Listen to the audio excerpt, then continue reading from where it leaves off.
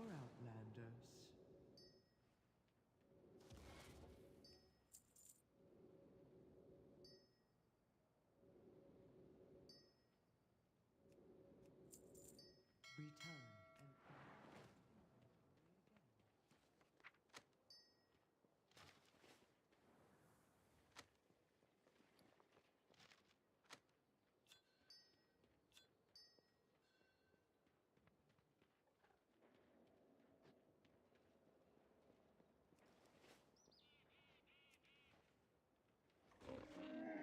Return and Many deals for a friend of the Grummles, like you.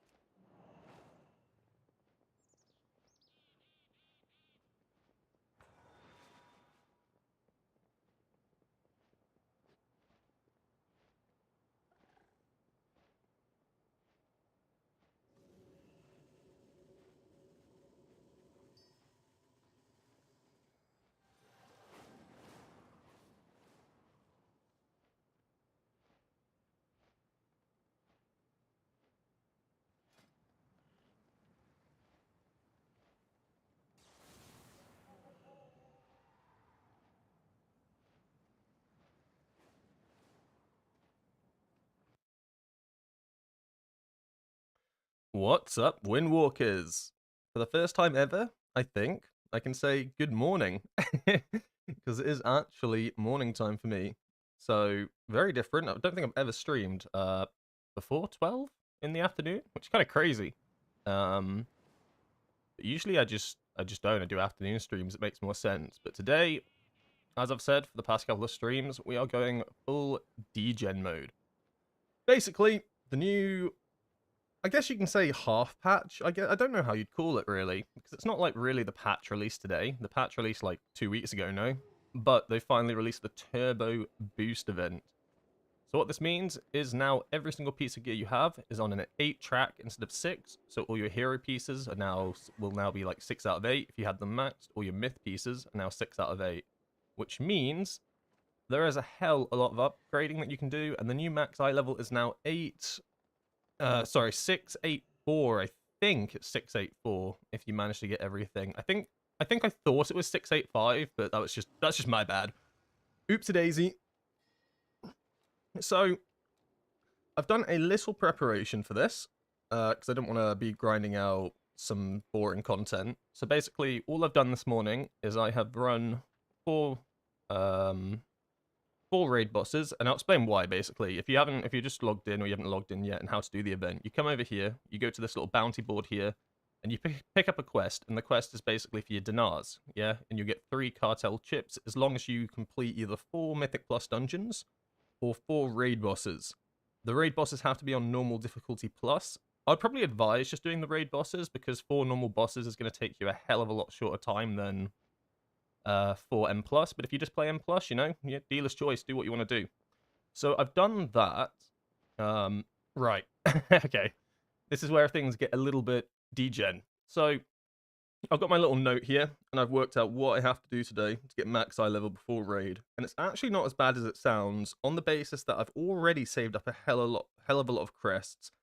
So to upgrade every single piece of gear I need 395 gilded crests, which sounds like a lot. I currently have 255. This comes from saving gilded crests because I've had nothing to upgrade for a couple of weeks. It comes from having ruined crests, carved crests, and then just transferring them all this morning into gilded. So we've actually got a hell of a lot of the way there. I've done no upgrades yet, so I'm doing all that in a sec. So all we need is 140 gilded crests. Not too bad. What's the best way to do this? Well, you get 20 gilded crests per 12 dungeon. So all I have to really do, if my maths is correct, is run 7 12 dungeons, and I will be max eye level. As well as that, I need to do 1 raid boss to get the raid hot sauce buff. There's a buff this week that you can get from completing your Galazio rep, and it gives you like a little bit of a DPS increase. I want to say it's 1%. I don't know the number off the top of my head, but it's enough that you will probably want to get it before you raid. You basically just do extra fire damage or something. I don't really know. It's just hot sauce, dude. Just like you're going to sauce up the bosses, who knows? And then, if we do all of this, we get rank 1 logs for every boss. GG, well played. So that is the plan. So what else have I done? I've been running some sims, and I'll be running sims throughout the stream. So if you're new to simming and stuff, probably a good thing to keep a track on, like how I'm going to do my sims. Basically, I'm just going to run through everything that I do on like a new launch day or whatever, how to max my character efficiently. Let's say, for instance, I somehow do not manage to upgrade every single piece of gear because I don't do all my 7 dungeons. I'm going to upgrade them in a way that's efficient so I get the best upgrades possible. So in that case, I'll still come out as strong as possible. So we're going to hand in this quest. Ultra Prime Deluxe Turbo Boost Powerhouse Challenges. Great title. And we'll get our 3 Puzzling Cartel chips. So for this week, you get 3, and it's 3 to buy a piece of gear from the raid or for M+, depending on what content you've done. On top of that, following this, there'll be 2 more times you can purchase gear, but this is going to come out a little bit slower, as you'll only be able to get 1 Puzzling Cartel chip per week. So the next time you're able to do it is in 4 weeks from now, I think, or 3 weeks. I mean, if you get 1 per week, not including this one, I guess 4 weeks. Yeah, math ain't my strong suit. Either way, we got our 3 Puzzling Cartel chips, and now we go to the shop. Now, I'm not going to buy anything right now until I get my sim up. So, we've run a Droptimizer. So Droptimizer has this function where you can look at Puzzling Cartel chips now. Because I'm getting a Mythic track piece, I've looked for Mythic 8 out of 8. What is my best option? And it takes into account all of the M+ gear. Well, not all the M+ gear, M+ trinkets, and it takes into account all the raid gear that you can actually get through the Puzzling Cartel chip. So you can see there's like, what is this, like 22 pieces of gear that you can potentially get. It includes the rare items from raid, weapons from raid, trinkets from raid, and then trinkets from the dungeons. So when we look at this, it says that the Grease Monkey Shift Stick is my best option, and I'll get 70,000 DPS. Just to note, I've done all of my sims today in AoE, so Dungeon Slice is how I'm going to do my sims today, because I really don't care that much about single target. All I really care about right now is M+. So I'm trying to get the best stats and stuff for M+, really, for when I push Mythic Plus later on in the week. So all my sims are going to be AoE sims, so they are going to take a little bit longer, but it gives me a better, accurate representation of how I can get the most AoE damage out of my character, rather than single target, because I just don't care about single target. Like, lock and stock can just piss off. Anyway, so Grease Monkey Shift Stick. Now, I don't want to get baited by this. What do I mean by that? Why did these numbers change, by the way? Wait, I just clicked something and all the numbers changed. Don't worry about it too much. Why are they minus numbers now? What have I done? Oh, right, I pressed the wrong button. So, okay, these... Alright, something has gone terribly wrong here. I'm going to run this Droptimizer again. I'll skip over that for a sec then, and I'll go over to Top Gear. So I've also done a Top Gear sim. So for my current gear, with how many Gilded Crests I have, what are my best things to upgrade right now with what I currently have? So I basically ran every single piece of gear at 684 that I have upgraded, and it's come out that what I want to upgrade straight off the bat, my weapon, which we'll come back to with the Dinars, House of Cards, Eye of Kazan, Test Pilot Go Pack, and Aegis Circlet shoulder pads. So these are going to give me my best bang for my buck. So currently, upgrading all of this right now is going to give me an 121,000 damage increase. This has also just changed. Okay, don't worry about that. I think Raidbots is a little bit cooked right now.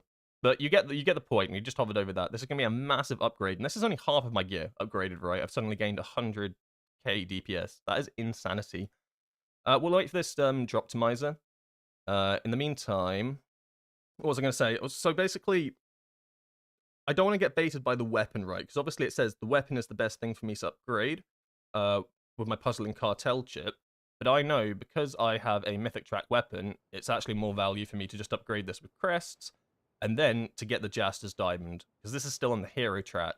So I'm going to get the Jaster's Diamond. I mean, this is always going to be the case, right? I've been saying for weeks now, I'm getting the Jaster's Diamond. It's always going to sim best, and it has. It's like a 40,000 DPS increase just from this alone. So I think the biggest thing I'm going to have an issue with today is not crests. It's going to be Valor Stones, right? Valor Stones are actually going to be the biggest issue, because everything's going to cost Valor Stones. I've got 2,000, but I've been capped for a while now. I've got 200 in my bag, but it's going to come down to, am I going to get enough Valor Stones from these dungeons I run? So I've given it 7, but 7 just takes into account crests. I haven't really calculated Valor Stones, because that's just not worth mathing out. So that's basically the idea. when you click on a result, it becomes the baseline and shows how much DPS increase, loss, everything is compared to it. And you need to re-click on your base sim, I think. Oh. I did not realize that. That's never happened before to me in my life. Yeah, I basically clicked on it, I think, and it just, like, hated what I did. Oh, God. Yeah, I don't know. I'm not quite sure why it's done that, but it doesn't really matter. What I really care about is what it's showing over here. So whilst this strap optimizer is just finishing, I'm going to go over to my dude, and I'm going to upgrade all these pieces of gear real quickly. And we're going to see what this does to my Valor Stones, because I imagine I'm going to be in trouble. So the idea is to basically get as max as possible. Unfortunately, I got nothing in my vault, so I didn't really get lucky there. What I really wanted was maybe a ring or something that I could trade out Cersei's, because realistically, I'm not switching out this ring today. I don't have any Myth Track rings to swap it with. I'm never going to get rid of this ring today unless I get maybe a drop from Mythic that's good. But once again, I'm going to have to sim it and see if the upgraded ring is actually worthwhile. So, start with the Grease Monkey's Shift Stick, and then we'll upgrade our trinkets, obviously. We'll do this, because I've had complaints that I do not I do not do the fully upgrade. So we started at 675, and now within like 30 seconds, we are 677. So we're already scaling. So now we've just gained our 100% damage, well, 100%, 100k damage increase. GG, well played. I'm super strong. And yeah, so that was it. That's all it wanted me to do right now for my crest that I have. So I imagine I'm out of crest. Oh, I've still got 90. Shee! Okay, we'll upgrade some more stuff. In this case, we're not touching the ring. In this chase, I'm just going to do set pieces. Oh, right. So this is... Right, I get it now. This is why it couldn't do more. Because we've now used all of our Valor Stones. So this is where things are going to get rough, right? Like, Valor Stones are basically where it's going to... Where I'm going to need everything from. I don't think I'm going to go to the extent of transferring Valor Stones to this character. Maybe if push comes to shove, but my other characters... I mean, we can have a look. I just don't think my other characters have any Valor Stones to give. Like... I mean, my... Yeah, look at this. My Mistweaver is 160. My... my Alt Monk is 1500. And I need these all on these characters anyway, so we're not shifting Valor Stones around. So Valor Stones are going to be the big thing for today, really. So, good chance it'll be more than 7 dungeons, unfortunately. So we can get one upgrade here, one upgrade there. Oh, can we wrangle 2? Can't do math. No, we can't just. You need 320, don't you? So it's going to be a Valor Stone / Crest farm. And I think that's... Yeah, Valor Stones are going to be the big issue today. Trying to get all the Valor Stones for it. But we're already getting a huge amount of eye level. And now we can go back to the Dinar dude. And hopefully the sim's finished. That'd be nice. Yeah, so the sim's finished. And this is what I'm going over, right? So you can see Grease Monkey's Shift Stick. It gave the biggest amount of upgrade because it's a weapon. So that makes sense. But I've just upgraded that myself, so I know not to spend my not to spend my dinars on this, as I've already got a myth track. So I look for the next best thing. Oh, it's the Jaster's Diamond, 44,000. You can see the difference, right? 44. The next best was House of Cards with a 15,000. There was just no way that anything was going to beat this Jaster Diamond by. Alternatively to this, like, I've got mythic trinkets already, so I think when we go into the next weeks, there's a highly likely chance that I'm going to be spending my second dinars on an improvised Sephorium. It's not the biggest upgrade ever, but like it's going to get to the point where upgrades are actually really limited for dinars for me, personally, on this character. But still, 44,000 for just one item is pretty damn big. So let's see how this actually works. You go over to the vendor. Right, I see. So he's got hero track stuff, he's got myth track stuff. No, they do not sell at 1 out of 8. Nah, there ain't no way. There ain't no way. Actually? Okay, no, it's 6 out of 8. That's not too bad because it's the rare item, isn't it? Okay, make sure it's the right one. Mythic Tracks 678 by the Jaster's Diamond. And there we go. That might push us to 678 eye level. Yeah, so now we're 678. We're pretty much... Oh, technically 679. Why? Why are we technically 679? Do I have a ring? Oh, right. It's because it's counting both the Just as diamonds. It must be because it's counting both the Just as diamonds. So I don't have anything higher item level. I don't know why it's including both of those, but I'm not going to complain. Yeah, so technically 6, 7, 9, but not really. That's just fake. And then we are going to basically Valorstone grind now. So basically plus 12 dungeons are the way to do it. They give you the most... They give you the most gilded. I don't think they give you the most Valor Stones. I'm not sure how much you get for dungeons and Valor Stones. I don't think it's very nice. From what I remember, it's actually pretty low.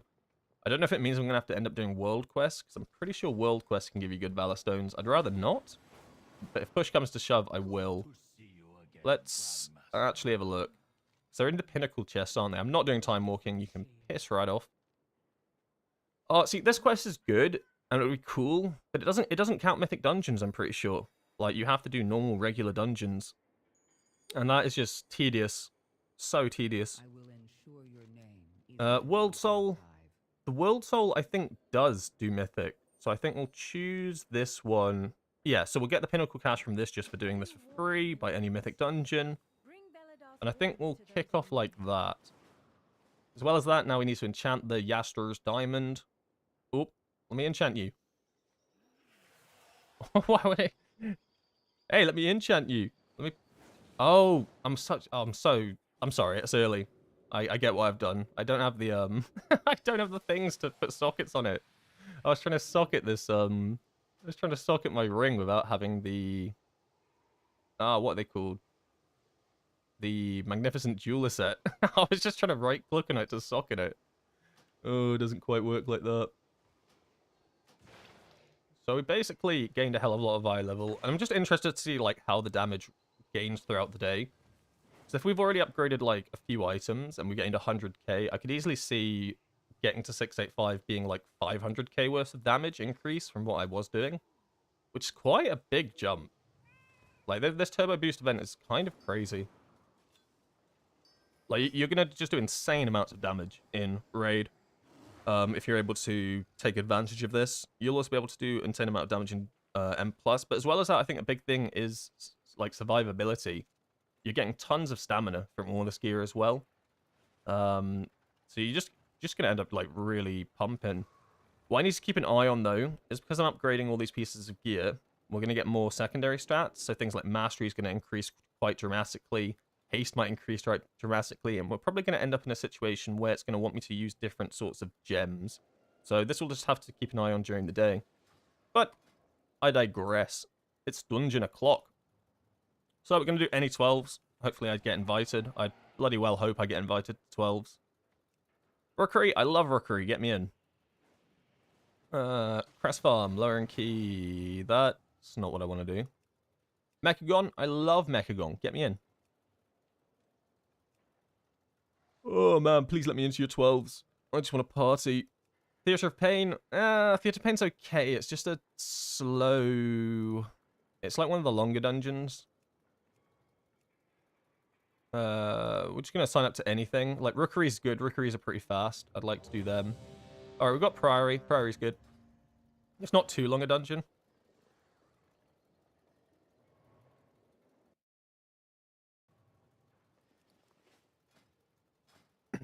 Yeah, so today's going to be like more of like a... I guess chill, in a way. It's not going to be like high-end M+, where it's all stressful and stuff. Like, these are just 12s. So it's just going to be like a kind of laid-back grind sort of day. And then I need to debate. It depends how long it takes me to do all of this. But I do kind of want to stream the raid later, because I want to kind of see what the culmination of all of this gear actually gets me in raid. It could be fun to play through that. But I don't know if there's... So basically, I'm unsure if there's going to be a break between that and the raid, because I might need to actually go eat some food and stuff, you know, actually touch grass or something. Or if it will just carry on all the way through. I haven't decided yet. We'll see how I'm feeling in the afternoon. Do you use Crackling Jade Lightning, or do you skip it? In what situation, Shem? Because I use Crackling Jade Lightning in a lot of situations, but I also use it in not a lot of situations. So like in the raid, I'll use it on quite a few bosses that have intermittent ad spawns, so Gallywix, Rick Reverb, I'll use it on Styx Bunk Junker. Hell, I even use it on what's his name? One-Armed Bandit. I'm gonna probably play Shadowpan here just so I can chill out, because I don't want to try hard right now. I need to just switch my trinket real quick. Yeah, we'll just play 2 minutes Shadowpan just to chill out so I can chat and stuff.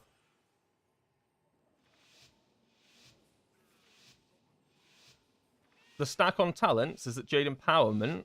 Are you talking about the talents down in the middle for Jadefire Stomp? So if you're talking about those, no, you don't run them at all. They are terrible. The Windwalker. But I'm running Crackling Jade Lightning right now. It's really good for Shadowpan. Oh, just wait for him to group everything up. I'm not even going to send anything till all of these are nicely grouped. Alright, close enough. So I like 2 minute Shadowpan. I am rooted. GG, well played.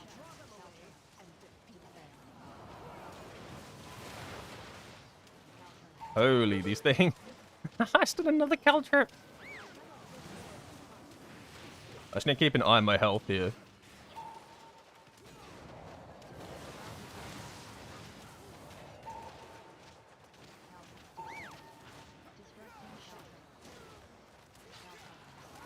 So although the damage looks low, we are not known for our burst, especially with Shadowpan. You're not really known for your burst. Damage will just basically be consistent throughout the dungeon. That's like the highlight of Shadowpan, so it doesn't reach the peaks of Conduit.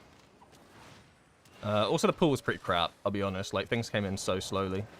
And I'm not setting up my lightning here. I'm going to wait for us to get a big pack. But you'll see, as the dungeon goes through, my damage will just consistently stay at about, like, 6 million. Whereas a lot of these other specs are, like, burst. Big burst. So it's a little bit different to Conduit. What we doing, buddy? What we doing? Chainmail's over there. Hello? What are we... Guys, Chainmail's over there. Like, what? What are we doing? What was that? That was the weirdest thing. Once again, this is like another low pack, and also my Slicing Winds is cooked. I'm gonna have to re-apply it to my bars.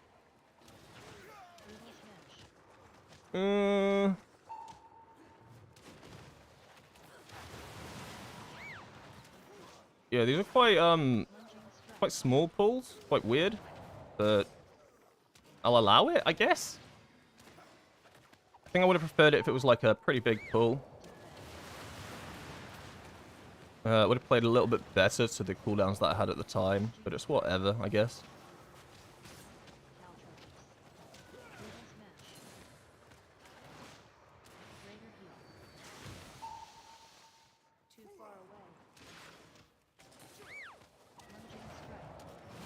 Hey, been watching your video for some tips. What do you use sim for M+ decisions? I've been seeing stuff using Dungeon Slice's meh. Nah, Dungeon Slice is good. So there's 2 ways that you can sim for AoE for Windwalker, based on how the theory crafters have like done the APL. And that's Dungeon Slice or Dungeon Route. Dungeon Slice is like your better one to use just for like your pugs and stuff, because you don't really know what route your pugs are going to go, right? It's a little less coordinated. So it is the best thing to do just in general for like just plugging keys and stuff, just to get a good idea for AoE. And that's for the raid as well, right? You run AoE sims. You don't run like a Patchwork 5 targets. The APL is just not set up for it. It's all set up for like Dungeon Slice and Dungeon Route. So never do like Patchwork 5 minutes. You're not going to get a good representation of what damage you should be doing. So generally I use Dungeon Slice because I'm lazy, but like if you're like in a pre-made or something and you're running like let's say you're running Rookery for instance, you can do a Dungeon Route where you get a add-on, or I think it's a weak or an add-on that works with Method Dungeon tools, and you basically pre-plan the route and then you put that into raid bots, and then that will like help you work out, determine what maybe your best talents and build after that, like that dungeon specifically with that exact routing. So you can see why Dungeon Slice is better, right? Because it's just general. Oh. Yeah, you definitely don't want to be, like... Okay, guys. It appears I have no health.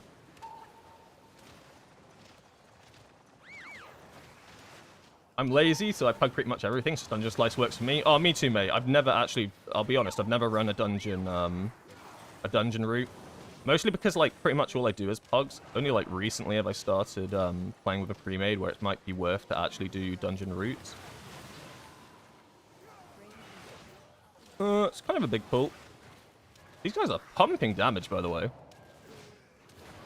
Putting me to shame. Shame. Shame. But yeah, basically that's what I'm doing for all my AoE sims today. Just Dungeon Slice. Yeah, I don't know why we pulled this on its own. So now I've got cooldowns up. I mean, I'm going to send everything. It's a little bit cringe to send everything on one target, I guess.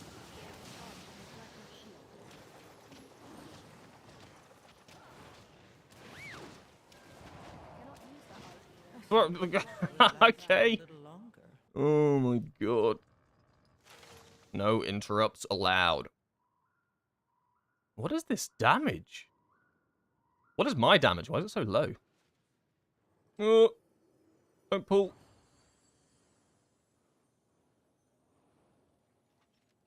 Conduit honestly might have been better here because of how we're pulling this. Because of how we're pulling this dungeon, we're pulling in such a weird way. Like usually you do massive pack, massive pack, massive pack, but we're going like massive pack, tiny, like itty bitty pack into massive pack into. Oh my god! Oh my god! I failed that. How do I get out of the water? Yeah, Conduit was probably better here, just because of how we're pulling this dungeon. They're still on this mini-boss. Huh? Single target is illegal. Yeah, I don't really know how I died there. I think just everything was casting on top of me. No CC went out by anyone, including myself. I got a fireball on me.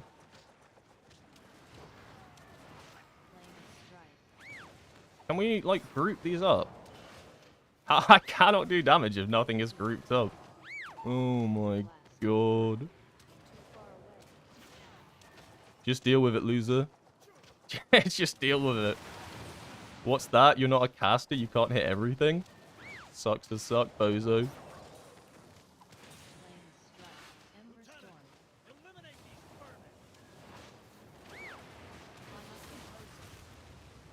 Oh. I'm gonna save lightning again. Yeah, okay, we pulled this. It was a good thing to save lightning. And I've got my cooldowns. It's kind of good.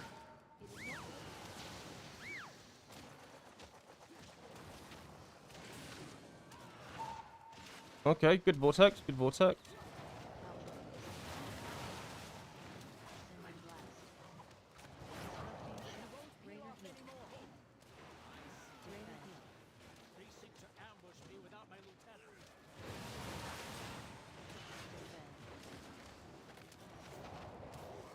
The reflect shield of death. I don't think I've ever died to the reflect shield. I think you absolutely have to like fully commit like everything into that thing. I've seen like assassination rogues get one shot by that because I imagine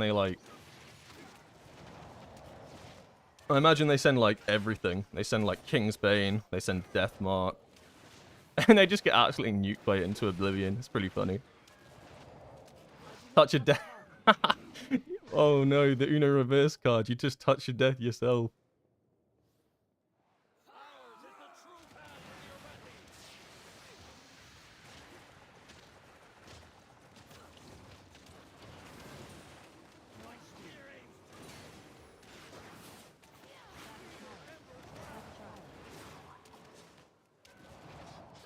Yeah, so if anyone's just joined, the reason I'm running 12s is it's just the most efficient way to get crests. I'm like trying to think at the moment in my mind, how am I going to get Valor Stones? Does anyone like have any like super efficient Valor Stone thing? Oh, it's going to be the... No, it's not. I was thinking, oh, what's that thing that you can do? The event that you used to do to get key shards. Is that good for Valor Stones? I might have a few of those saved up. Do the weekly stuff. Ugh. Okay, what's the weekly stuff? I'm not doing time walking. Nah, that's illegal. Illegal gamer move. I'm not... I refuse to do that. I've got the one weekly quest. I've got the one to do the dungeon. For the world soul.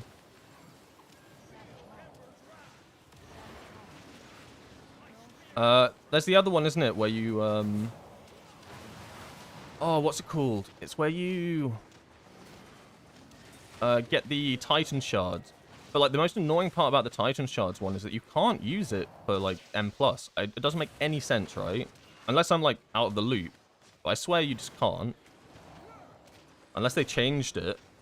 It's like, you have to do, like, normal dungeons. Cool YouTube content, man. Oh, thank you, my dude. I try. I do my best. But yeah, a little later in the stream, I will have a little bit of a yap about Dinars as well. So I'm just gonna... I didn't post a video on it. But it'll be like one of those things where I yap. If you have any questions about Dinars, that'll be a great time to ask. And then I'll probably, like, half convert it into, like, a video or something. For anyone that doesn't watch the stream. Just, like, talking about Dinars and stuff and what to get for Windwalker. But it's not, like, too complex. Don't worry. I'm not gonna fry your brains. Oh, good God. Here we go. Of course I get targeted.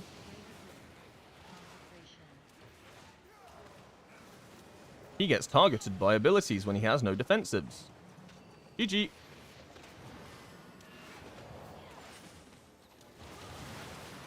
Have they stealth nerfed Windwalker, by the way? I swear I was meant to be stronger than I was. I swear I was meant to be stronger than I was like yesterday. Somebody check the Blizzard backend. I feel like I've been stealth nerfed. It's alright. It's not like I've only just gained like 4 eye level.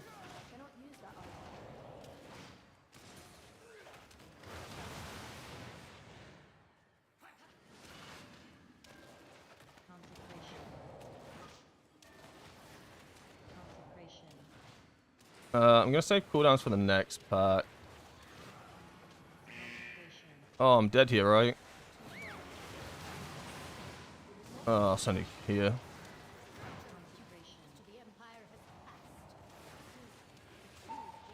I'm the shittest monk ever, so no point.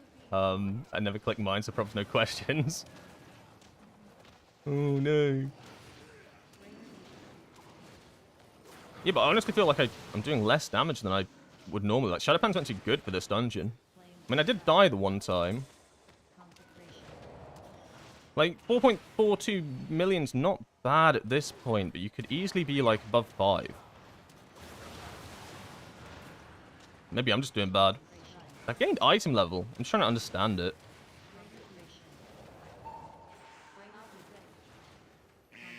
Oh my god. I'm dead. Oh, that Vivify was huge. Why would you knock it backwards? What? Let me knock this priest that's healing away.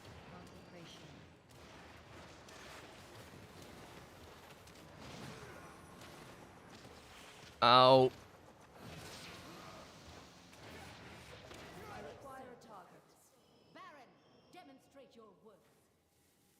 Slicing, I mean, Crackling Jade Lightning is probably doing a little bit less than I want it to be doing. I'd want it to be about 10%. Slicing Winds is fine at 7.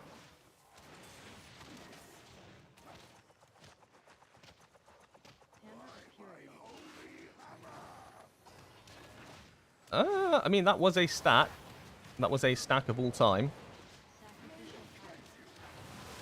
I mean, I wish we pulled it a little bit further away from the hammers, but that's fine too, I guess.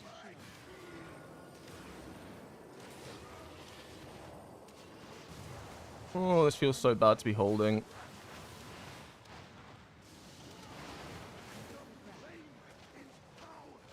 Also, like, I'm doing no single target DPS and no AoE DPS.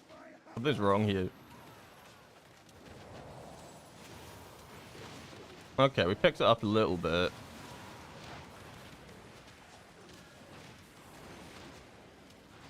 Can we please move this guy away from all the hammers? I don't think I want to take any of these. I mean, I have a diffuse, actually. I can probably take one. And I'll wait for the dot to be on 6 seconds. And then I can get the value from diffuse, like, the rest of it. So now it, like, does no damage. The healer can actually focus on healing me.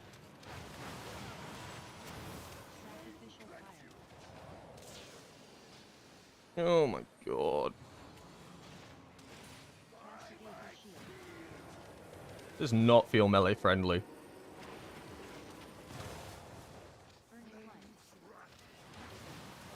Okay, ideally, like, he casts the hammers, and then the tank pulls him to the very other side of the room, and that would be base as fuck.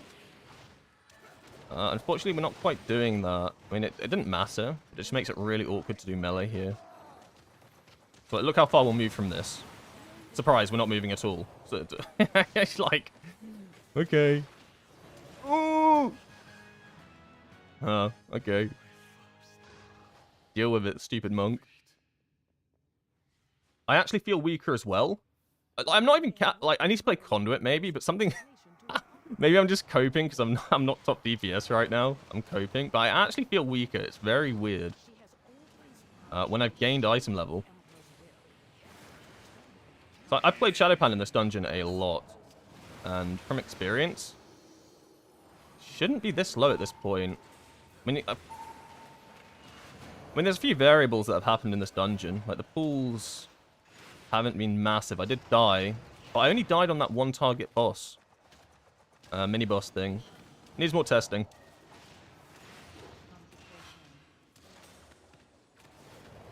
We're coping. I'm just coping right now. I'm just coping. Damage is slow. Alright, we got everything for this. If I don't do at least 12 million, something's wrong. It burns away weakness. Its blinding light reveals the strength that our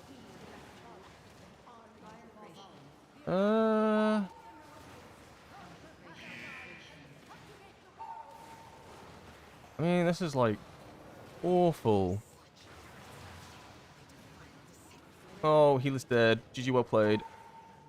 Oh dear god. Healer, please, get up.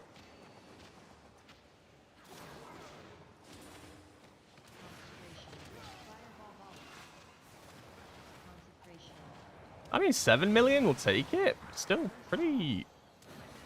Ow. Healer.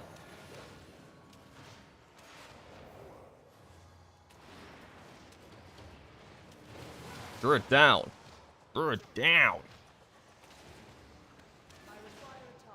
You probably get this question many times now, but with Dinar's Hero House Cards or Mythic Priory Trinket. I'm going to go into Dinar's a little bit later on, but I can answer that for you now.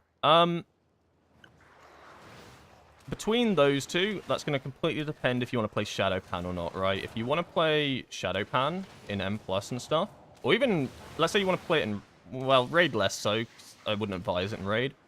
But if you want to play Shadowpan, then I'd go for the Priory Trinket. But if you actually still want to, if you still want to play Conduit and a lot of content, including the Raid and stuff, I'd go for the House of Cards. Because you don't want that trinket, ideally, for Conduit, because you're only going to use it every other cast, so it's kind of bad. But if you play Shadowpan, you'll play Shadowpan as a 2-minute, like I'm doing right now with my Priory Trinket. So highly likely it will be the House of Cards, but it's going to depend on what sort of thing you actually want to do with your character. So like me, for instance, I probably will end up getting the Mythic Track Priory Trinket. So I really enjoy playing Shadowpan and M+.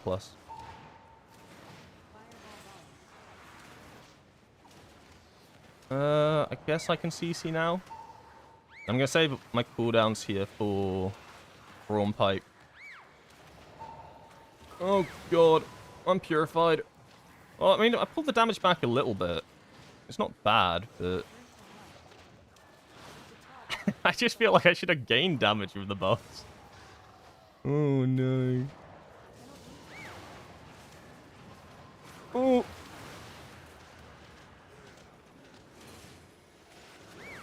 I pray that everything is going to be okay. Guys, someone get the great heal. I can't. Okay, just Brawn Pike.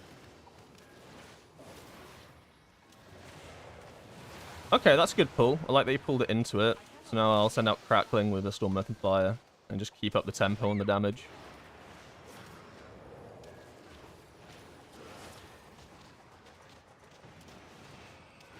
Need to make sure we CC these footmen, otherwise we are going to take an absolute beating.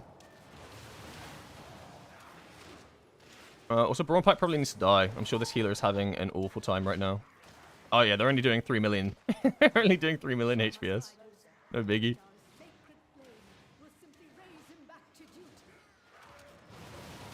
How different do you play Shadowpan and Conduit and Keys? I don't care about my cooldowns as much, if that makes sense. Like my Zuin. Like my Zuin is not like a means all to... Holy shit, can I get some anti-aggro? Like, I don't mind sending Zuin like a lot more often, even if it's not like an ideal situation, because the damage that you gain isn't like crazy much. As well as that, you send out Storm Earth and Fire a lot more often, like trying to line up with, what's it called? Crackling Jade Lightning. That's like what I try and do. Because when you play Shadowpan, you get a lot more cooldown on your Storm Earth and Fire, especially if you're running Spiritual Focus. Like, just naturally, you get more cooldown just because of the hero talent. Efficient Training, I think it's called. But if you take Spiritual Focus as well, you like if you watch the timer on my Storm Earth and Fire, you'll see that it like goes down like all the time, like really fast. Especially when you're casting out abilities. But like probably the biggest difference is how often you Tiger Palm. I find that when I play Conduit, especially in my burst windows and stuff, I'm rarely ever pressing Tiger Palm because I usually have enough blackout kick procs to not have to do it. But with... Actually, this is bad. I need to probably pop a defensive here. Sorry, buddy. Unlucky. What you're trying to do when you play Shadowpan is you're trying to constantly have like your Wisdom of the Wall buffs going on rotation. So even like everybody kind of focuses on the Shadow Wisdom buff, and that's fine because that's like the good one. But you still want to keep all of these rotating. Like it's the whole point of it. So more of an emphasis on Tiger Palm is definitely something that I do. Which I really don't do as much with Conduit. We're going to send out everything here. Maybe I can get a nice... I couldn't get the nice chain. Do I wait for these ads then? I think... Because I'm only going to get one real Crackling Jade Lightning left. I'm going to wait for the ads. And then Crackle. Just get some extra, like, damage. Because they need to die, right? These things are coming straight at us. I'm terrified.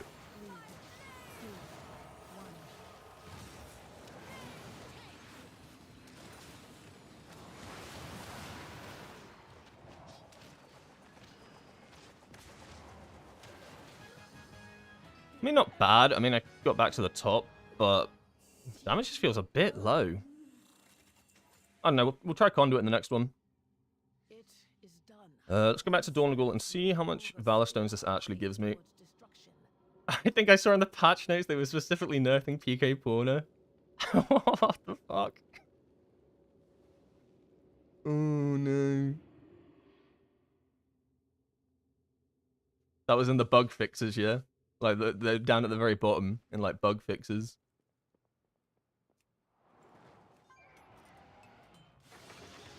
I'm kind of in the same situation. I'll hold my Dinars until my guild's killed Mythic Bandit, but at the moment I only have one normal house of cards. Yeah, I mean, that's something I'm going to go over as well, but, like, it's a big thing. Like, you don't have to send your Dinars right now. Like, don't feel pressured to, like, literally send your Dinars, unless you know for an absolute fact, like, you're not going to get a piece of loot in the raid that you need, or...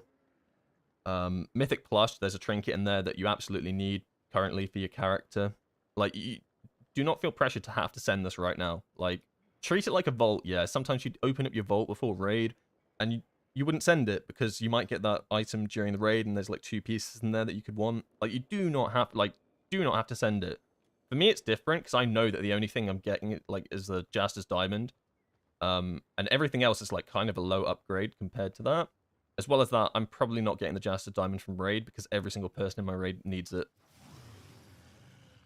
As well as that, a lot of the time we have a boosty who tends to get it anyway. Not that it drops. Sad noises. Alright, Pinnacle Chest, how much? What are Valor Stones? What Valor Stones? 51! I was told 51 Valor Stones. I was told that was good. Nah, there ain't no way. How much did I get from the dungeon? Oh, it's hard to tell. My chat's just spammed. I got 150 from the dungeon because we got bonus Valor Stones. So I guess because someone had not timed a 12. Oh shit, maybe I need to be tactical then and play with people that haven't done 12s. Because then you get the bonus Valor Stones. So next on the chopping block is we are probably going to upgrade the Yaster Diamond. Because it's just the best piece to have, like, of all this remaining gear. We're now 677. Right, get rid of this. Get rid of this, for starters. Right. I'm going to play Conduit for this one. So we're 679 now, again. So that's good. But yeah, it's definitely going to be Valor Stones that are holding me back. I think for every dungeon, I should be able to upgrade half a piece of gear. Like one of the 2 upgrades. Do you think we've got to still send all of these? So that's 2, 4, 6, 8, 10. Holy shit, that's a lot of dungeons. That's a lot of dungeons. Oh, no, no, no. That's a lot of dungeons. Alright, better get back in then. Better get back in. That was a 12, right? Tell me that was a 12.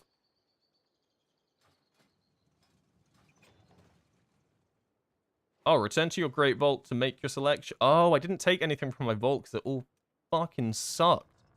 All right, let me do this real quick. Like, I couldn't even like. I could I'm in that position now, where this is like first world WoW player problems, where all of this sucks. So you think, okay, at least I'll get this so I can get a socket, but I'm maxed out on sockets. Oh no, woe is me. Oh no. But yeah, it kind of sucks a little bit.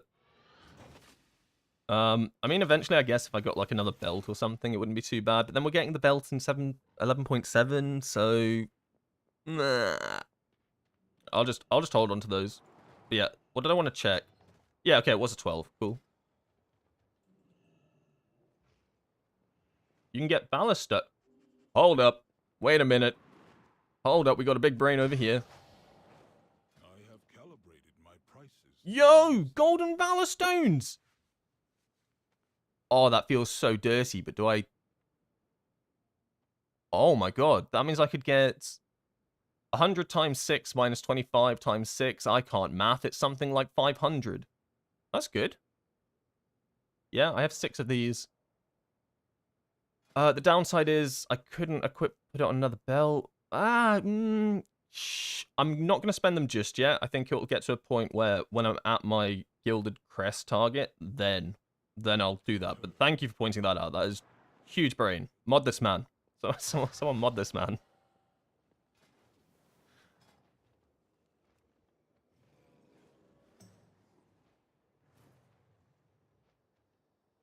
Yeah, the belt from 11.1.7 can't even be socketed. Yeah, it'll be the same as Cersei's Circlet, right? Where it will have its own things. I think it will have its own, like, sockets. I haven't looked into it too much because it's, like, so far away still. But it's going to be the same principle, right? You'll have a belt slot. And it will have, like, little things you can put into it or some shit. I don't know. Yo, what's Gucci, my homie? Oh, we're good today. We're on the 12 grind. We're basically trying to max my character. We're already 679. We feel like we've already... I was supposed to have had a 100k damage increase. I feel like I've lost 100k damage, but don't worry about that too much. Plus 12 Crest Farm multi-runs. I love multi-runs. Get me in. Or the Rookery, because I like Rookery, because it's quick. Motherload with 3 Windwalkers?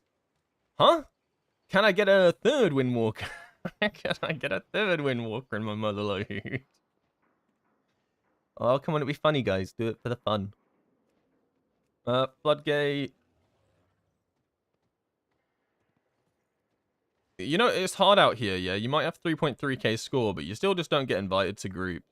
It does not matter. Absolutely does not matter.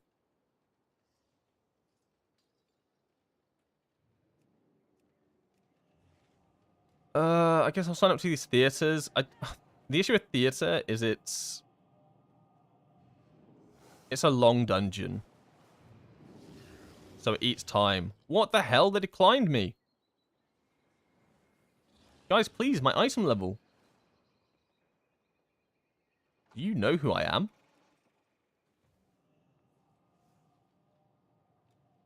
When will they add the circlet light belt to the game? 11.1.7.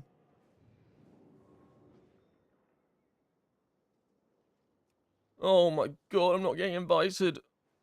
I hate this game. I'm in. I mean, I guess I can try join these 1 DPS ones, but...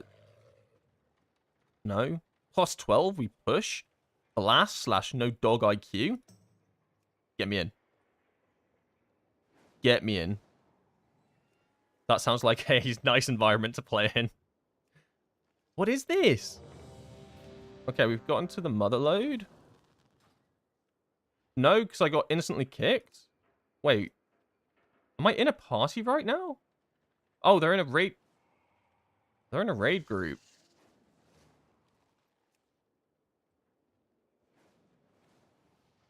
Oh, it's the 3 Windwalkers. It's the Windwalker special. Oh no, it's the Windwalker special.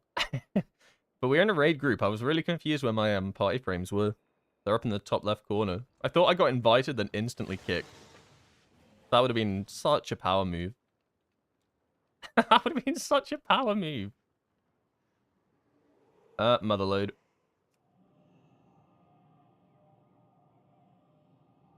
Hugging as Windwalker's rough, man. I'm 3k and getting declined from 12s all the time. I know, right?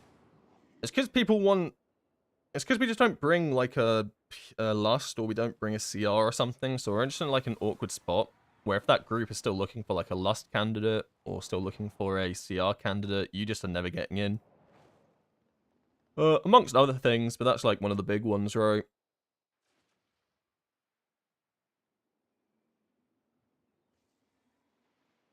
This is going to be amazing. People want meta stuff. I know, people do want meta stuff.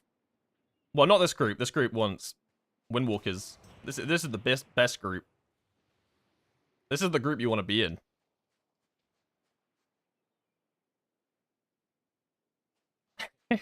This is such a cooked group. I love it. I was spamming 10 since it's super quick, but I was still struggling to get grouped as 3k. Yeah, the reason I'm doing 12s is just for the 20 gilded. I think it's best than doing 10s. 10s would be a bit faster, but I think 12s are just fine. I mean, it's not like I'm not getting into groups, right? I know I'm complaining, but this only took, like, what, 3-4 minutes? Like, it's not as bad as I'm probably making it out to be. I just like to complain. We'll switch to Conduit AoE.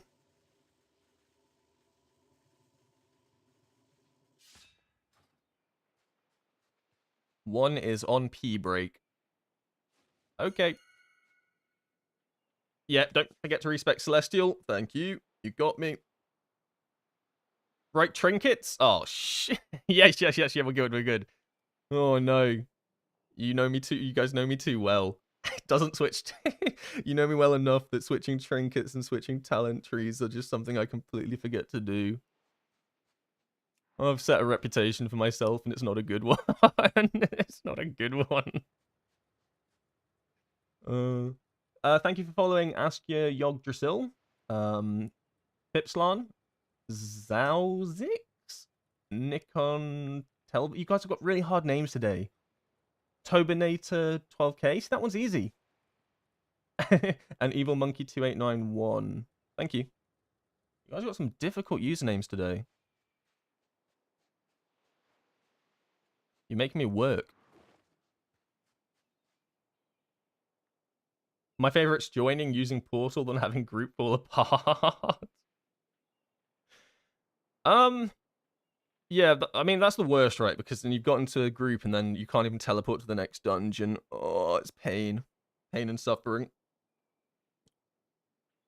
I'm sure it'll be fine. It's only a 12. I mean, 12s are pretty lenient. Like, they're a little bit tighter than 10s, obviously, in, like, their leniency. Like, a 10, you got a lot of leniency in how many deaths you can have and wipes. 12, I think you can probably have, like, one boss wipe and a few deaths, and you're probably fine to time it.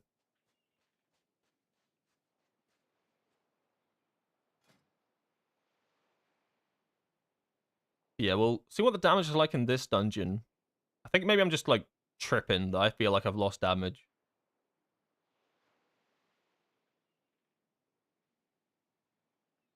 I've had to wait over 40 minutes just for the key to not start for another 25, and then the key bricked. Yeah, that's a log out angle. That's a log out angle. That would actually be me off for the day. 40 minutes. Oh, no. I mean, I've experienced that on my rogue, right? Like, I tried to join groups on my rogue, who's like 6'5" odd. And he doesn't have orange score, yeah? So he doesn't have orange score. His eye level's not amazing. And you try to join 10s and stuff, because you've done a few 10s, so it's like you can do them. But people just won't invite you. And then, like, eventually you'll get into one group, and then that group, like, never fully forms. Like, it'll just be, like, a group of, like, 3 DPS, and then no tank wants to join, and you just stood there for, like, half an hour. And then you just alt F4. What have I joined? What is this group? Rolling the fattest one ever? Huh? Wait, what's going down here? What are we doing in this dungeon?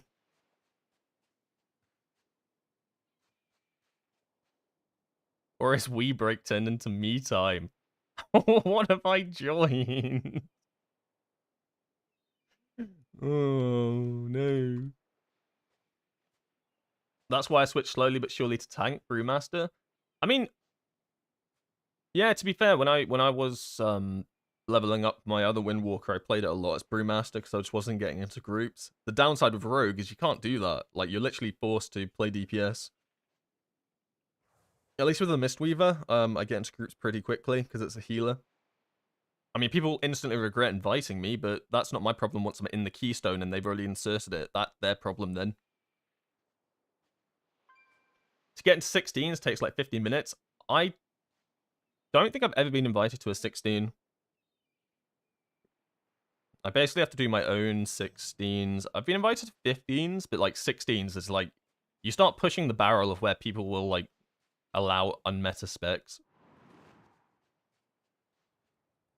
What key do I even have this week? Yeah, so we got a 16 rookery. That's pretty good. That'll be good for score.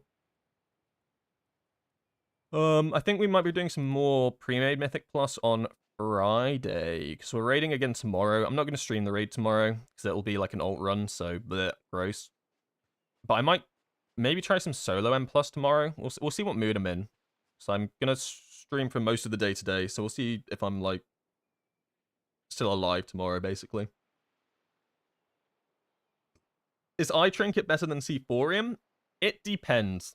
So my current Eye Trinket is better than Seaphorium because I have a 684 Eye of Kazan, and my Seaphorium is only 665. So if they were the same item level, there's a higher chance that Seaphorium's better for like your general M+, and your raids, as long as it's not like long raid bosses like Galliwix and Mugsy. However, Eye of Kazan can actually be good regardless of item level. If you're in a dungeon where your tank is like constantly pulling, like there's very little downtime for you to drop your stacks and stuff. So in dungeons like Bloodgate, this is really easy to do. There's a few other ones where it's easier to do as well, like where you have very little downtime in your run. I think Priory is another one. Basically, that's how you get value from Kazan. But just for me right now, the eye level alone is just too much that it's stronger.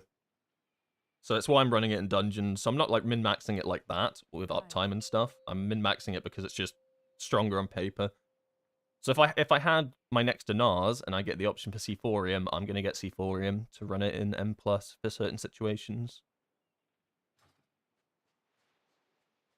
So basically, I'm running because of eye level, I guess. Waffle. I just waffled that answer. So confused why Cersei's still simming top for Windwalker. Because it's just good, right? Like, it sounds crazy, but the amount of mastery it gives us is insane. Like, I've seen some sims, but, like, you need, like, almost the perfect stats and the perfect ring for a max eye level ring to sim better. On the plus side, though, you actually don't want it, I promise you. You think you do, but then when you realize you have to actually level up this ring and you have to get it as well. Fair effort. That's a lot of tokens I don't want to spend. Or, I just don't have to spend anything. Because I've got my Cersei Circlet that is my best ring. So you think you do, but you don't.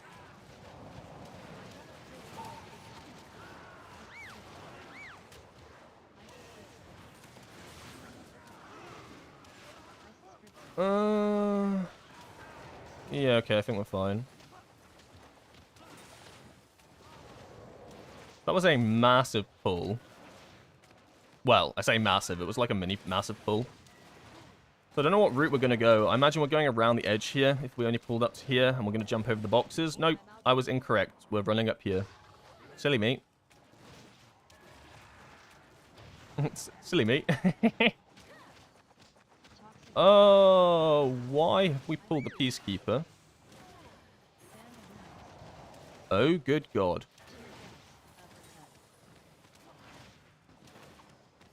Oh, no.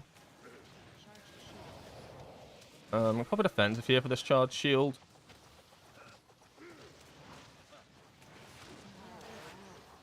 But ideally, you don't pull this Peacekeeper.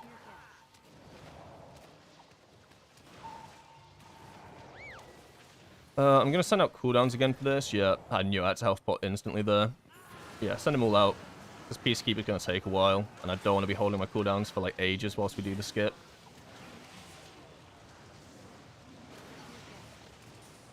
It feels bad, but we're going to have so much downtime here whilst we're doing this skip that like the cooldown's going to make up for itself. In theory. Buddy, you... My God. What is going on here? All we need now is for that big mech to spawn or get pulled in. Why am I taking so much damage? Aggro, I imagine? We are not running across with this. There's no way the big guy doesn't pull, no? Oh, I tried to ring a piece at... That jockey... Nice, okay. I was just very concerned that the big guy was going to pull. That was decent Transcendence. However, I completely missed out on a Fist of Fury inside my heart window. It kind of sucks a little bit. Oh, good interrupts.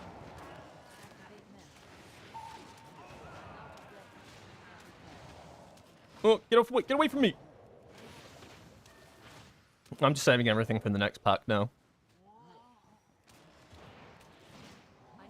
How big are we going? Yeah, I thought we might go big. So I'm going to target on the Peacemaker. Peacekeeper, even.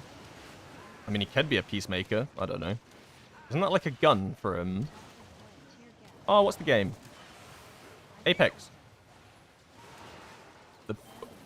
I've been stunned! Free me!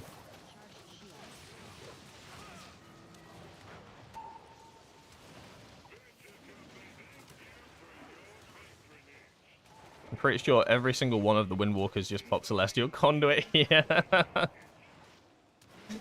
You can just tell that they all pop Celestial Conduit.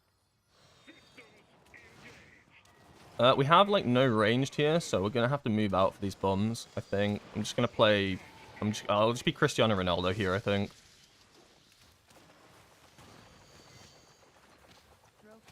And I'm going to have, like, no cooldowns for this burst phase. I'm just going to save everything for the next one. No, I'll just play... Yeah, I'll just play Ronaldo.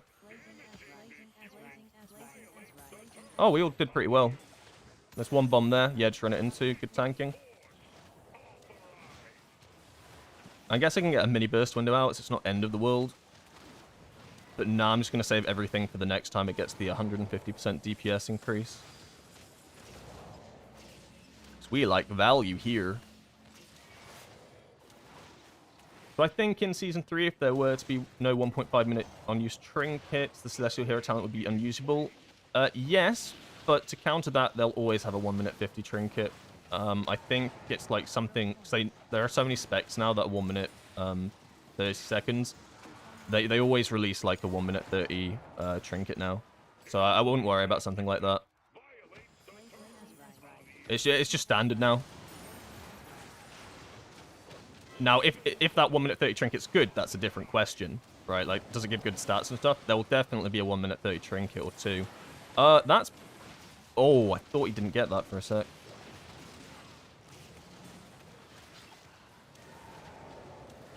Because in Season 1 we had Treacherous Transmitter. This season we had, like, 3 trinkets? 2 trinkets? We have Funhouse Lens, House of Cards. There will 100% be another one.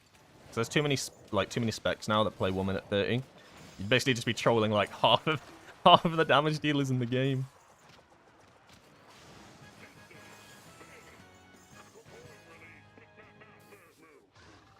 I would sim it low. Like, that's a tough one. Like, do you have a pacemaker at all? Because if you don't have a pacemaker, then my instinct tells me that you're probably going to get, like, less of an upgrade from the House of Cards difference. However, with that being said, I'd definitely do a sim for that. Like, 'cause that's one of those calls where it's, like, really tough. We need to get some interrupts out.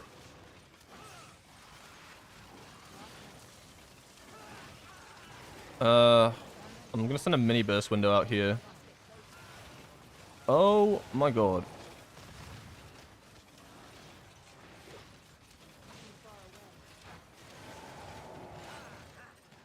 Yeah, sending the mini burst window out here is good. What you can do now is you can go on Droptimizer and you can literally sim for Puzzling Cartel Ship. It's like a really, like, one and all one that you can sim for your upgrades.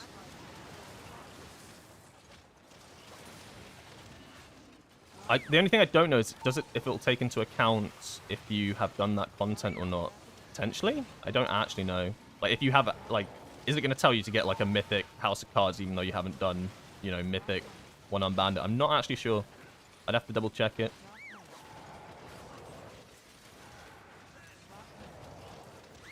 I have the energy drink. Like, the energy drink isn't bad, but, like, a Mythic Track Seaphorium is going to be, like, the best passive trinket, and it won't even be close, just because it's on the Mythic Track. And if you already have a House of Cards, I'm pretty sure. I'd need to double check that you actually said that. But, like, it won't be as big of an upgrade as you might think. Like, for me, going from my Heroic House of Cards to my Mythic House of Cards was, like, a 1% maybe, or something like that. So it's not actually that big. Because you already have the trinket, right? Like, you're just gaining some more stats on it. So it's a tough call. I'd definitely say sim it, though. 'Cause that's really tight to tell.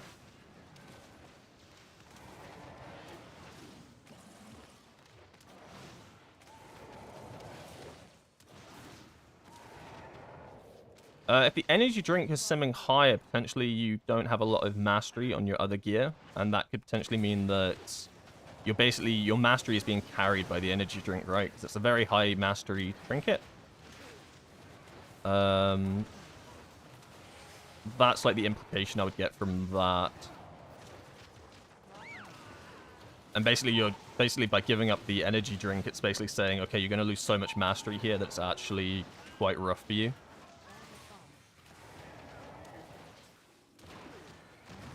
Yeah. So in that case, it could always be like worth it even to like try get some more mastery gear and then hold off on spending your dinars. Like, you don't have to spend it right now. All right, we got to pray that we do not get focused here. We get focused. GG, well played. Go next dungeon. Didn't get focused. This game is too easy. I am not in this, am I? Look at that. Yeah. In fact, it will just be the healer that gets focused, no? Yeah, it will just be the healer that gets focused. Unlucky bozo.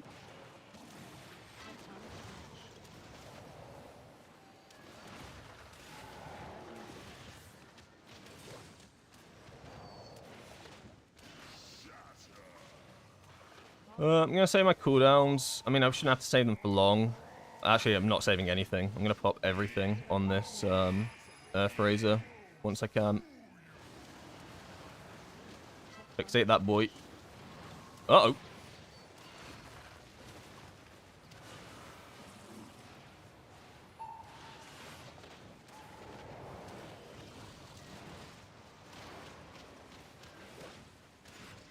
Like, ideally, you try cleave this guy, but you never want to, like, prio target it. So, like, if I play like this, and I'm playing, like, on top of the shaman, then at least I'm cleaving it a bit.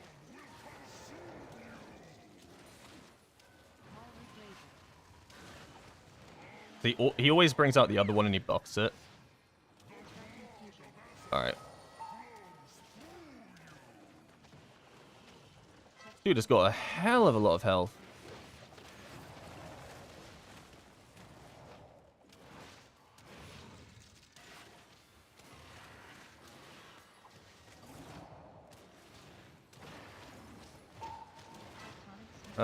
That Earth Razor is dying. I don't have to even go near it. Looks dead to me, right? Looks dead to me. Close enough. Ideally, you actually keep it alive, so because he'll summon 2 now, won't he? If we, yes, that's, oh my god, tactical genius from the boys. So I think he always has to have 2 up. I'm not 100% certain on it. And now just, yeah, focus boss. Be careful, oh, you gotta be careful. Oh my god, I thought he was gonna walk into a bomb. What's the name of the energy drink? Drink it. I can't seem to find it. It's called Suspicious Energy Drink, right? I've never had one, so I could be wrong, but I'm pretty sure it's Suspicious Energy Drink. It's a delve trinket.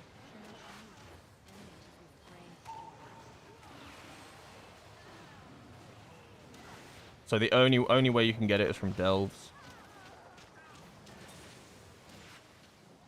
And so that means it caps out on hero track as well. And you have to basically also... I think you then have to get it as your lucky bountiful one as well.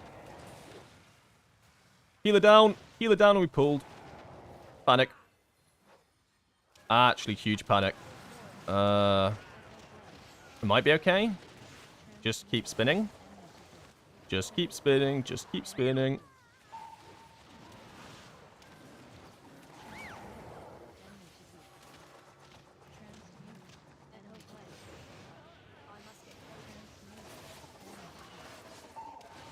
Okay, we pulled more. Just keep spinning.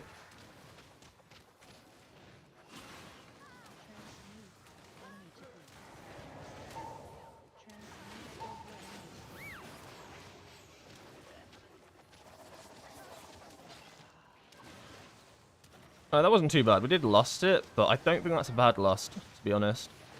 'Cause you're not blasting the next boss.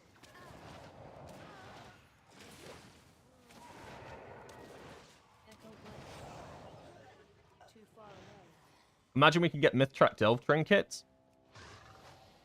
I think that'd be cool for, like, Funhouse Lens. I don't know what else you'd really want on the Mythic Track, though.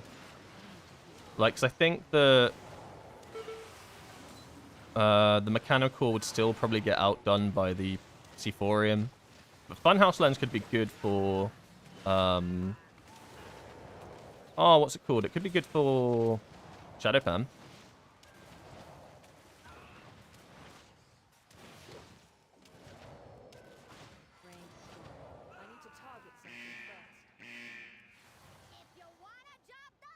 Can we get off Cersei?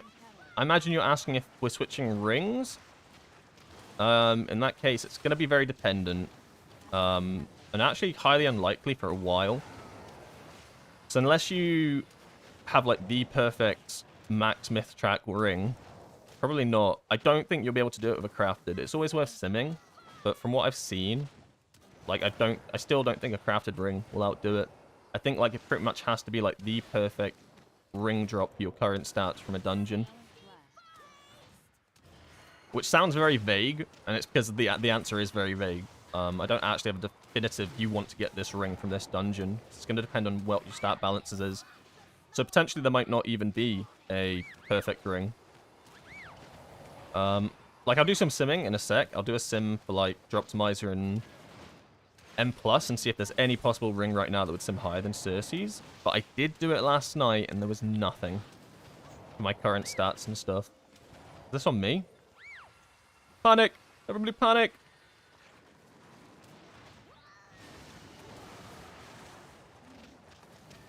Ow.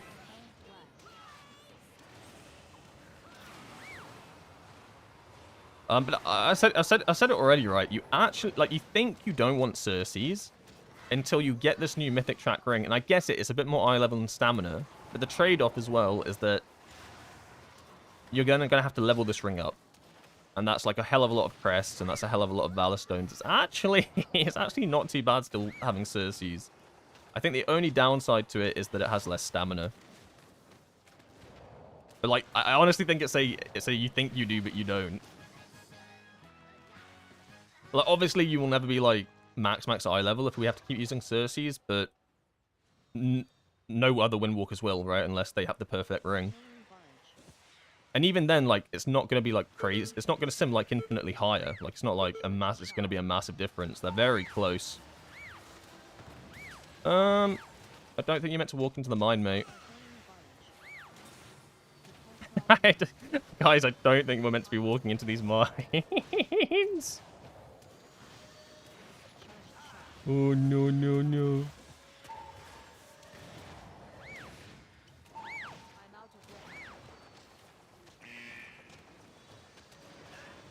I'm gonna... Do I send cooldowns here? I mean, everything's about half health. Probably not. Think I hold. Yeah, I hold for the next pack. Maybe like a Fist of Fury, but nothing more. But looking cooler with higher eye level. I know, I do guess it. It's like similar to last season where we couldn't reach 640. Oh, yeah, 640, but other specs could because they dropped Circes. But like, if no other Windwalkers are doing it, it's not too bad.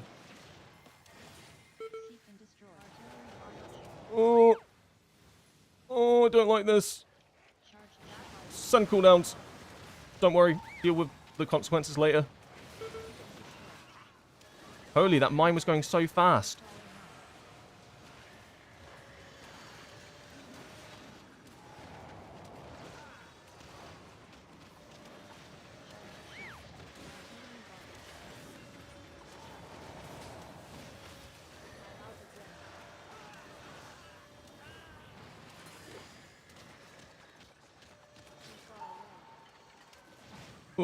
Oh, dodge the mine. Nothing for this pull, and this is probably this is quite a scary pull. Ideally, you actually lost this. You don't have to lost this, but this pull is like terrifying.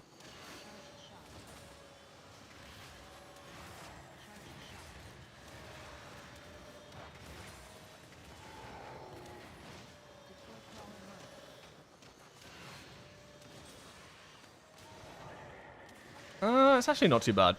I made this sound a lot scarier than it is.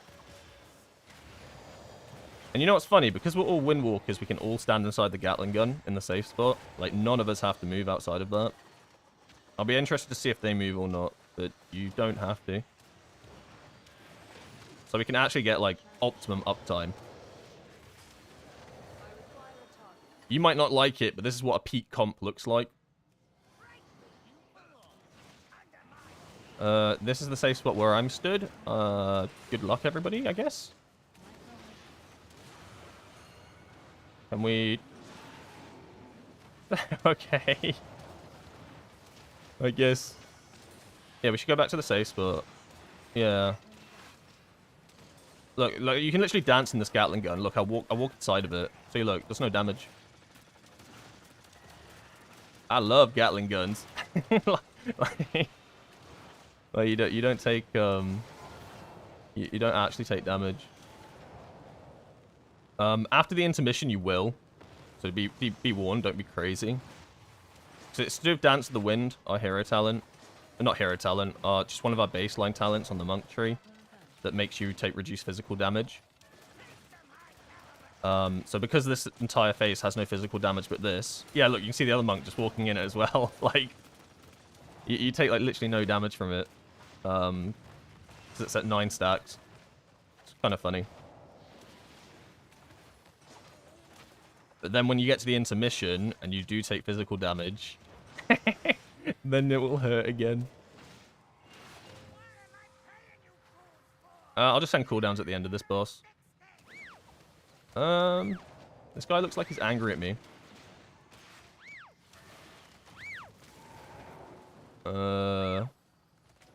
Guys, what do we... This one, I guess? Is this what we're doing?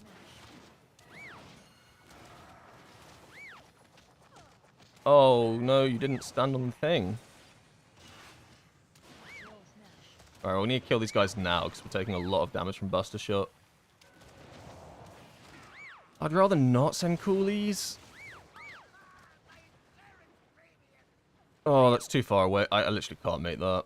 It's too far away. Why are they all the way on this side? This is such a scuff. This is like the most scuffed final boss of this dungeon ever.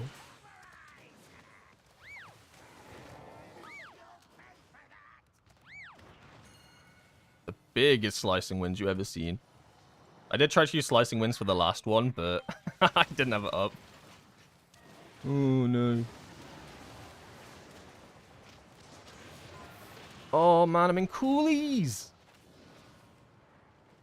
Don't bring it over here. Micro missiles. What? Oh no. That's so funny. I went to go get out the way of the homing missile and it gets brought over to me.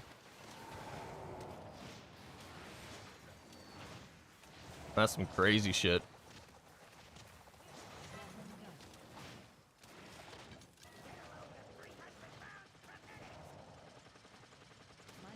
I think damage is okay again. Like 4 million for this dungeon is actually relatively high. This is one of those lower damage dungeons. I'm so sorry. I'm so sorry. I just took that to the face.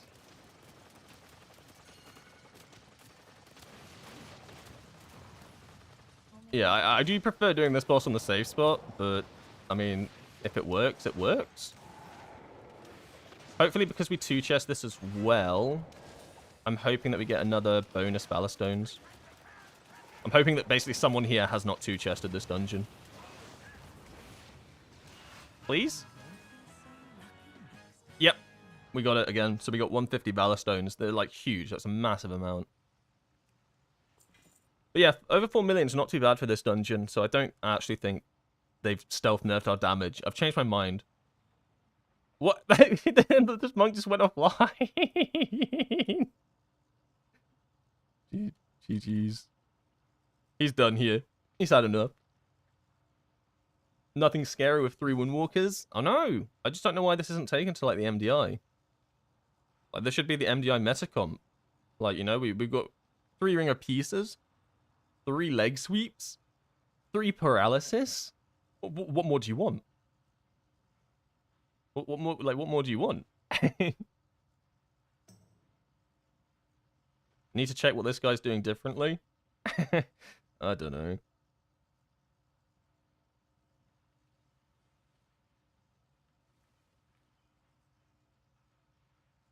So you don't have any other characters to transfer versus character as well? I can technically transfer some Valor Stones over. The issue is I need to level those characters up as well.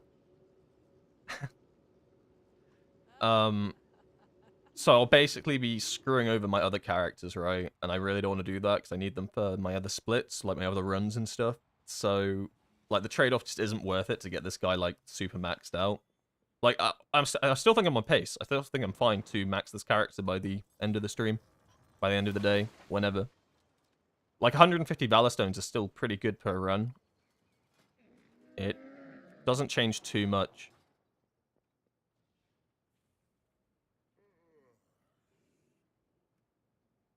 Not according to your name, beginning with Windwalker POV, rest is irrelevant. Tell my raid leader that. I don't think... Yeah, tell him that. 190! Oh my god, these are so expensive! So it'll literally be 2 dungeons per item. We'll max this one out. But then I've got the crafted pieces as well, but the crafted ones don't cost Valor Stones. Right, okay. Hold on. Hold up. He's cooking. I have 2 crafted pieces and 70 gilded crests. if I quickly do my upgrades on my crafted pieces, then I don't have to worry about them. Prices to be reasonable. So I don't have to spend the... Holy, I'm cooking. My I'm cooking. directive has been fulfilled. I could do guild craft orders for this, but my concern is if I send it to a guildie and they're not online right now, I cannot do any content for the rest of the day because I don't have a neck, right? Or I don't have my leg. So I'm going to just find someone in trade chat and take the L. I will take the L. But then I need to know, is this still the right stats? Ooh, is it? We're going to have to do some sims. Apparently it takes about 500 gilded to max all the way up. I ran the numbers this morning for what I needed. So I only needed 395, which sounds crazy, right? But that's all I needed when I did my napkin maths. And I already had 255, so I only needed to get 140. So in theory, I only had to do 7 dungeons. That was like me being smiles, only counting like crests. I did not take into account Valor Stones. Like, I just didn't. In my mind, I thought, Valor Stones, that'd be fine. I don't need to worry about them. I think what I do is I don't care about secondary stats right now at this very second. And there's something I'll switch later, because these secondary stats are still good for my gear right now, but there's something I might min-max, like, off-stream. Because I just want the upgrade. So what do I need? Track that recipe. And then we want to do the legs. We got some legs. Track this recipe. Yeah, that should be fine, right? If I make that max at 681. Yeah, shit. That's bussin'.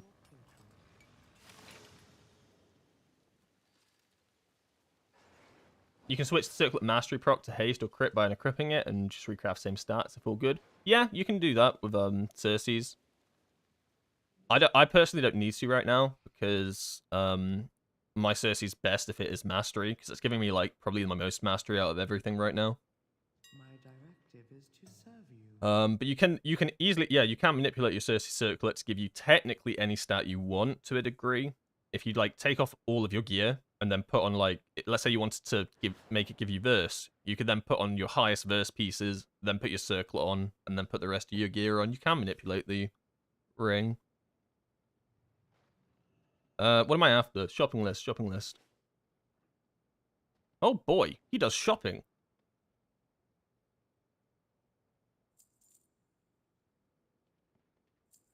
So we still go for mastery even when our diminishing returns. 21k was the stat cap. There is no stat cap. There's like no hard fix stat cap for Windwalker. The stat cap is pretty much when the Sims tell you to stop getting mastery. Like there's no fixed number.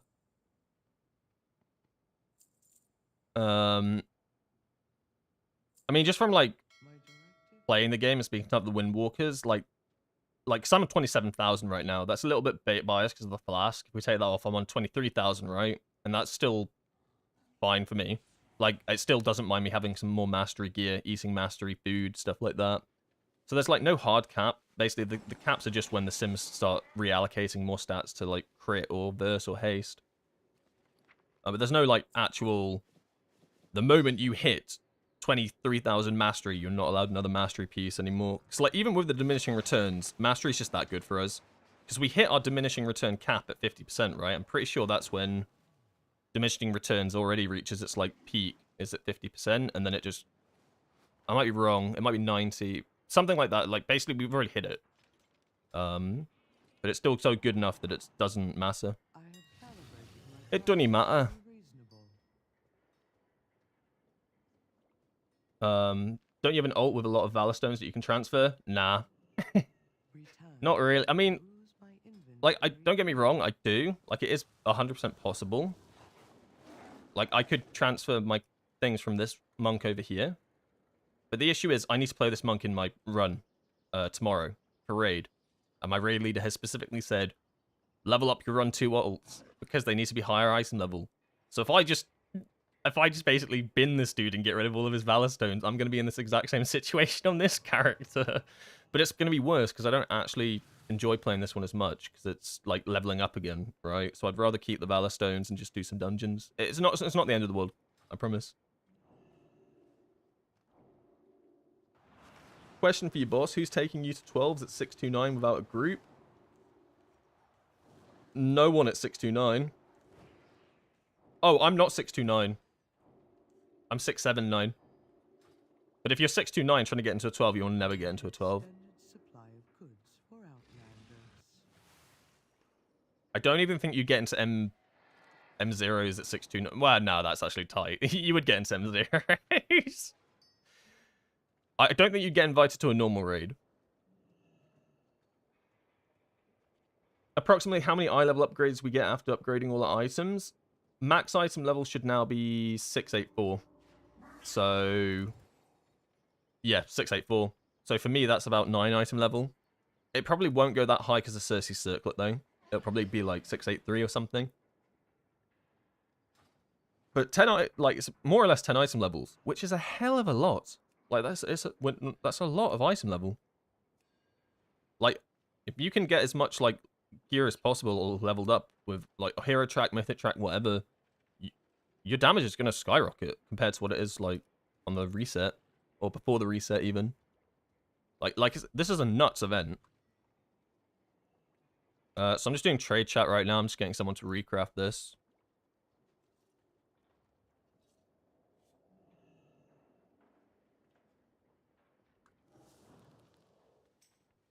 Is the new waste item out yet? Nah, the new waste isn't out until 11.1.7. Which, I don't even know when that is. Maybe like a couple of months, a month or two. I don't know. Hey there, I can recraft that for you. 3k for each item? Yes, I will. Yeah, I'll do that for 3k. That's like nothing. 3,000. Send it to Shapala? Shapala? That's kind of a cool name. Yo, Shapala. Why wouldn't it let me place the order? Oh, okay. Is this fine? 681? Yeah, that's fine. I'll just tell them that it's sent. And then we'll do the legs now. My thanks for your patronage. Yeah, the reason I'm doing it through trade chat and not my guild is just literally because if I do it through guild order, I have to wait for someone on the guild to, like, do it. And I don't know how long that could be. And I won't be able to do anything. So right now I'm at 637. I can't do any content right now till this guy's made my gear for me.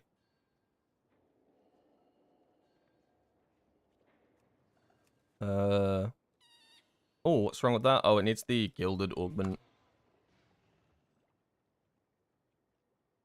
This guy is definitely responding to me with pre-made, like, robot messages, by the way.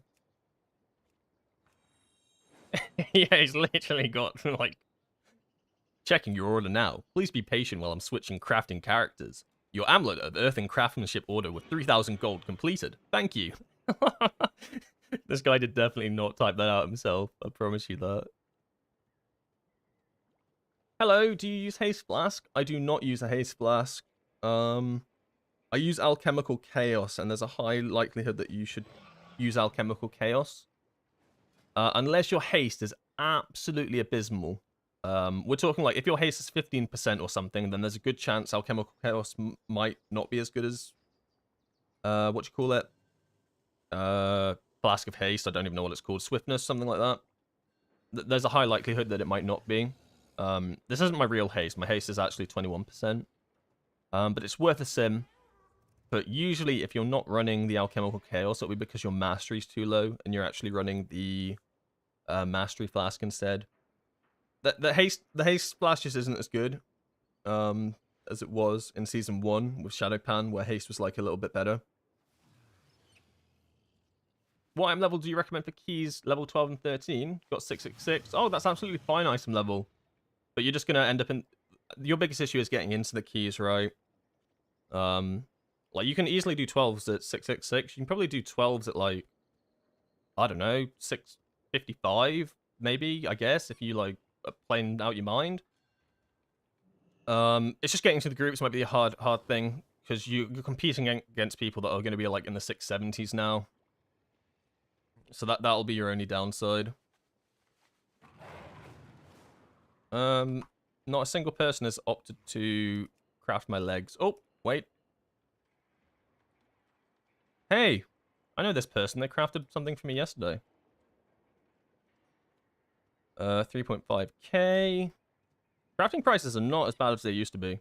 Oh my god, I'm not sending them 35k. That. Can you imagine? That would not be good. The player does not have the necessary professions to craft this order. Oh, I spelt it wrong.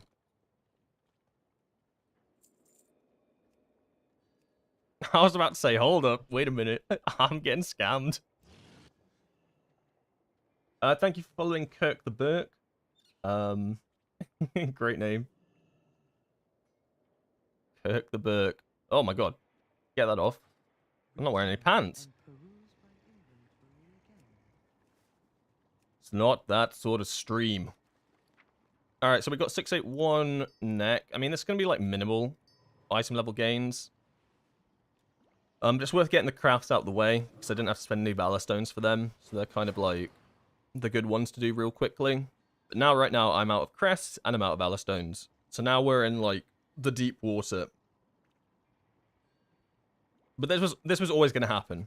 This was always part of the plan.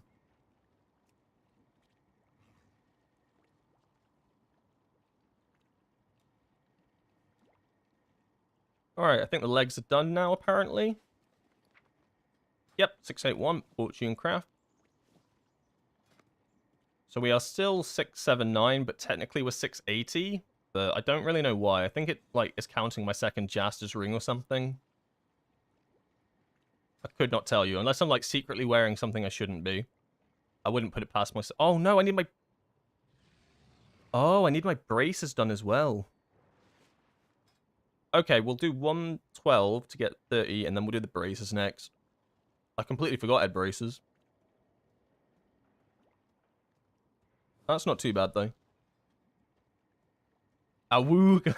Dancer, please. It's... Restrain yourself. Calm down.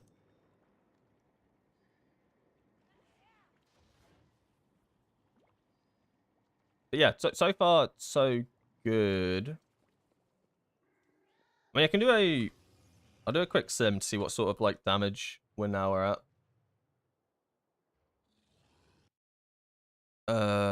Raid books. We'll do a quick sim. See what sort of, like, damage this character should be doing now in AoE. Or what the sims say.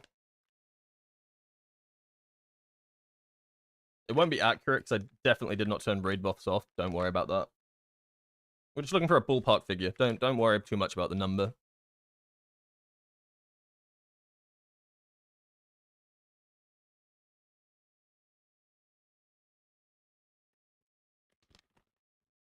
What we working with?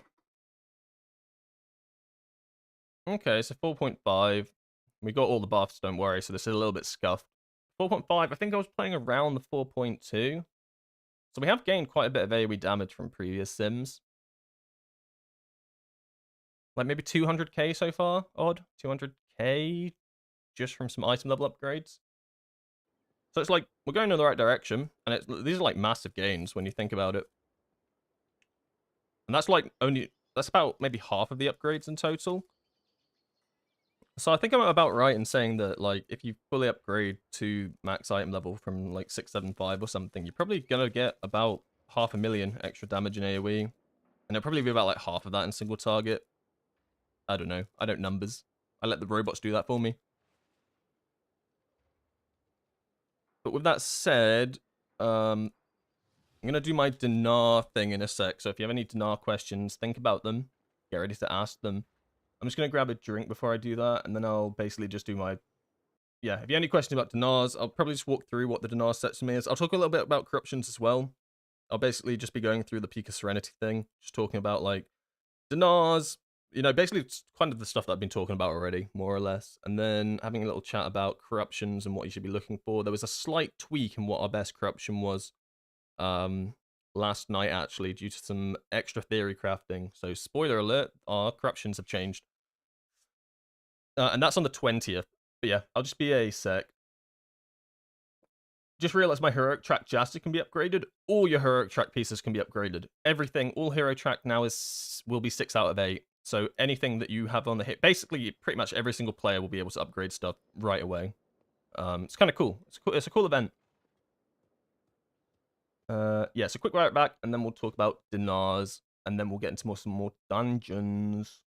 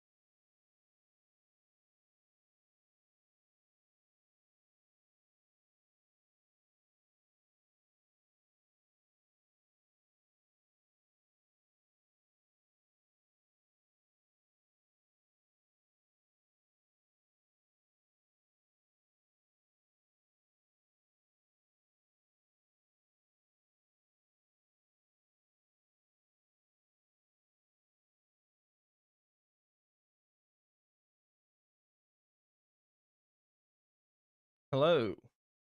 All right. So I guess I've loosely kind of prepped for this, but not really. But I like to yap, so I'm just gonna end up just yapping about Dinars for a while. Um, Yeah, welcome. I'm Windwalker POV. Welcome to my TED talk on Dinars and corruption. Oh, let me sip this energy drink so I can go hard on this yap. So, I think it makes sense to first go over how you get it.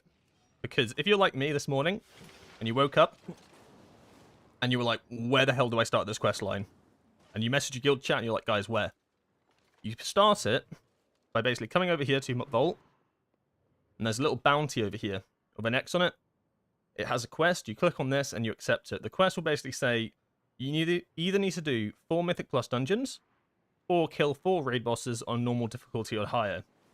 Now, I'd recommend doing the normal bosses, just because you want to do the normal bosses anyway, probably to get your rep up for the Galagio, so that you get the hot sauce buff this week, which is like I want to say it's like a 1% increase for damage in the raid, so it's like another extra buff you're going to get, so you'll want to get that before raid anyway, ideally.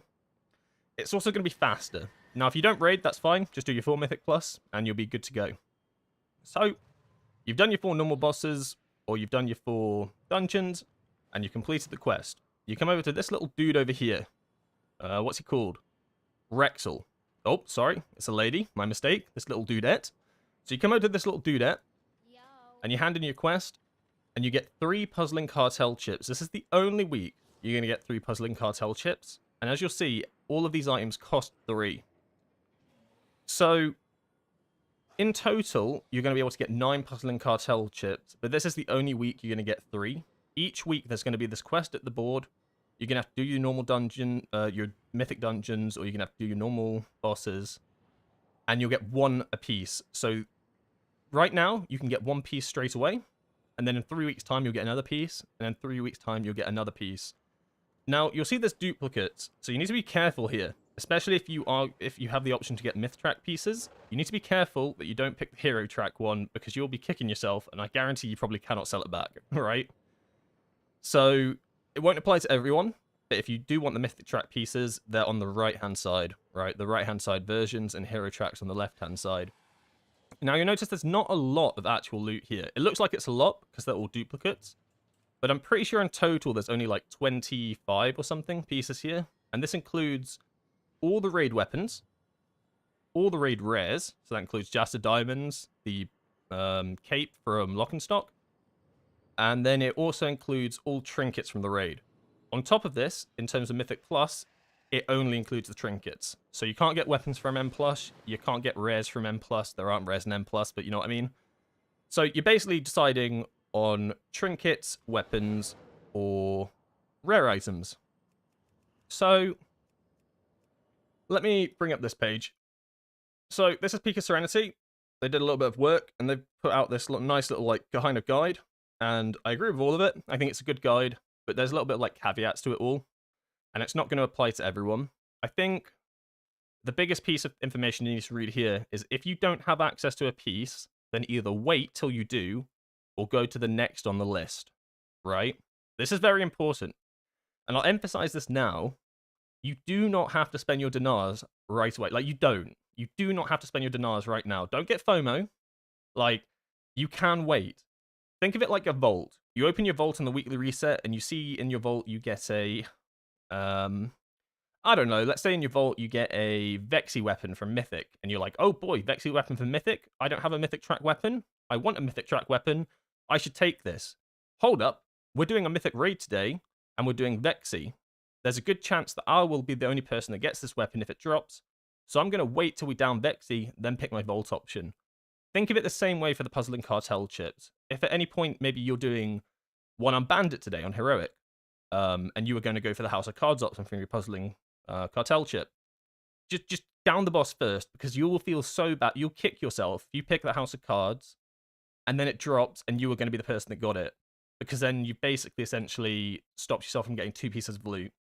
So unless you're in the perfect position where you basically know you're not going to get loot from the raid, or you're not going to get loot from an M+, let's say you're just an M+ player and you know you haven't got anything in your vault this week, then I think it's okay to spend your Puzzling Cartel chip. So I'm a good example of this, right? I have Mythic Track House of Cards, I have a Mythic 2-hander weapon, I'm giga like geared out of my mind.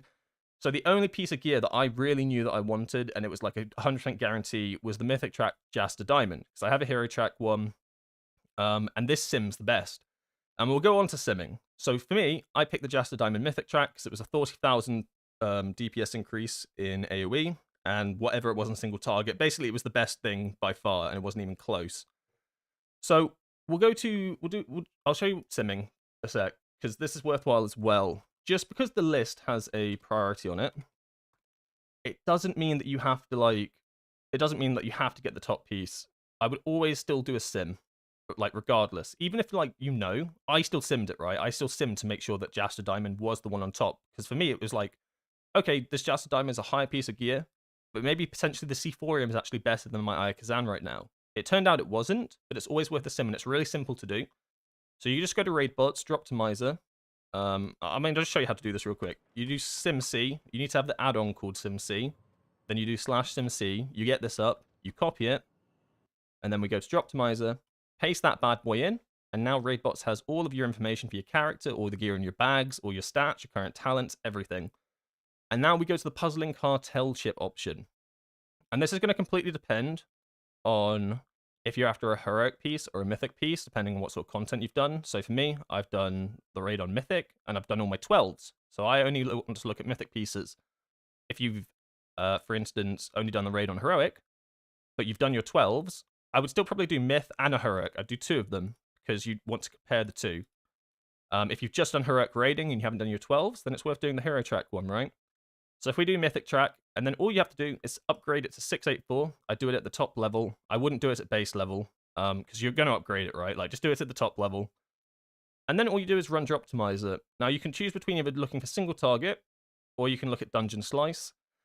Personally, I don't know. It's up to you what you want to do. I'm predominantly doing Dungeon Slice at the moment, because I only really care about my AoE damage right now, because I'm not, like, looking for boss damage, to be honest. But if I was still progressing, I probably would also look at single target damage to basically be like, okay, how am I going to do the most damage on prog to help my guild down this boss? Right now, obviously, I've downed all the bosses. I'm trying to push M+. So for me, all I care about is what's going to give me the most AoE damage. And being, like, truthful here, it's highly likely that the top thing from Dungeon Slice is also going to be the top thing from Patchwork. Like, it's very unlikely that won't be the case. So we run the Droptimizer, and we will run that in the background. I think this will take a little bit of time, so I'm just going to hide this for now, and we'll go back to this list. FYI, you can do the LFR bosses. Oh, I didn't know that, Ghostly. Okay, so you can do the LFR bosses. That's interesting, because the quest does not say that you can do the LFR bosses. I'm like 98% sure. But if you can do the LFR bosses, do them. But I'm pretty sure the quest didn't say you could. But if it works, do it. Do LFR. It'll probably be about as fast, right? Quick in and out, LFR adventure. So why are these listed like this? Well, when it comes to the Justice Diamond, it is an insanely good ring. Like, it's actually crazy how much value you get from this ring. It's very comparable to House of Cards in how much value it has, in that it's also a rare piece of loot. So this is the main difference between these two. House of Cards is not a rare piece of loot. It can drop from one on by. I know it might feel like a rare piece of loot because it never drops, right? But it's a lot easier to get House of Cards. It's also on one of the earlier bosses compared to Gallywix, which is at the very end. So this is why Justice Diamond is put at top. However, I'm going to bring up Blood Mallet here as just like I guess a good indicator. If you do not have a Funhouse lens or a House of Cards, and you're running something like Signet of the Priory, you are going to get significantly more value from like House of Cards or something. If you compare like Signet of the Priory to House of Cards, like, it's not even close. This is our best trinket by far. Funhouse lens is very close, but it doesn't go up to the high amount of item level as House of Cards now does, for instance. But if you're on the hero track, they're a little bit closer. But as well as that, you also have to have a Funhouse lens. I, for instance, have never got a Funhouse lens, so I can never be in that position. A lot of people might have a Funhouse lens, and this is a good trinket as it goes. So, and this is why I talk about simming. I think it's really important to sim, because you might see this list, and you might see, okay, Justice Diamond's really good, but maybe you don't have a House of Cards personally yourself. Like, forget the track at the moment. Let's just say that this is just whatever House of Cards. You might see Justice Diamond, you might go, oh boy, I need to get myself a Justice Diamond because it's number 1 on this list. However, because you don't actually have a really good active trinket, maybe you're using like 2 passive trinkets, there's a high chance that the sims are going to tell you, buddy, you need to be taking this House of Cards. Like, I don't, like, you need this because it's going to make your Conduit the Celestials pop off. Like, so this is what I mean. Like, I would always try to do a sim with it. Like, it's really simple. You saw me do it in, like, literally 2 seconds. And right now, it's a little bit scuffed because of how I changed things, because I've already got my trinkets and stuff for this week. But you can see right now for me, Improvised C4 Pacemaker is the next best thing I can get. So this is what I'm probably going to save up for my next Puzzling Cartel 3 stack, C4ium, so that I can use this in AoE. Be careful with weapons here. If you can access a mythic 2-hander weapon, I would probably not send the Puzzling Cartel chip on it. Like, how do I put this? Basically, the Puzzling Cartel chip simmed weapons as the highest, right? At 684 item level. And that makes sense, because weapons are going to be your highest source of damage. It just makes sense. However, if you can spend crests to upgrade that instead, then do that and get either, like, the House of Cards or the other one, the Jaster's Diamond, right? Like, you're going to get more value from that. However, if you don't have a Mythic Track 2-hander, you can still craft one, right? And that's the big difference. You can't craft yourself a House of Cards, yeah? You can't craft yourself a C4ium, but you can craft a 681 weapon. So it might actually be more value to craft yourself the big weapon and then get the House of Cards or the Jaster's Ring or the C4ium or whatever it is. But I guess the point I'm trying to, like, put across here is that although it's like a nice simple list of, like, priority ordering, I would really, really emphasize you just try to sim yourself as well whilst you're doing it to see what's better, because you don't want to end up in that position where you pick something because it looks like it's the best for you in that situation, but there was an alternative path you could have taken to get an even better thing and also still get value. Does that kind of make sense, like with the weapon and stuff like that? Also, for this one, second at the priority, this is a very important caveat to this one. Please do not take this for your Puzzling Cartel chip unless you're playing Shadowpan, because you don't really want to run this as Conduit, because you basically play it as a 3-minute trinket. However, I will once again caveat onto that and say if you're just a Mythic Plus player and you do not have access to a Funhouse lens, you're just super unlucky, then technically you can use the Puzzling Cartel chip on this and use it as your active trinket, but just be aware that there's a high chance that Funhouse lens, if you can get it from the Delve, is just going to be better for Conduit, because these are Conduit baselines, right? Like, this isn't look at Shadowpan, but like Signet, if you want a 684 Signet, you're probably wanting it to play Shadowpan, but it doesn't, like, but you got to take into account that if you don't raid, like, you're not a raider at all, House of Cards is off the table, yeah? You're not getting a House of Cards, you're not getting a Jaster's Diamond from here, so these two are, like, completely off the table already, so you're starting already down here. And then at that point, potentially, yes, the Signet of the Priority would be a good take if you can't get yourself a Funhouse lens. It's kind of the same for C4ium, right? Like, C4ium is probably going to be another big take if you're an M+ player. I mean, it's a good take if you're a raider as well, right? Like, so let's be quite frank. But if you're an M+ player, this is going to be your best passive trinket just because of item level alone. Like, it goes all the way up to 684. I know it gives crit, and I get a lot of people saying, why do I want this trinket if it has crit in it? Are you sure it's that good? It really is that good. Just because our secondary stats are Mastery Haste doesn't mean that crit and burst are, like, in the bin for us. It just means that we don't get as much value for them. But as you'll see with sims, and if you sim your character and you get new gear and stuff, you'll see that eventually you reach a point with Mastery and Haste where the sims start to like crit a little bit more. They start to like burst a little bit more, because although they're not as valued, you've already got so much value from Haste, you've already got so much value from Mastery, you actually gain more value from a little bit more crit and a little bit more burst. As well as that, the C4ium Pacemaker has an insane uptime. I think it's like 60% or something. So this thing is, like, constantly running. It is awesome. So it's a very good trinket. So don't be deceived by its secondary stats. Don't be deceived by crit. A lot of us Windwalkers are going to have huge mastery and we're going to have good haste. So, like, crit and burst right now are very good for us. You'll see on my gear here, right? I'm at 97% mastery. I'm at 21% haste. The sims hate to give me haste at this point, right? They love me to be around the 20-21%. It doesn't even like to give me that much mastery anymore. A lot of the time, you'll see with my gems and stuff, I've got them with crit or verse attached, so it's haste verse. Crit mastery, you know? Crit mastery. Verse mastery. We're not talking like haste mastery each time, mastery, haste, whatever. A lot of these are, like, you know, crit attached to it and stuff like that as, like, the main ones. So then they're not the best secondaries, but their value gains exponentially based on what your current main two secondaries are. Does that kind of make sense? Um, like I know that like sim it always sounds like a cop out answer, but I wouldn't say it if I didn't really think like you had to sim it. Like simming is so important because you never want to be taking an item and then kicking yourself because it actually isn't the right choice to take, and you find out later through a sim. I know that like if you're like new to simming and stuff, it can be very like it can be quite overwhelming. Like I remember when I first started simming and I had no idea what to do. But if you just even just do the simple puzzle and cartel one where that I just showed you, it takes like a minute to do. It's really efficient. It's honestly not as scary as you think, and it can save you. It can just save you the damage that you'd lose. It's just really good to get into a little habit of simming here and there. On top of this, we can talk about like hero tracks and stuff. So this starts off at the mythic track. You got Cygnus at the mythic track as well. Obviously, you need to do 12 plus 12 dungeons for this. You have the weapons down here.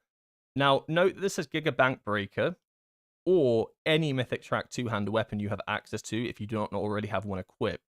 So, if you have a mythic two-hander weapon like the Vexy weapon, or you have a mythic track two-hander from let's say you got lucky in your vault, yeah, you've done some mythic plus, and oh my god, the Signet two-hander weapon dropped. You are bussin', you're enjoying life.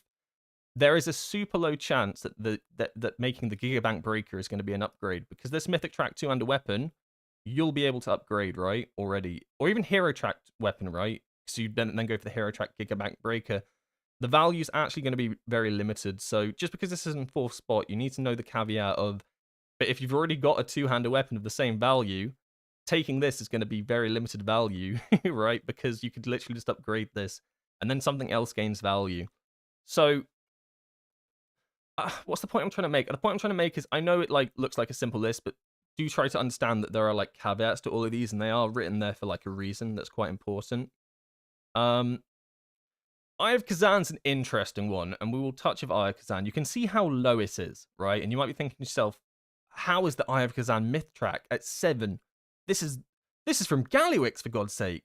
This is Eye of Kazan. Everybody and their mum wants this. It's lost a lot of value in the raid. Please don't just go to Puzzling Cartel, see Eye of Kazan, and just take it because you think it's the best. Like, there's such a big caveat with Eye of Kazan where, and I know that I'm running it at the moment. Don't look at my character. Ignore my character. My character doesn't count. Just don't look at it right now. The issue with Eye of Kazan is it's really good on long boss fights.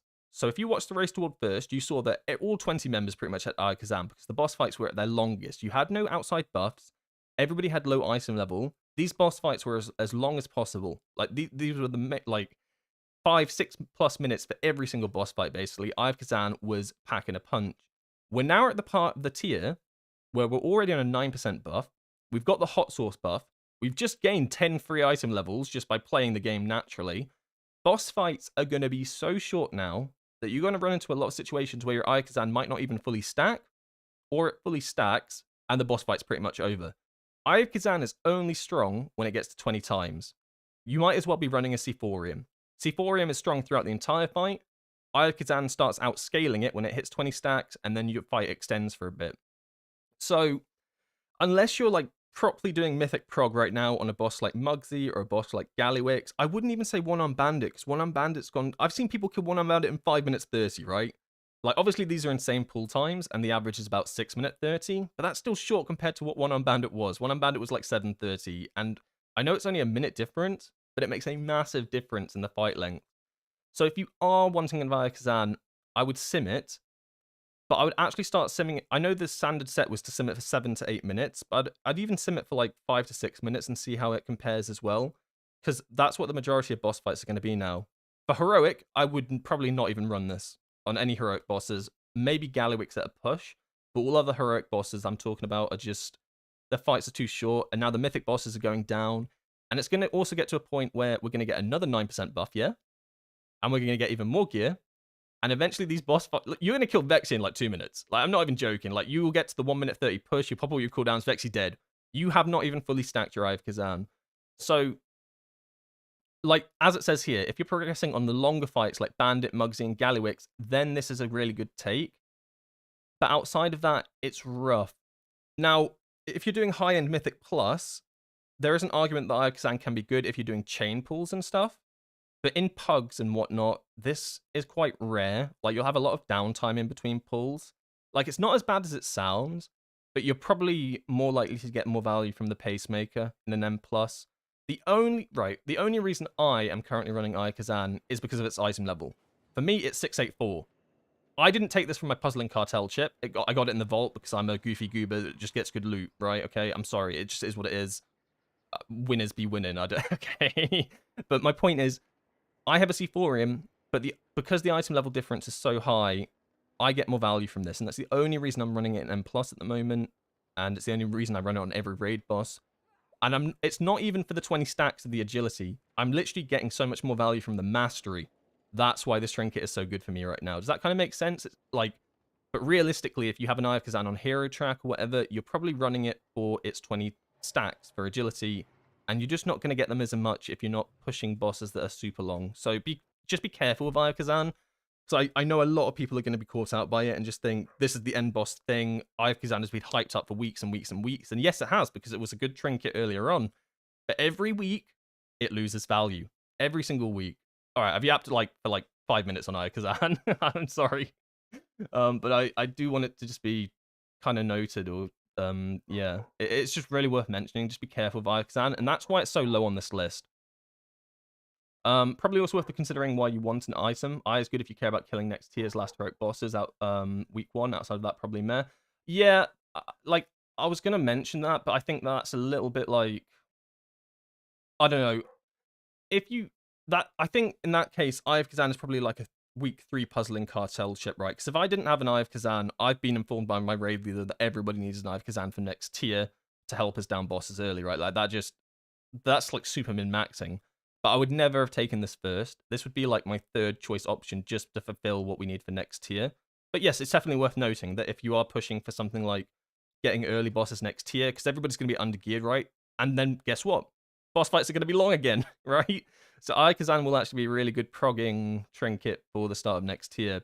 But be careful, because that would only be like my 3rd choice option, like at the very end of our Puzzling Cartel chip, like once we've got them all. Quick question, is it bad for Windwalker to run House and Signet together? I have not got a good on-use trinket yet, and just curious if it's bad.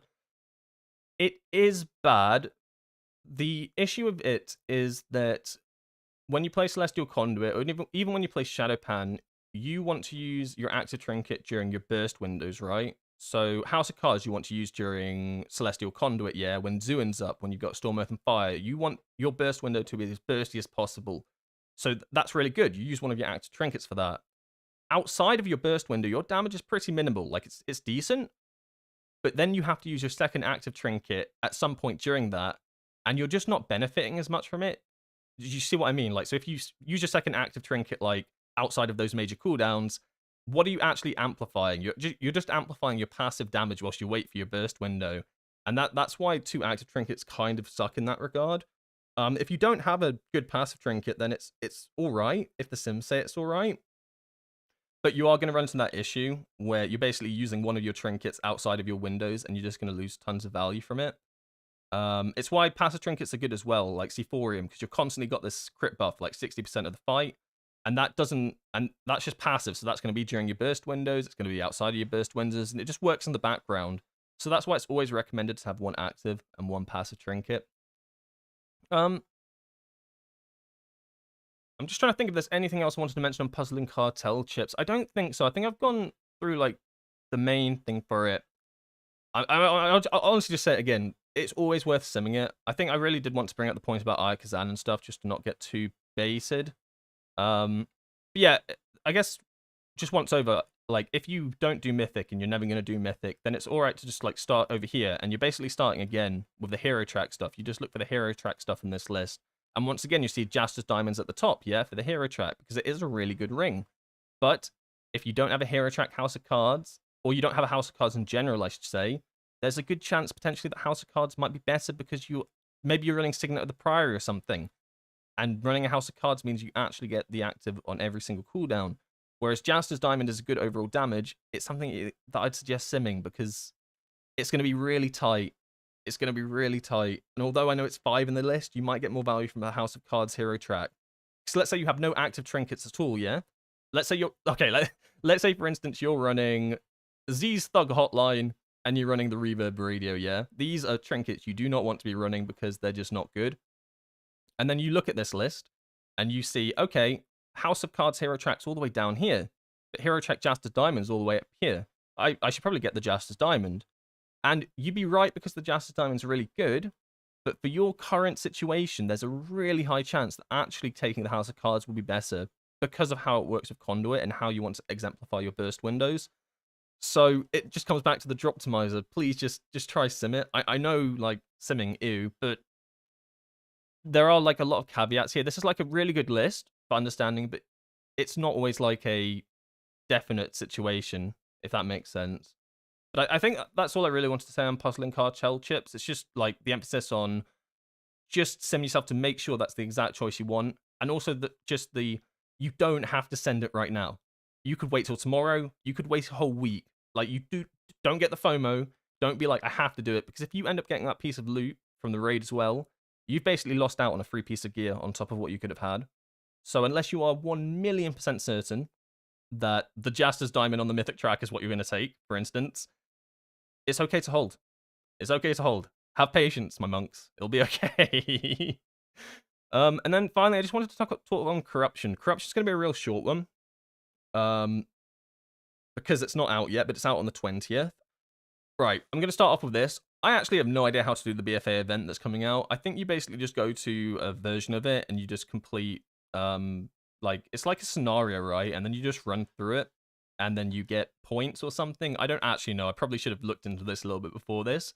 But what I want to focus on is the corruptions. There's going to be a whole bunch of them, and they're basically helm enchants that you can put on.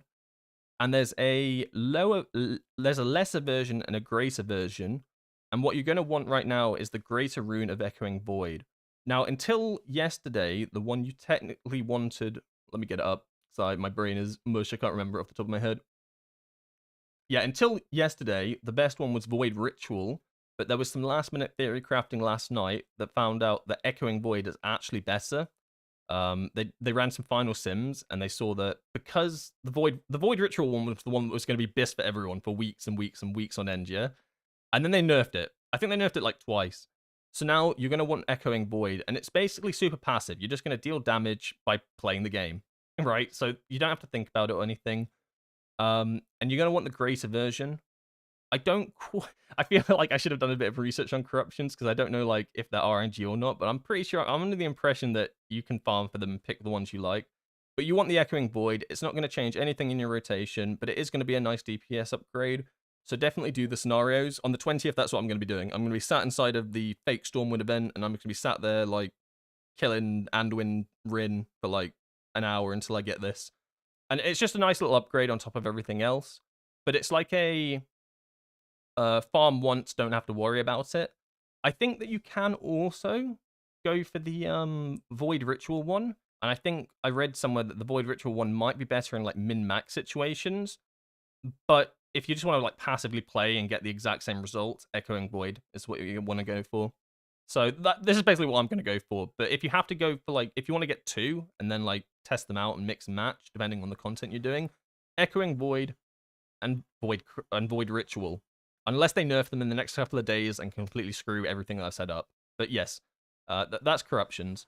So there wasn't really much to talk on corruptions because it's not like choices like puzzling cartels, right? Where there's a lot of things to it. This is basically there is a best corruption. You will go get your best corruption. You will put it on your helmet and you'll do more damage. Happy monk smiley face, you know? Whereas this I think needed a little bit more talking about. So I hope I kind of explained the puzzling cartel chips a bit more. Just kind of give you a better understanding. Of what you should spend it on, or if you shouldn't spend them, or how it all works and all of that. But yeah, that's kind of just what I wanted to go over. What I'll also do is I'm going to like cut this little bit out and I'm just going to put a YouTube video on. So if you missed any of it, or you wanted me to repeat something, or you didn't quite understand something that I went through, it'll be basically in a YouTube video. I don't know if I'll get it out this afternoon because as you can see I'm going to do M+ all afternoon, but tomorrow morning at the latest, I'll basically just cut this segment out and make a YouTube video out of it as well, just going over it again because I think it's worthwhile. And I know a lot of people don't watch the streams and stuff, so like I want everybody to know. Like I just hope it's not too late. I really hope that there aren't people that like got an Eye of Kazan. And then, yeah. Anyway, yeah, that's kind of the, that's kind of what I wanted to go over. Man, I yapped for like literally 30 minutes straight. I'm so cooked. Good morning, fellow monks. Good morning, Metalhead. How you doing? If you play Shadowpan with Zuin's Battle Gear, C4M's crit helps a lot. With this Fury resets. Yeah, C4M's like really good. Like C4M is what I'd run instead of Aya Kazan. Like, I'm not actually a massive fan of running Aya Kazan in dungeons. Like, it's not that bad, but I just don't have. It's just too high of an item level. Like 1,740 mastery is insanity. Like, it's just so good. Not bad, thanks. Blasting this gear update on my brew. Hell yeah, dude. That's what I'm doing with my Windwalker. Just absolutely seshing it to get as much item level as possible. And thank you, in the meantime, for the follows from Golden Swarmer, great name, Ladder Monkey, Sergeant Winters, and Crixer95. All right. Whew, I need to get back into dungeons. Yeah, yap over. I finished procking. Proc over. We're done. So we're going back into 12s, and we're just going to play Conduit, and the idea is to just continue what we were doing this morning, yeah? Just leveling up stuff. But yeah, if you do have any questions at all about anything I just went over, feel free to ask. I don't mind rehashing what I've talked about or explaining things better. I don't think I explain things good, but it is what it is. I mean, I have no idea who Shams Priest is. Okay, it doesn't matter. It doesn't matter. The group's formed. Who's Shams Priest? I recognize the name. I have no idea who that is, though. Rookery? Plus 12. Read note. Your key. Need crest farm, but they want it to be your... Right, I see, yeah. It's like me, right? I can't literally form 12s of my own because I've got a 15 resilient. So I have to join 12s. It's like the one downside of resilience. I cannot do my own key. I don't think I can deplete it either. And if I could, I wouldn't. I'm not grinding it back up again. You, hey, that's not happening. Don't worry about yapping. I don't even play monk, and I just like to tune in to listen. I do yap a lot. I feel like I need like a yap break in this dungeon. Get my voice back. Am I EU or NA? I am EU. So this is our first day. It just came out for us today. I usually try to stream a bit later on though, because I know a lot of people from NA watch me as well. So that's why this is like quite an early stream for me, starting at 11 AM. Like I've never started in the morning before. I usually start at like 2 or something, which is like probably about morning time for most NA people. But I try to do it in a little bit of the evenings. But because I wanted to like basically sesh it today, I started early. For all my EU homies. Alright, what is this? Where am I going? Great question, I have no idea. Was this Mechagon? Floodgate, floodgate, floodgate. Okay, good.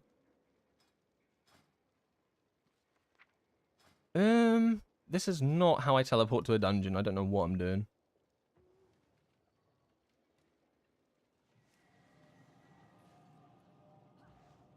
I'm sending 12s once my bro is at work. There, DOS. Yeah, I think 12s are the best one to do. I've been doing 12s as well. Just because of the 20 gilded, right? Like, 10s would probably be faster, but you'd end up getting gilded crests slower. So if you can do 12s, like if you're good item level, you feel comfortable doing 12s and stuff, I'd definitely recommend doing 12s for this grind. Because it's just more gilded crests. It just means that you have to do less dungeons. And 12s are like not as scary as you might think. And they don't have the affix. I actually like not having to deal with affixes anymore. I used to love the affixes and thought they were fun. Until I did like a rookery, yeah, with the affix you have this week. And you have the orbs behind you, but all players are split up on that last boss. And trying to pop each other's orbs on that thing is an absolute nightmare. Like, and if you don't do it, the boss gets like a 50% damage increase and just one-shots you all. Yeah, not great. Thank you for following Cheaper. Appreciate it. We're just going to play more Conduit, I think. I'm a little bit put off of Shadowpan after seeing that damage in that first key this morning. I don't know. Something didn't feel right. So I'm just going to play some Conduit for a bit.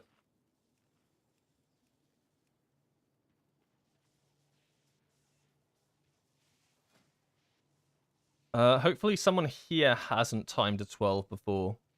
Or they haven't two-chested. Because, like, to get ultimate Valor Stones, I need someone to not have done that. I'm not going to go out my way to ask, because that's just a little bit... That's just a little bit decrepit. But you get, like, about 100 Valor Stones for completing the 12, and then 50 bonus if someone... It's like someone's high score, I think, is how it works. If it's like... Let's say the Druid has never done a 12 or something, and they complete it, everybody in the group gets the extra bonus Valor Stones. And Valor Stones are just as important to me right now as Gilded Crests. As you can see, I am on 11. Not great.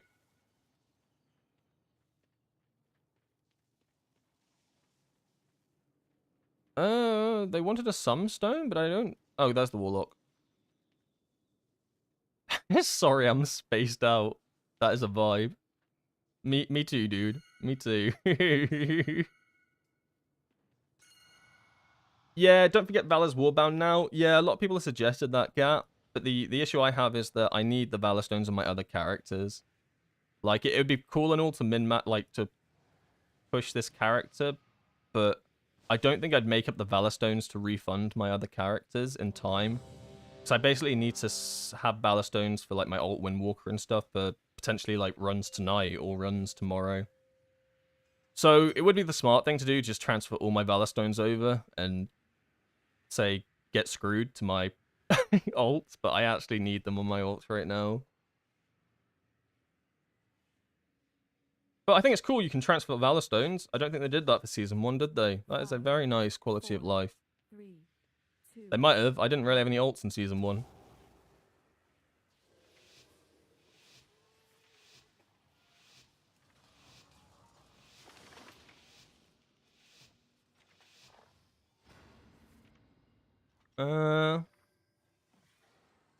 I think... Yeah, I'm in the right build. Probably. I must get closer.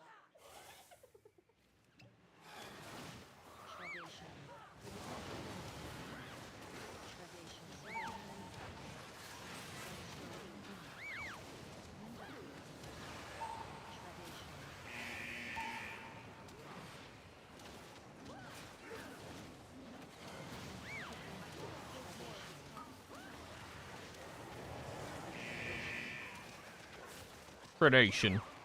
Predation. Wind-up is the worst thing, though. Ow! Punished for playing melee. Like, actually punished for playing melee. If you run out of CC and there are, like, load bots spinning, what do you do? Just take it.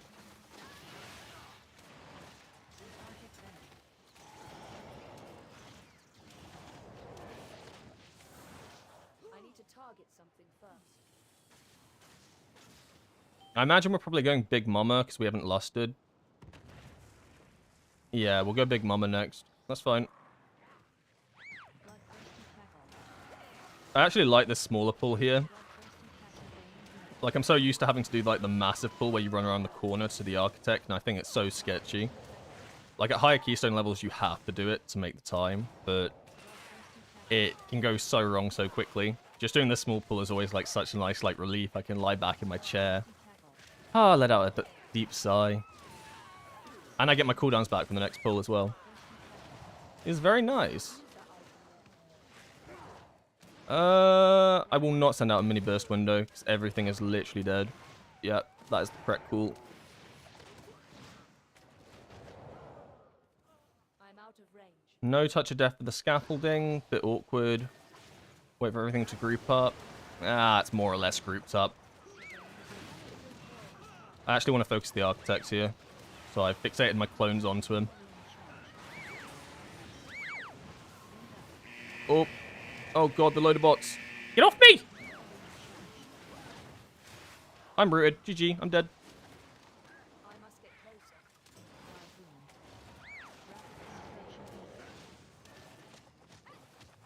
I'm out of range. Bro, what is this? I can't use Slicing Winds because I'm rooted.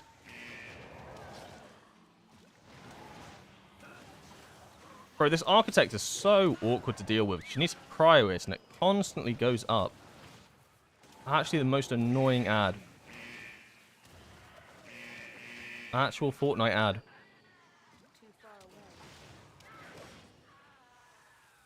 I don't think it would be too bad if it didn't just constantly root every single person.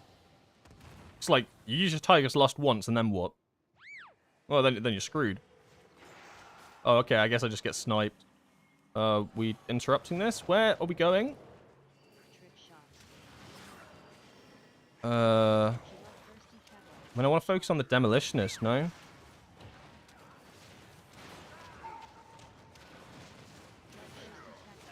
Alright, good CC. I'll CC next.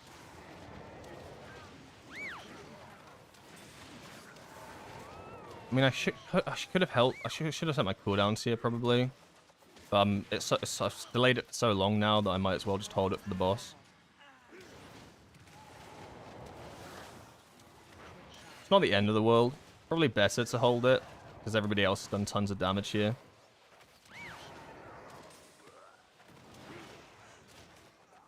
Yeah, I mean, damage wasn't too bad on that pack without cooldowns. As long as we go straight to the boss now, it's not too bad.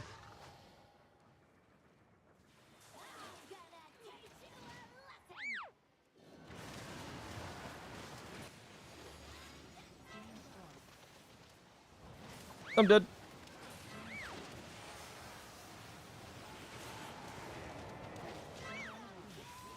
Of course it's on me. Why wouldn't it be? It was only during my cooldown window. Ha ha ha ha.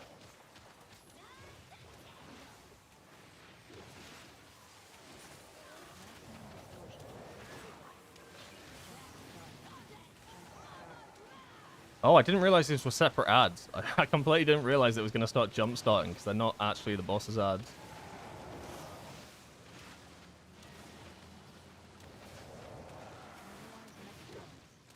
So I got no cooldowns here, but I'll probably have them for the second push, so it's not too bad.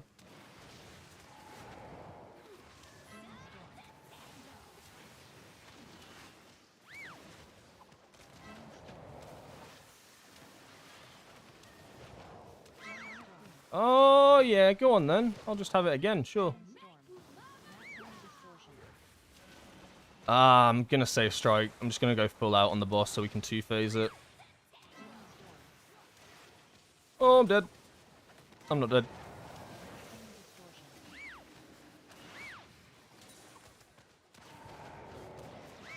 Oh, yeah, just before I put my cooldowns. Yeah, sure. Alright. It's like the boss knows. The boss actually knows when I'm going to pop cooldowns and then targets me.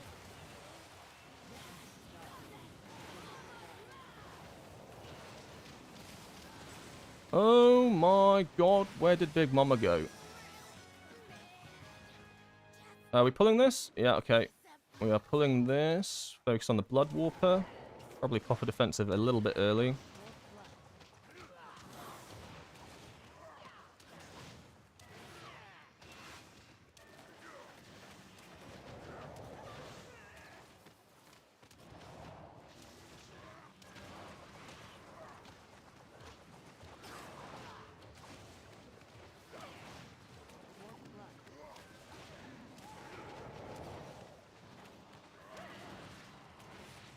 I mean, I definitely feel stronger. I think damage is higher. It's hard to tell at times. But yeah, I think just natural damage is higher. I mean, it makes sense, right? I got more gear. Like, oh, damage is higher. No shit, Sherlock. But it's just trying to, like, tell her how noticeable it is. 6.5 million, still pretty high for this point in the dungeon for me. And we have cooldowns for this. Oh, good god, we're about to blast off. Focus Demolitionist, so it cannot send its RPGs. Leg sweep it. We do not want it casting RPGs. Getting trick-shotted. Pop the conduit. Pray I don't die. It looks like we got RPG'd.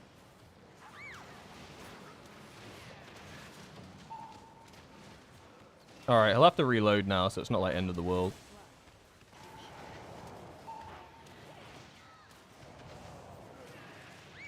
Ow.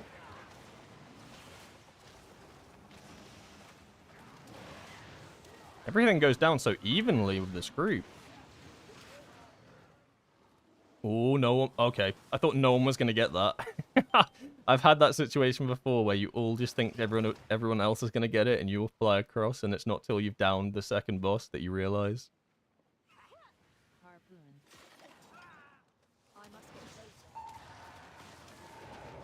This is a really awkward spot. One, because I cannot see anything. And two, because the ground is elevated, which means that it's actually really awkward to cast Slicing Winds. I'm going to try and knock these back. So if you try to, like, Slicing Winds on like, different elevation ground, you end up just, like, hitting the side of the... like, you just hit the side of the floor, and it doesn't do what you want it to do. It's like, if you ever try to Slicing Winds upstairs, that doesn't work. Game hates it. We have cooldowns, but I'm going to save my major ones till we pull to the next pack. We are pulling to the next pack, yes. Cool.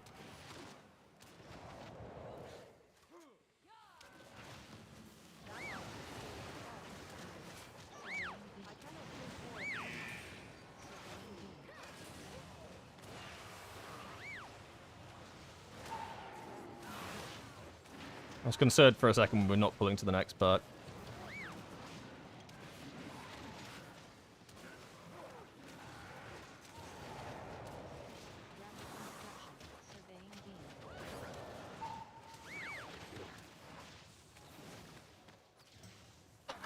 That dynamite hits so hard. Did I get double hit?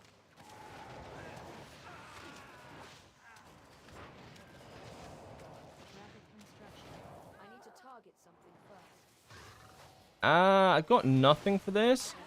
So I'm going to send out one Storm Earth and Fire. And then just delay my burst on the boss if it comes to it.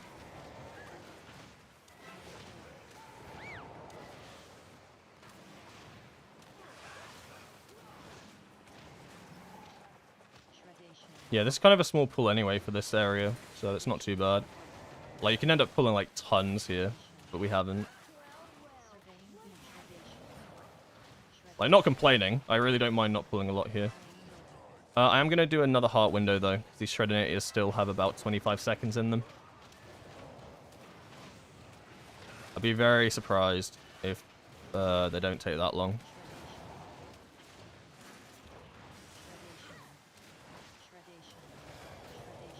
Yeah, see, about. We'll get to the boss with all our cooldowns up.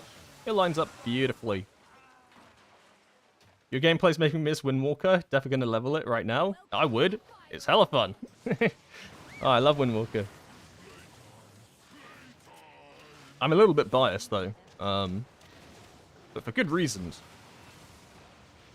I always like to say that, like, if you never played Windwalker before and you start playing Windwalker, the worst part about it is that you're never going to be able to play, like, another spec again. It's just that fun. Watch out for the charge. Ideally, I don't get bopped. I got the charge. I'm in such an awkward spot. Can I make it? No, I screwed up so badly there. Okay.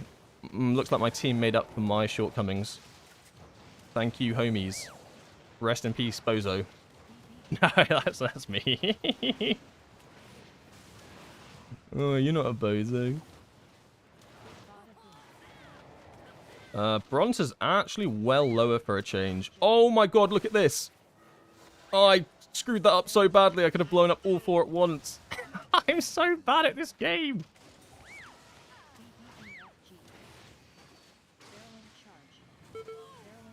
Huh? To what? Oh. Okay, yeah, that makes sense. Can I get this off my screen? Thank you. I thought I got hit by the knock-up. I got hit by the BBBFG, which is acceptable because I dashed through it. I'll allow you that one, Blizzard.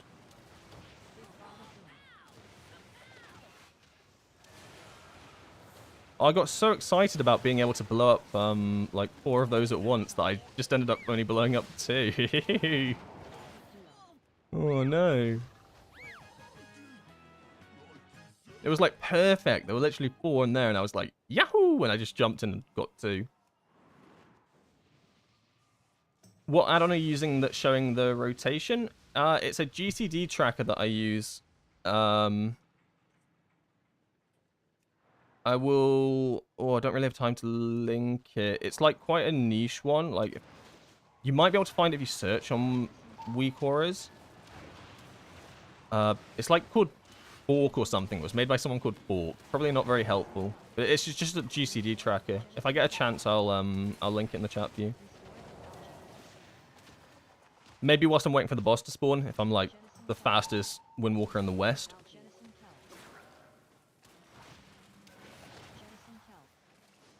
Okay, ICC now. So I had no cooldowns for this, but I think that's fine. And I'm gonna hold everything for the boss at this point. There's no point like sending out mini heart windows and stuff, I don't think. Well, I say that, and then everything starts regenning its health.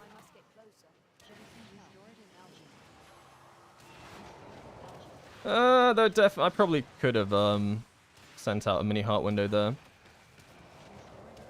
I didn't realize how like these things would gain so much health.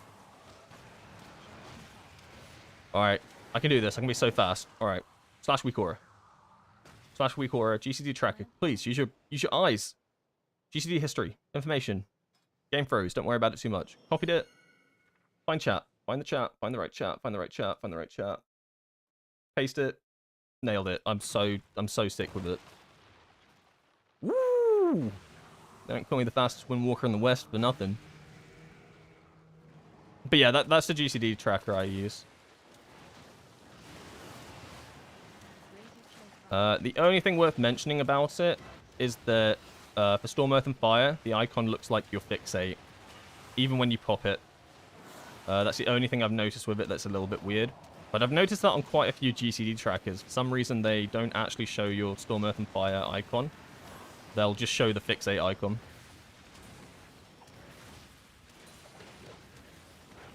No idea why.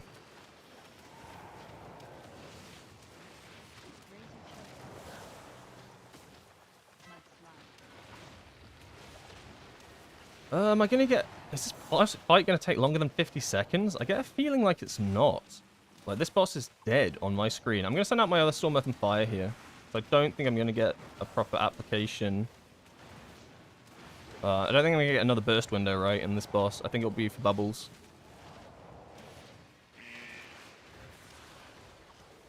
Yeah, there's no way this boss lasts longer than 30 seconds. This is the correct call.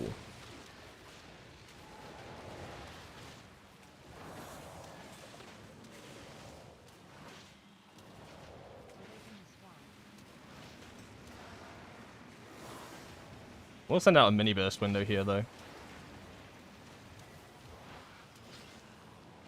Could I have sent cooldowns? I mean, no, he's at 9% now. If I sent cooldowns, it would have just been troll. I would have held them anyway. And it'll be about 30 seconds before we even get into bubble, so that's actually really good min-maxing of Storm, Earth, and Fire. Well done, Windwalker POV. I'm so proud of you. So I recraft some of my gear, and buy Mythic Vexy to under. I'd get a big DPS upgrade than if I buy Hero Jasters. But since it's Vexy, it's an easy drop to get. Would you just buy Jasters here? See, this is the thing I was talking about, right? If you think there's a good chance that you can get the Vexy weapon from Reclear, I would probably hold off and not buy anything just yet. What the hell is this? Oh, it's the run strat. Bro, this strat's OP. They got smashed. And then we pulled anyway.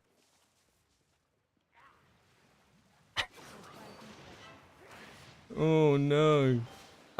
This is not winnable, no. Was it me that triggered the event? I think I probably did trigger the event. Yeah, this is just a die. Yeah, so this is what I mean, yeah, 'cause the weapons will come out as top. If you run the sim, the weapons are always going to come out as top, because weapon upgrades are just, like, OP. So the weapon upgrades for me came out higher than the Jaster's Diamond. But because I knew that I could then upgrade my weapon naturally, like, just through Crest and Ballstones, I knew that not to trust the sim in that regard, because it wasn't the thing I should pick.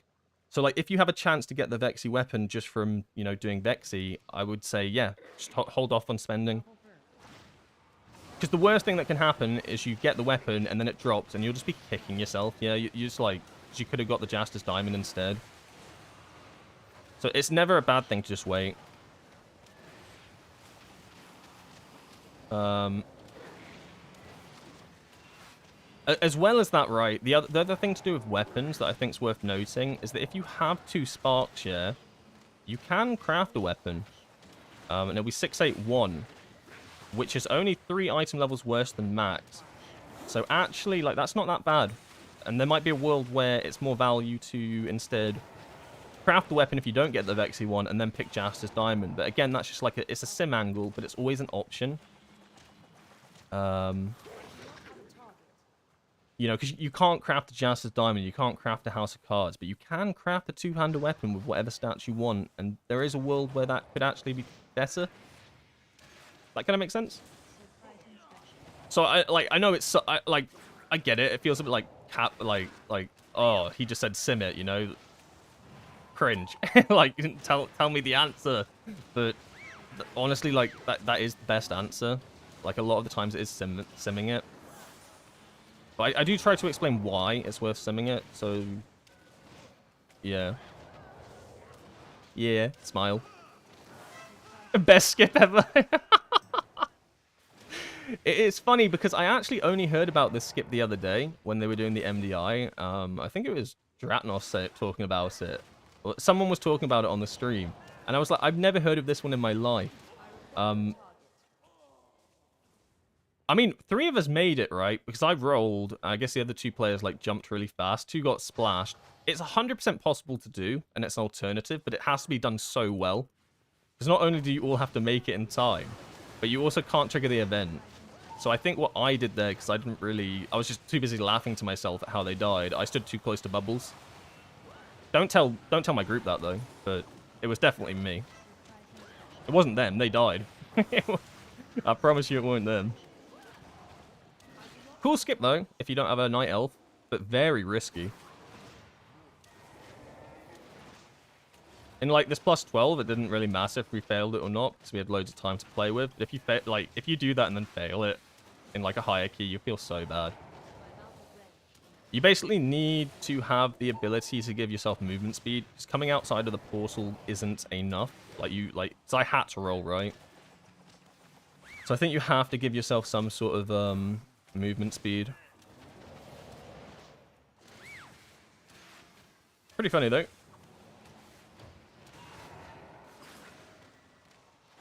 I rate that skip.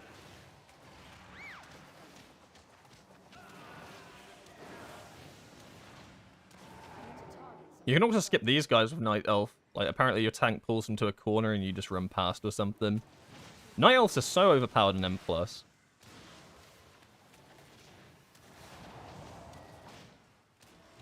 I will send 1 Storm, Earth, and Fire here, because I don't want to overstack. And then just everything on the boss, I imagine. Yeah, I mean, I probably should have sent a Strike of the Windlord, but I forgot.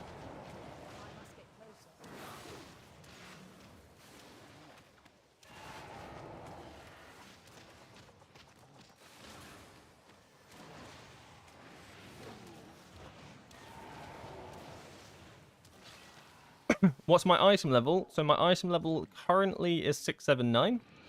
And my mastery is currently 24,000. Yeah. Well, yeah, so it's 98%, but I'm minus 290. So it's something around that mark, like 98% is what mastery I've got at the moment.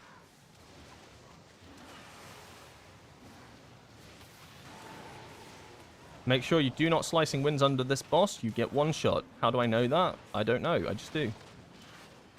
It's just things that you pick up when you play the game. I watched some guy do it once. Tank got knocked into the water. And because he got the Thunder Punch, he instantly got stunned. Because he's a tank, he doesn't get punished. Meanwhile, if it was me, I'd be mega punished. Ow. I'm just going to go over here. Screw it. Like, they're going to eat up all the water over there. Surely there's a gap. Oh.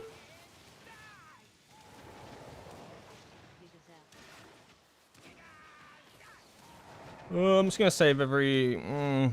No, I'm just going to send now. Send it.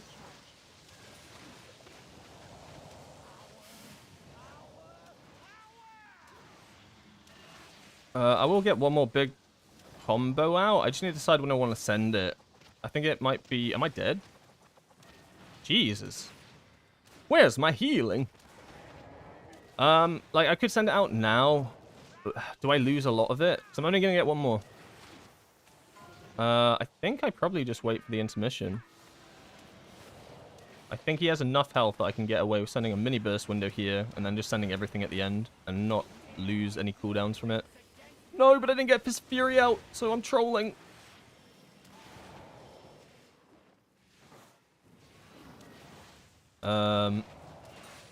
Yo, my spot got eaten. Not my problem.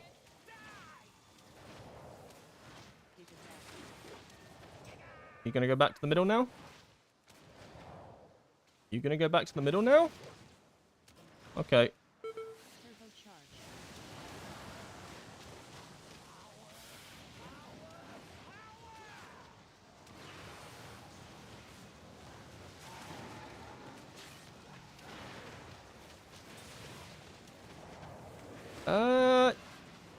Technically, yes, that was worth it. I got full value. Yeah, that was not bad. Hey, Mr. Windwalker POV. When you use Razan for keys, always or just for Flood? So I only use Eye of Kazan at the moment because it's my highest item level trinket. So I use it for all content right now. Even though, like generally speaking, this is like not a very good trinket anymore. Like, it's lost a lot of value in raid and stuff because the fights have like got shorter. It just sims better for me, and I'll probably do some more sims this evening before I raid and stuff. Just double check that. But because it's 684, because it's the mythic track one, and my next highest trinket, the Sephorium, is 665. The sims just tell me that this just is better, just because of how much mastery I get off of it, and the agility ramping up is still just worth more than Sephorium. So it's honestly just an eye level thing. It's got nothing to do with what dungeons I'm running or what bosses I'm on. It just sims better in both single target and AoE for me. Trust me, I ran the sims multiple times because I wanted to make 100% sure. But it just sims better for me. So it's not like a min-max thing or anything in regards to like constant chain pulling to get value from Kazan, or because Floodgate has lots of like constant trash packs and stuff. It's literally just an eye level thing right now. You know you can run through those puddles when you're not electrified? You can, but you can't if you've just been hit by the Thunder Punch. If you've been hit by the Zap and you've run through a puddle, it will electrify it and you'll get stunned. And I had got hit by it both times. Trust me, I've run through that puddle many times with the electric on me, enough to learn that I cannot run through them. It's why the tank, when the tank got Thunder Punched into the puddle, he got electrified from the punch and it instantly went electric and he got stunned. So if you're one of the two players, the DPS that gets the zap on you, you can't run into a puddle until it wears off. To be honest with you, I never checked when it wore off though, so it could have worn off by that point, but I just safer than sorry. So I've been that stupid where I literally just run into it and I electrocute it, and then you steal a puddle from someone else and you're CC'd and you just stand there like a melon. I thought you were going to say you saw someone do it. No, I've done it. Like, I will own up to all my mistakes. I make mistakes all the time. Don't... No, I do stupid stuff all the time. How are you going to learn otherwise? Like, you have to make the mistake to understand that it's a mistake, right? Like, you don't just know it. Yeah, I saw someone do it. It was me. Of course I know him. He's me. Is either Shadow Pan or Conduit viable? Should I run one over the other? So for raid, Conduit's just better overall, and you're more likely to get better results from it because it just sims better. For the raid, its single target profile's better, so you're going to do more like boss damage. As well as that, the fights just like line up really nicely for how Conduit's burst profile works in the raid as well. Like, although you play Shadow Pan 1 minute 30 in the raid, Conduit much prefers the 1 minute 30 playstyle, and it just overall is just better for the raid. In M+, you can play what you want. Like, they're both good at different things. You'll get good results from either. I enjoy playing Shadow Pan and M+. I'm just playing Conduit at the moment to just to get like a kind of read on my damage level changes and stuff. Like, I played Shadow Pan to start off the day with, but they're both super viable for M+. You can go either or, and you wouldn't be trolling. Can we also roll, double jump, skip the stun on Dark Flame Cleft's stun?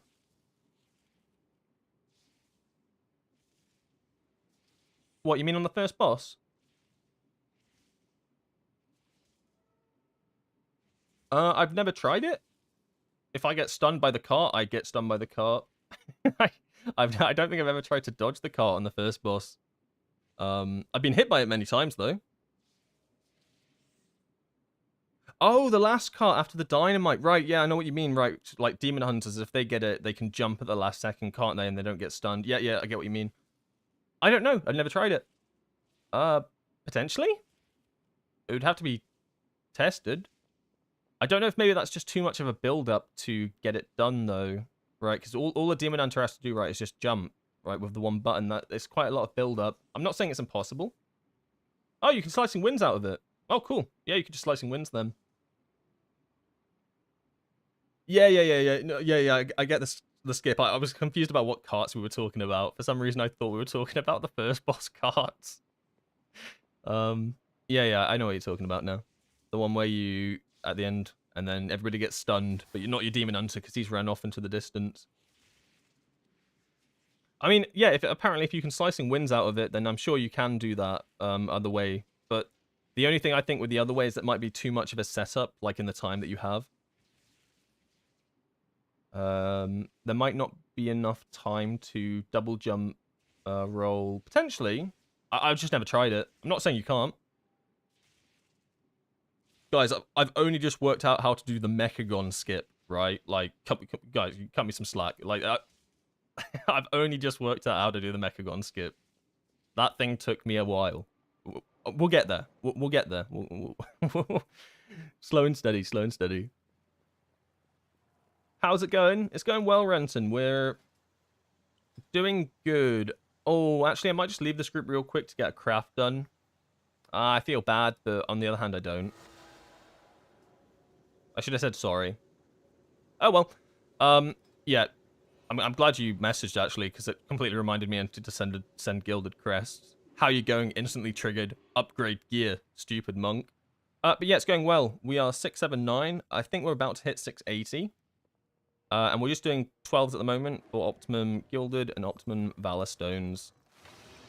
So on that run, we didn't have anybody that hadn't done a 12. So we didn't get full Valor Stones. So actually, that was a bad run. We want to have at least one person in the run that gets score.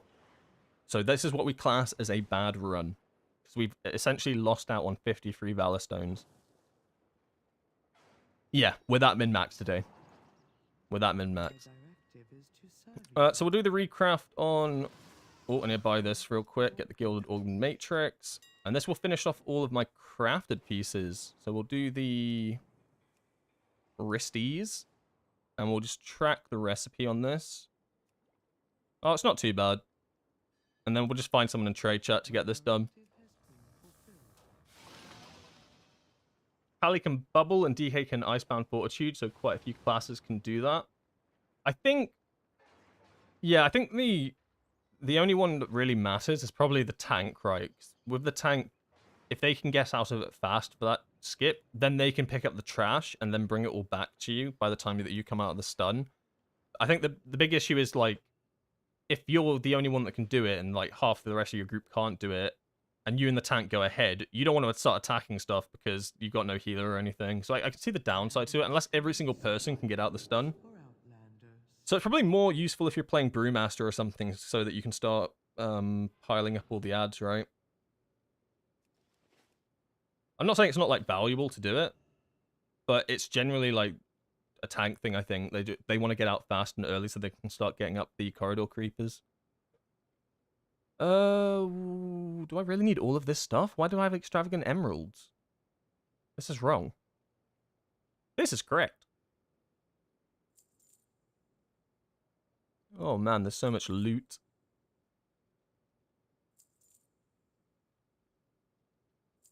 Yoink.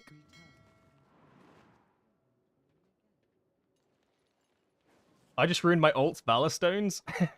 I've had that suggested to me a lot today, but I can't. I just can't bring myself to do it because I know that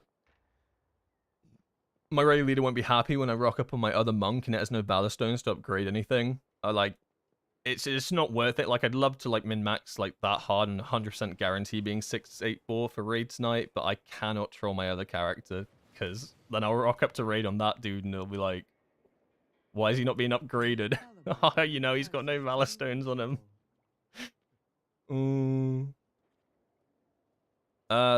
What we doing? We're doing this upgrade. Let's find someone in trade chat. /2, looking for recraft.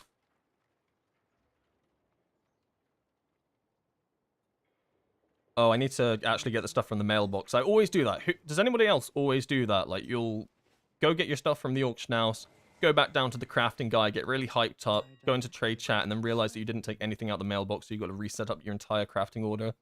Just me? Yeah, just me. Yeah. That sounds like a me thing. Hey, it's Aber again. 3.5k? Yeah, I can do 3.5k.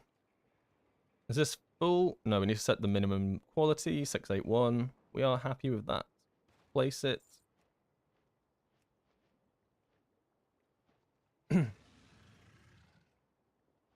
New here is Eye of Kazan good for M+. Eye of Kazan is not bad for M+. Like, the thing with Eye of Kazan is you want good uptime on it, and it's not, like, impossible to do it in dungeons, but some dungeons are better suited for it than others. So it's going to be a mix of, like, what dungeon you're in and how, like, fast you are on the pulls and stuff. I think I've read it's, like, 15 or 20 seconds before you lose all of your stacks, which is quite a generous amount of time, right? Like, it's not often that you stood around for, like, 20 seconds not doing anything. So it's not as bad as people might initially perceive. However, there'll be some dungeons where it's, like, a lot worse than others. Like, Theater of Pain, yeah, you're going to have so many, like, there are periods of 20 seconds, like, when you're going to different wings and stuff, you're not going to be able to, like, pull it back. So that's probably, like, one of its worst ones. But maybe, like, a dungeon like Floodgate it's good in, where you get constant trash packs. I mean, like, there's only, like, a few instances where, like, it might fall off. And, like, don't get me wrong, in all dungeons, there's going to be times when it falls off, yeah? But it's which dungeons doesn't it fall off as much? But it's not the reason I run it. The reason I literally run it is just because it sims the best. It has the best eye level for me. So if I had a C4ium of the same item level, I'd run that just because I think I'd value the crit more. Unless I was like doing a proper like run with a pre-made and we had a dungeon route in mind and I knew we were going to like chain pulled quite nicely and this wasn't going to drop off as much as it could. But this just out-sims my C4ium that I have at the moment.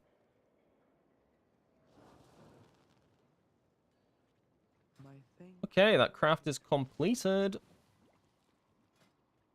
Rune branded armband, 681. Yeah, so now we're 680. Now we're really cooking with fire. So at this point, it's Gilded and Valor-stones. We had a period where we were just focusing on Gilded to do the craft upgrades, but we've done all three of those. So now I have to have Valor-stones for everything. So it's just my head. The only things I need to upgrade now are my head, my hands, my belt, and my boots. Is it even possible to get 684? I know Circe's Circlet's going to hold me back at least an entire eye level. 683 because of Circe's Circlet. I feel like upgrading these four things would only take me to 682. Is Circe's the 658 that low? I guess three crafted pieces 681, so they're not pulling it up that high. Maybe I can only max out at 682.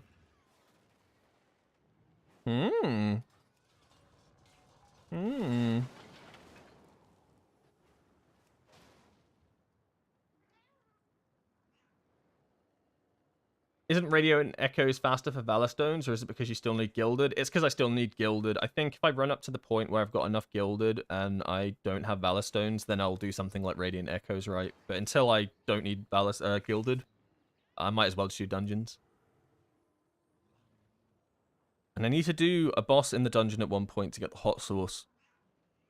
We need hot sauce. Hot sauce is essential.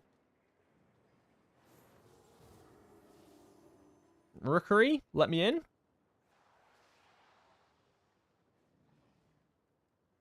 Rookery, let me in. Yeah, we got him.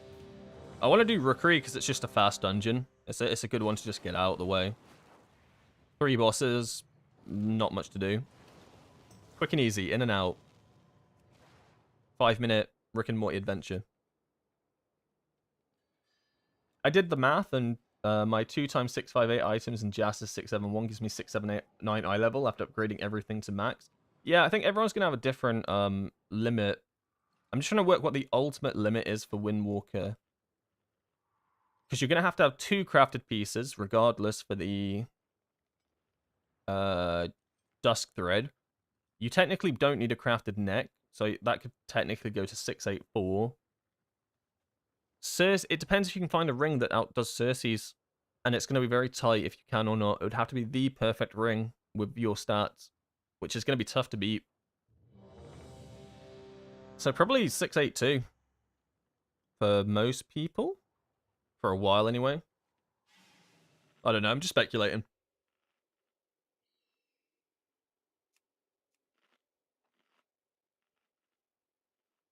Thank you for following Loch Ness, Henry with a 3. Thank you for specifying. Invictus DK, Mr. Doozer, thank you all. Henry with a 3. I love it. Thank the Titans you are here. The storm perch has been breached, and the storm riders corrupted. I think I'm fully buffed. I didn't really check. I don't know, not my problem. Can we stack this guy up? Kind of, but not really. Oh, he's going to shoot a void through everybody. Rest in peace, anybody in front of him. Wow, everybody dodged.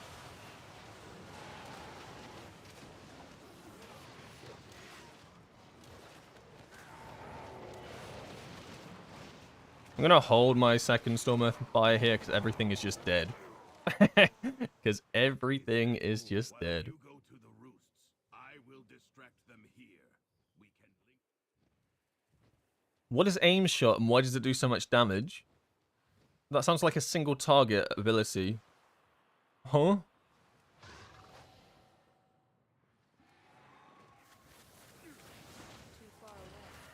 Sounds busted is what it is. It's quite a small pool. I'm probably just gonna save my second Storm Earth and Fire for my next big window.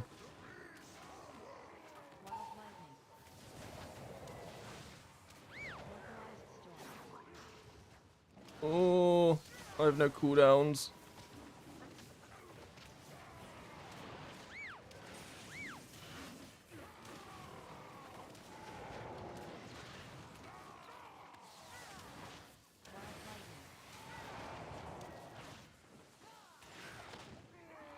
Yeah, I'm just gonna hold everything.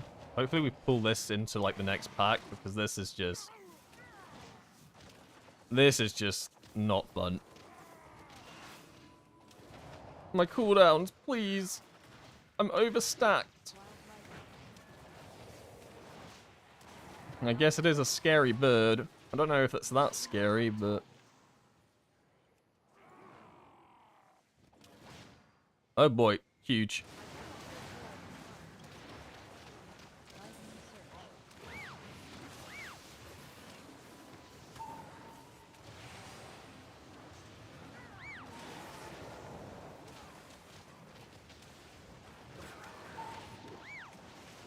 Do I send it out now? No, because everything's just dead again. I think I send it out on the next pack. So I've got my I got a mini burst window. Everything just dies so quickly. Yeah, we'll send it out with this because it's like a medium pack. Got all my cooldowns up. It's not like the end of the world to send out here. It is the end of the world that everything's been pulled though. Rest in peace, us.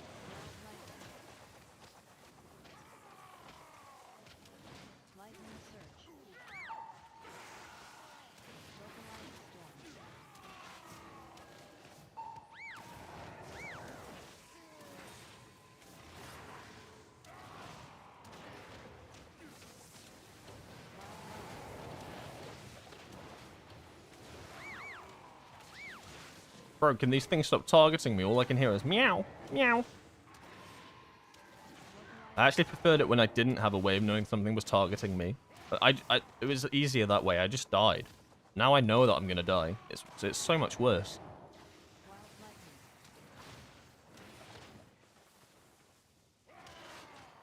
Morning, Windwalker POV. Morning, Baby J. How you doing? Oh, I wish it was morning for me. We're getting into the afternoons now. This is the worst pack in the entire dungeon. Too many casters. Nerf it. Oh! Absolutely clutch leg sweep.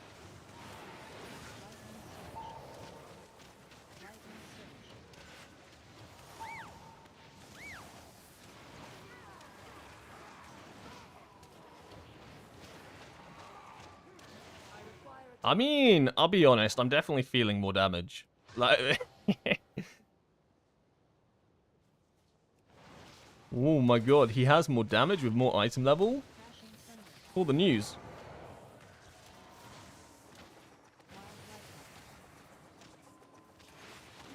WoW player notices he gets more damage with more item level. More at 5. Oh, I shouldn't slicing winds here. You can't actually hit the boss. I always forget. I'm dead. Oh my god, I didn't die.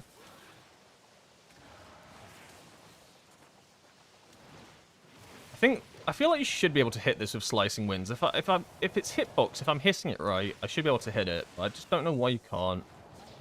Just not close enough. But like, if I'm still hitting its hitbox, surely it is close enough, no? We're all dead. Good luck.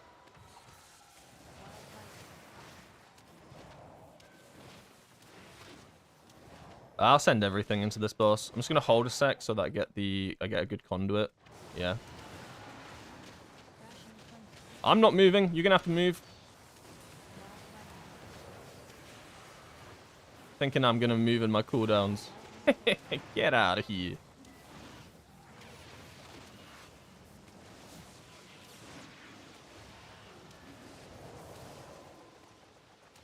I thought Slicing Winds did hit it. So did I. But I was like, I thought they fixed it with the elevation thing. But I'm like 90% sure it no longer hits it when it's in this part. I could be wrong, but I've been told like multiple times when I have used Slicing Winds on it during that it just doesn't hit it. Maybe I'm crazy. Maybe it's Maybelline. But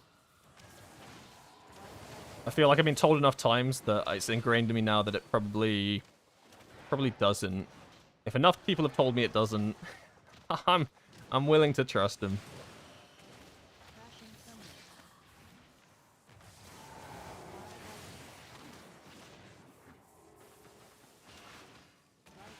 I mean, we can test it. Hold on, let's have a look.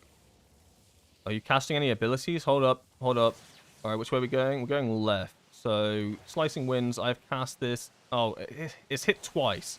So if I cast one more Slicing Winds, we'll see if now my hits they've gone up to 3. Slicing Winds, no, still 2 hits. So it doesn't hit it. There we go, tested, science done. We test these things for science. Yeah, apparently I only had 2 hits there. And then I sent the third one out right when it was in its thing. So if it did hit, it should have been 3.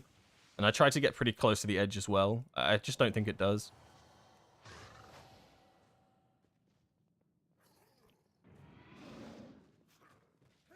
Ooh, this is a rough pull. I'm gonna focus the diffuser. So I bloody hate this dude. I'm gonna pop everything and just stand inside of his circle because I'm built different. Okay, no, I'll move out.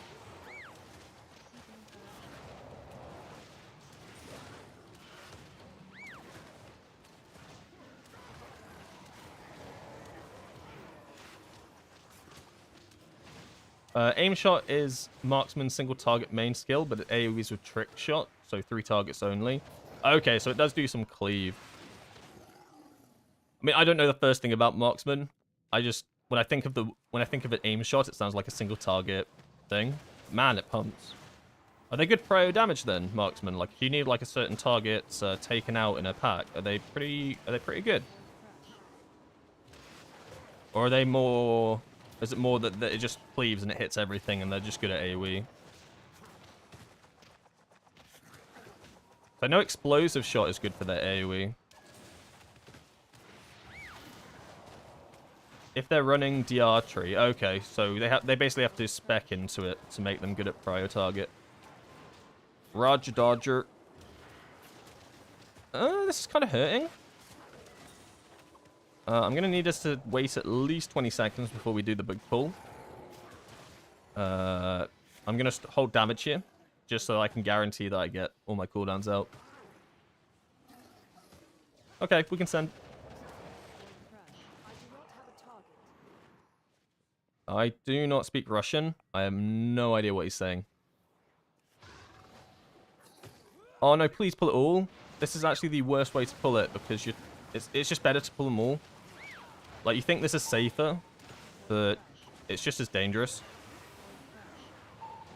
Except now because the issue is you've expended all of your big cooldowns on this pack, yeah? So you've got nothing for the big diffusers. Like, it does not change the difficulty of this.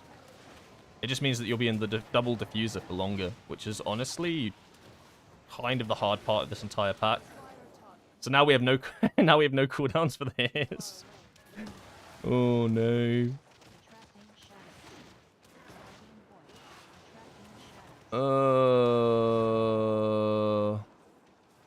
Help. Yeah, look, see, healer dead. Healer dead, but we separated these packs, right? Like, it's a big misconception. It's less risky.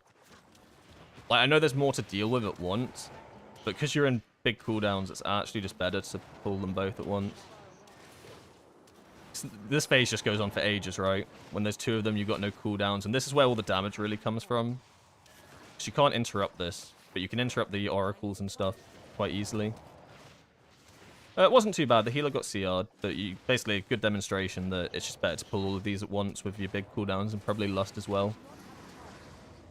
Because that's where all the damage is coming from. For Sentinel, single target and AoE rotation is the same basically, except you streamline procs are spent with cleave multi-shot rather than single target arcane shot. And what do they mostly run? Are they Sentinel then, predominantly? Or DR? What's DR? Oh, Dark Ranger. Or is it like a situation like, oh, you're going to need to go DR for this dungeon, but you can go Sentinel for this dungeon?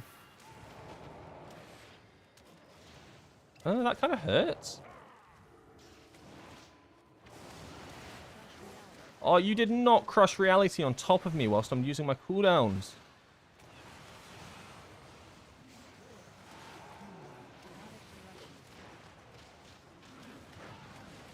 So I like playing with Marksman. Like, Marksman's one of my, I don't know, preferred specs to play with. I just think they do really good, whenever I play with them, they just do really good AoE. Like, surprisingly, deceptively good AoE. And then their single target's actually not too bad. I think Marksman Hunter's actually hidden OP for M+. It's one of those specs that would be meta, I think, if the meta specs weren't just that much better.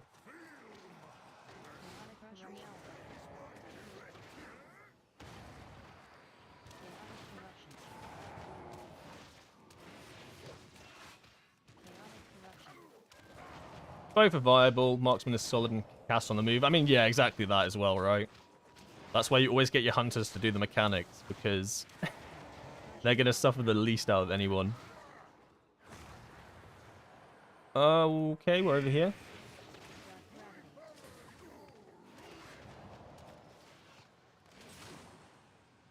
Although that is the one downside about playing, I suppose playing a hunter, is that generally if you play hunter, you are always going to be given like the mechanics in a raid, which means like you're always going to suffer the most on DPS. Because even if you can cast and move, am I dead here?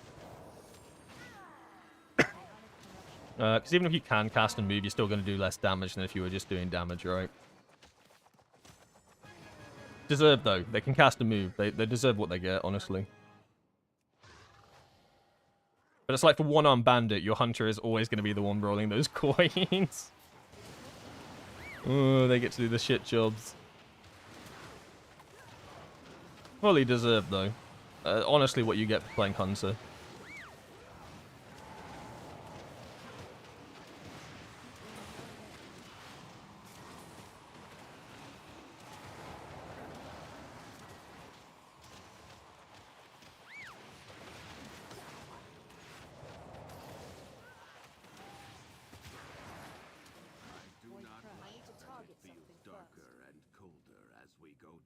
I see Marksman as a tanky arcane mage plus no pet.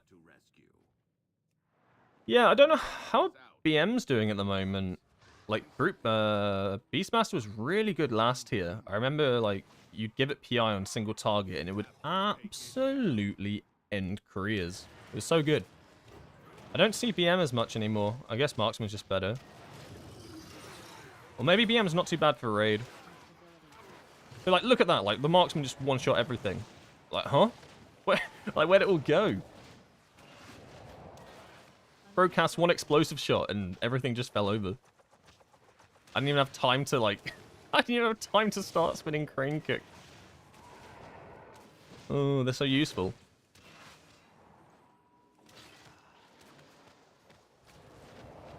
I'm going to save everything for the next pack.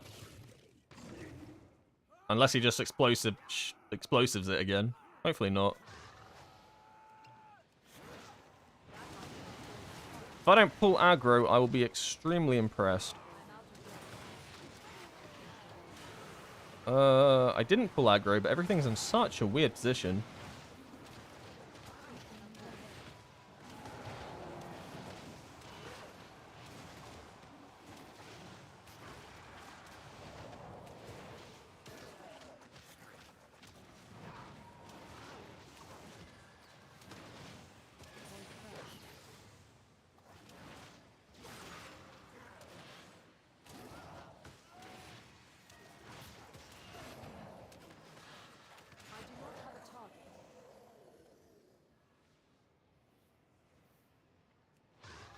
Ascendant. No, alright. Look at that, where'd they go? I didn't hit them like once. I need to slicing winds faster. This guy's stealing my pad. He's stealing my pad again. He won't get away with this.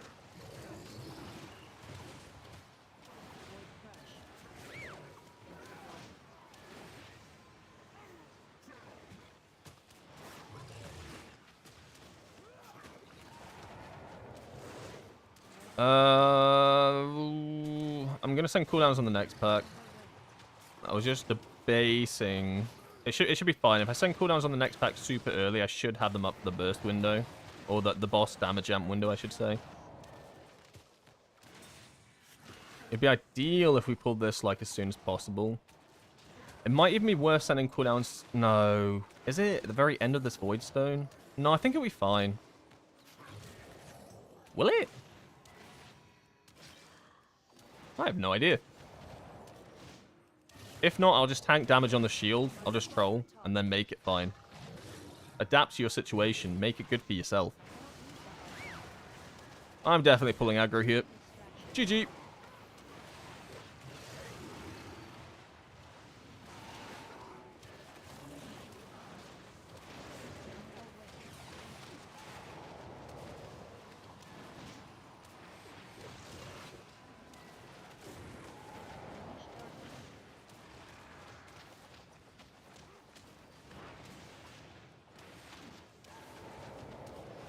Yeah, it should be fine. I think it'll be like 50 seconds or so before we get the shield. I mean, it is a 12, so it'll be a bit longer than a 10. Funnily enough.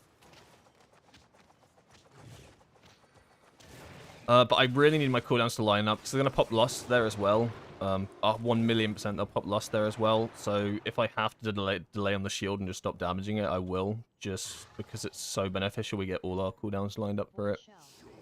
We'll see, though. I'm not going to troll. Right, I'm not going to troll, but...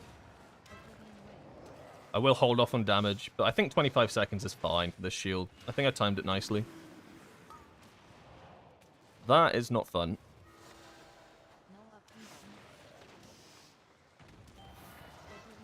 That is also not fun. Where is it? Over there? Okay.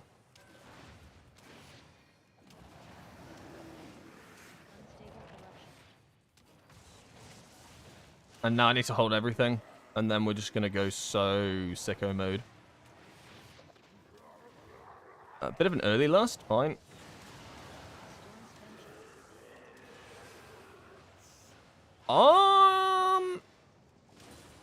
I'm not saying that I pressed my abilities in the completely wrong order.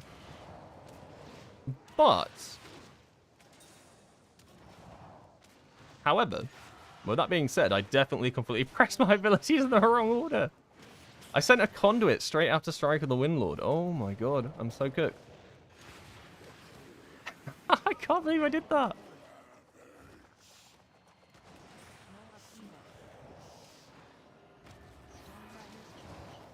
Oh, that's not good. Where is it? Ah, that's not too bad either.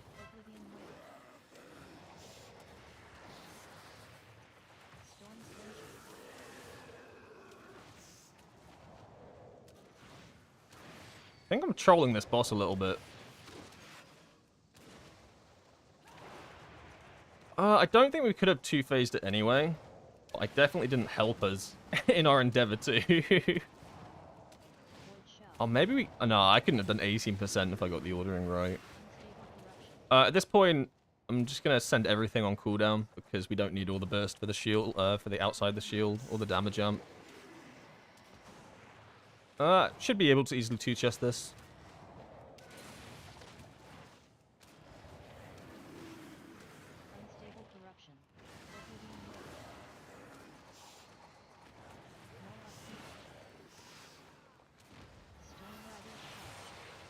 Ah, screw it, sneak the boss. We'll be fine. I mean, I'll be honest, 4.28 million is really high for Rookery. Like, I compare it to what I've done damage-wise in this dungeon. I don't think I've ever done over 4 mil. So, yeah, item level's playing quite a big... like, item level is making quite a big difference in damage, right? Like, that's pretty high. I mean, like, the breakdown's still the same, yeah? All the abilities and stuff are in the same order. It's just the damage numbers have gone up. Damage numbers have just gone up significantly.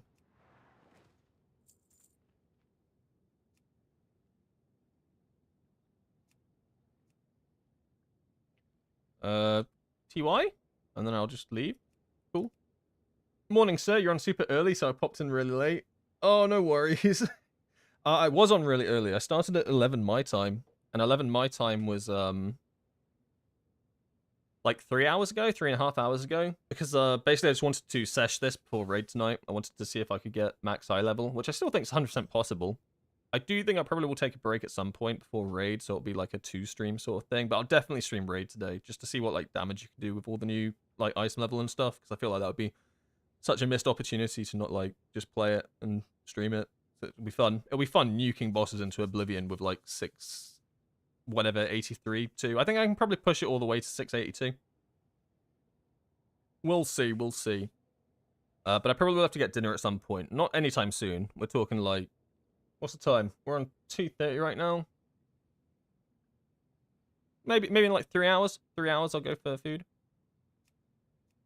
And then just do a new stream in the evening.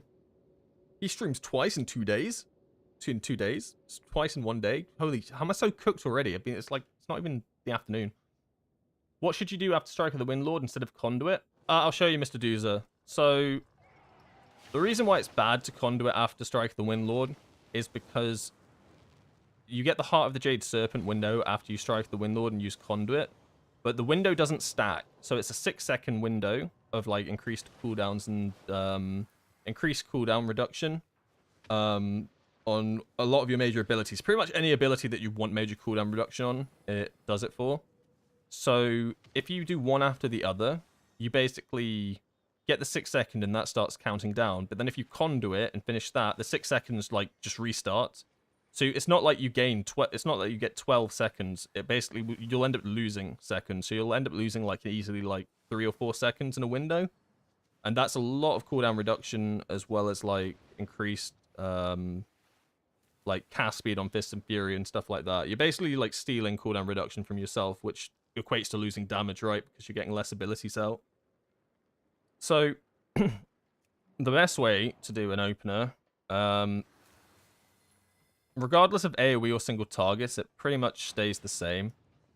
But let's say you're on a nice amount of chi or something. So let's say we're on 4. Pretend this is AoE or something. So you send out Zuin, Storm, Earth, and Fire, Strike of the Windlord, Fist of Fury whilst you're... And you see this timer ticking down. The moment it gets to like 1, you send out Conduit, and now the time is finished. That activates, you get another 6 seconds. So you're basically trying to get as many 6-second windows as possible, one after the other. And then by this point, you know, Strike of the Windlord's back up, so you get your third one. And then, so basically you've got 18 seconds of cooldown, and none of them have overlapped each other. So you can see how fast I was getting, like, cooldowns back up. Like, Strike of the Windlord is usually a 30-second cooldown. I had that back up after, I don't know, 20 seconds or something, really short.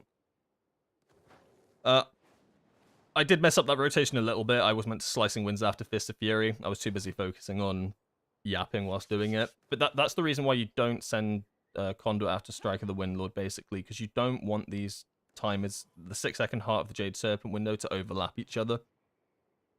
You want them to be one after another. So you want the Strike window, the Conduit window, the Strike window. So you get 18 seconds of cooldown reduction in a row, like 6 seconds, 6 seconds, 6 seconds in a row. And that's basically how you play it. And that's what you'll do every 1 minute 30. So you never open with Conduit, right? You always open with the Strike of the Windlord one. The main reason for that is because, well, there's 2 reasons for it. The one is if you opened with a Conduit and then went into Strike of the Windlord, you'd only get 12 seconds of that window. And then you'd have to wait like 25 seconds for the next Strike of the Windlord because you'd be waiting for this cooldown to come up. Whereas if you Strike of the Windlord first, then Conduit, you end up in a situation where Conduit helps reduce the cooldown of Strike of the Windlord, and Strike of the Windlord also helps reduce the cooldown of Strike of the Windlord, because it's one of those abilities that gets reduced cooldown. And that's why you're able to do like 3 sets in a row, like Strike, Conduit, Strike. The other reason is that when you use Strike of the Windlord, you get a buff called Gale Force on any target that you've hit with Strike of the Windlord, and this basically does increase damage. Like, so basically, any damage that you do during that 10 seconds gets 10% extra added onto it. So if we look at like this damage breakdown, it's a little bit small, but you can see Gale Force did about 5% of my damage in that dungeon. And that just comes from the extra bonus damage that you get when you cast abilities in that 10-second window. And because Conduit does such intense damage when you press it, like it does a huge amount of damage in like, it's 3 seconds, isn't it? Yeah, in like 3.2 seconds, it does a huge amount of damage. You're basically replicating that inside your Gale Force window. So you basically get tons of damage from Gale Force off of that. So there's 2 main reasons for doing it. Increased damage, and then just good optimization of getting 3 Heart of the Jade Serpent windows in a row, instead of just getting 2. Am I still using the Siren Isle ring? I am. It just sims best. Like, I can do a... It's probably a good... Yeah, let's do a sim real quick. I'll show you what I mean. So we'll grab our sim, raid bots. We'll go Droptimizer. Droptimizer is probably the easiest one to do. And we'll have to do 2 of these. So we'll do Liberation of the Undermine, and we will stick it all the way to 684. So any rings in here that drop that I could set to 684, we'll see if any of those are better for me. So we'll run that Droptimizer. And then we will do the exact same thing. And we'll just do the Mythic Plus ones. We'll just do any Mythic Plus dungeon. 6... Why is that 671? Alright, I need to change it up to there. So we'll basically, what we'll do is with my current gear, we'll sim every single ring that is possible for me to get. Except for crafted rings. The reason I'm not doing crafted rings is because they're at a lower item level. I know you can pick the stats for them, but there's enough rings in the game at the moment that one of the combinations at 684, if a ring is better than Circe's right now, will be better for me than a crafted ring. And I'm like 98% sure that it's going to come up that none of these rings are going to be better. I'm willing to be surprised, and that'd be cool, because it means I have a goal to search for. But on the other hand, it also means I have to get lucky and get it from the vault. So there's the trade-off, right? It's like, there might be a better ring for me, but if I can't get it from the vault, good luck. So ideally it would be a raid ring, but I think the raid rings suck. I think the ones I've seen in Sims for like the perfect Windwalker gear or maxed is the Necrotic Wake one, I think. Comes out like good. But yeah, we'll let those Sims run in the background.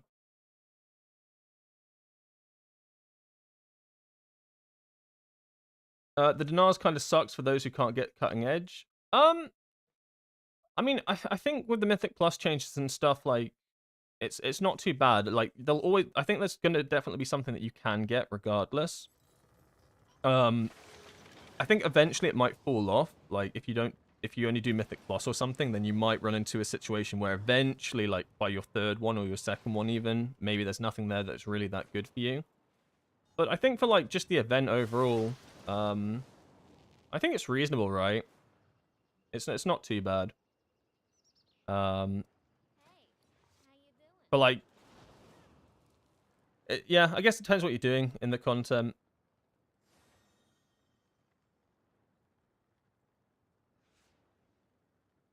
Oh yeah, I mean, did I say Necrotic Wake? Yeah, the other one, that other dungeon. If no raid stream, then we riot. There will be a raid stream. Don't worry, I promise. Psych.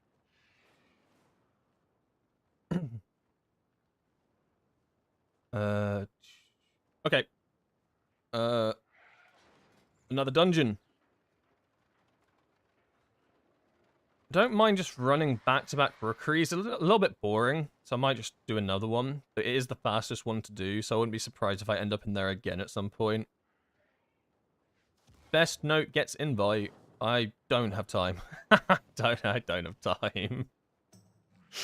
I don't have the brain power to come up with a note.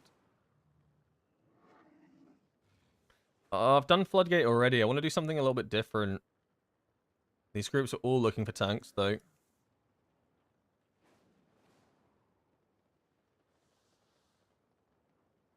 I'd like to do Workshop. I haven't done Workshop today.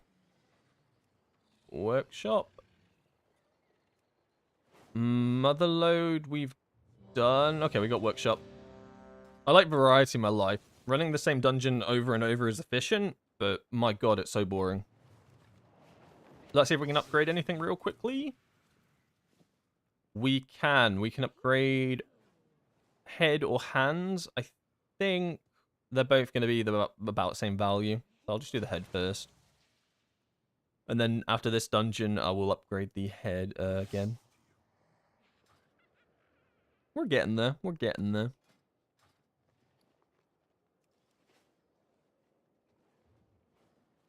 I have a 12 workshop if you want in. Oh, I just joined this group, Metalhead. Sorry. Potentially afterwards, though. I don't mind workshop. I actually don't mind it as a dungeon. It's okay. It's a little bit one of the slower ones, though. Like, Rookery is probably the best one for speed, like, efficiency. Operation Mechagon. Are those drop optimizers finished? Maybe? This is not the correct drop optimizer. I've got so many drop optimizer tabs. Okay, so that's still simulating. Okay, they're still simulating, so I'm going to have to remember these after the dungeon run. Good luck. Ain't no way I'm remembering anything after the dungeon run. Yeah, sure thing, Baron. I can share that with you. Oh, I already have it up. There you go. It's just basically, it's just a GCD tracker. There's like loads of them. I don't really know why I picked that one specifically. There's no real reason for it. I just did. 5, 4, 3, 2, 1. Conduit again. I think after this dungeon I'll start playing some more Shadow Pan. Because I've been playing Conduit all day.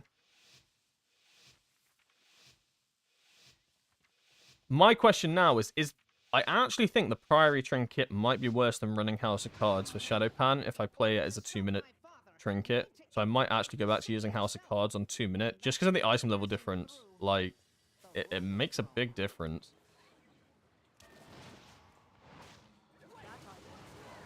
Okay, we're going for the half pull.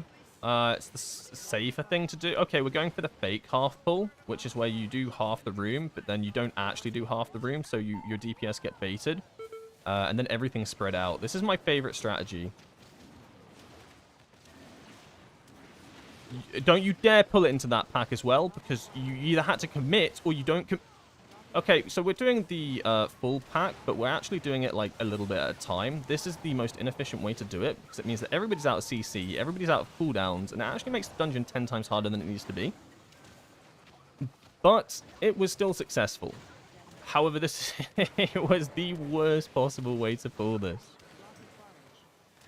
Because you spend all your cooldowns on the first pack, right? So then what do you... And then you pull into the next one, then you pull into the next one. This is actually... Yeah, I'm surprised only one person died. That was so sketchy. As well as that, everything spread out, yeah?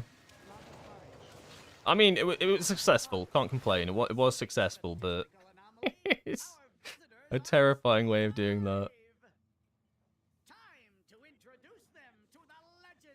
I tried several on the website and they either don't work or only show the last guild used. Yeah, I mean, I was looking for a GCD tracker for ages and I ran into a lot of ones that like didn't quite show what I wanted.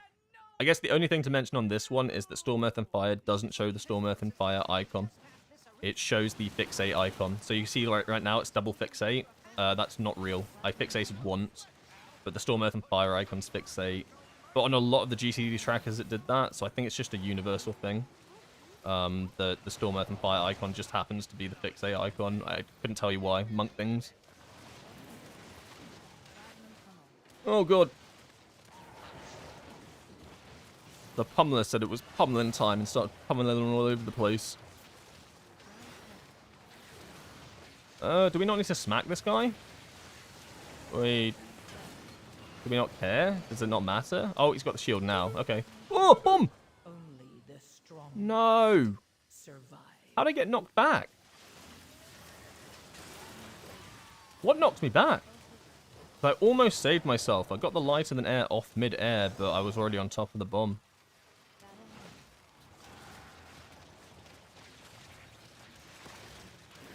I must have got hit by a saw or something. Right, that's the only thing that knocks me back. That wouldn't one-shot me. Oops-a-daisy.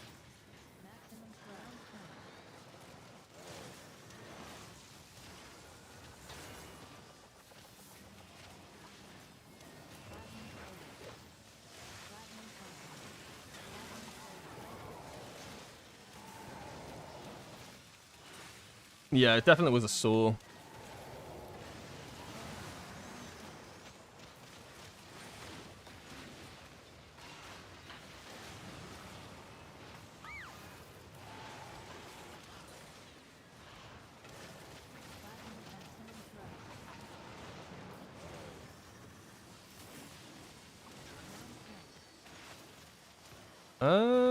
I mean, they're pretty much the same health. I think it's fine. Probably focus this dude a bit more, but the other one's going to get a shield. But it does get instantly broken. Yeah, it's fine. Probably back on the pummeler, actually.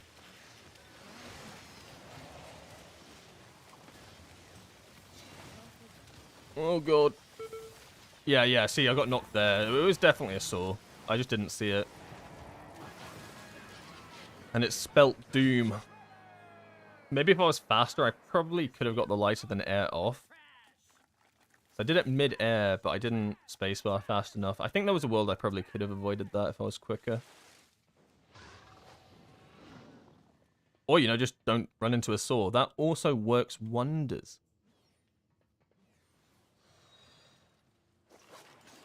No real cooldowns for this. I mean, I'll send out a mini window. No, I won't. That's a lie.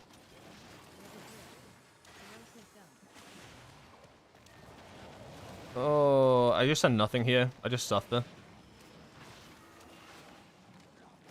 I'll send it on the next pack. It'll be fine.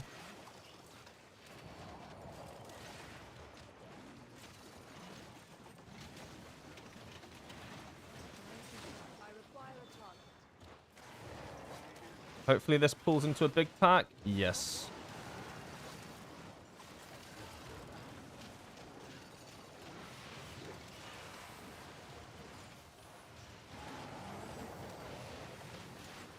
Holy damage. It's not a lot. They're keeping up with my burst window. Stop.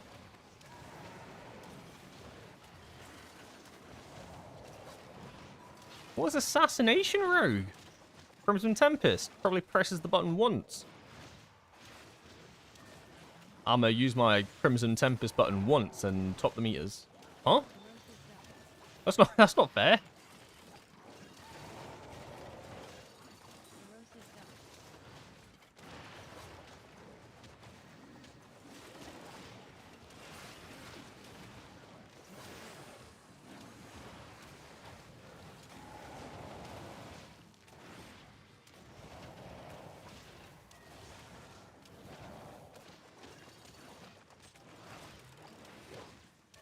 Me and my friend timed a +12 workshop the other day. Healer DC'd after the second boss, never came back. We managed to out healer until the last 3 trash packs where a DPS went healer. That's pretty nuts that you were able to survive the entire thing without a healer. The interrupts must have been on point, 'cause there's a lot of casts after the second boss. Like a hell of a lot of casts. You must have made quite use of the, what they called? They're called like the domes that you take no damage in. Those must have been used and abused. No healer. Oh god.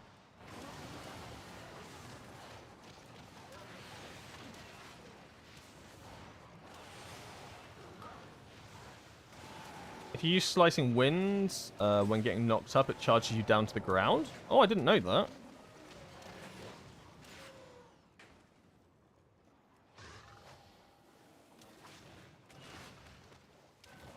That might also be why it works as a way on Dark Flame Cleft. So I was getting told earlier that you could use it in the Dark Flame Cleft when you're getting knocked up at the end of the dungeon. You can use it to get out of the animation after the minecart. So it might be because you're bouncing in midair and then you're slicing winds and it just pulls you back to the ground so you don't get the stun. Slicing winds technology.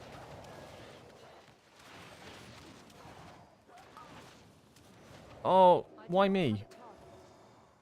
Alright, no cooldowns for this. Kinda lame. I guess we'll just send everything after the first crate.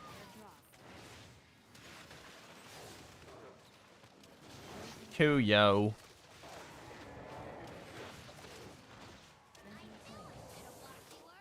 I can probably send one more Fist of Fury. Okay, I hide now. That wasn't sketch at all. I don't even know if I have enough time to send out a full damage window here. I feel like I don't. No, not really. I'll send out a mini window, because I need the entire time to basically do it. Ideally, you don't blow that up. Ideally, that doesn't get blown up.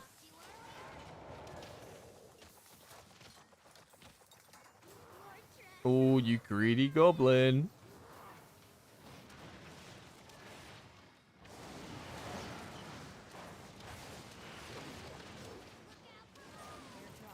Yeah, because I wanted like the whole time to be able to get my conduit out and stuff. Because if I get the circle on me and I have to move out, like, pain, right? Oh my god. He cheesed it. Hunters, dude.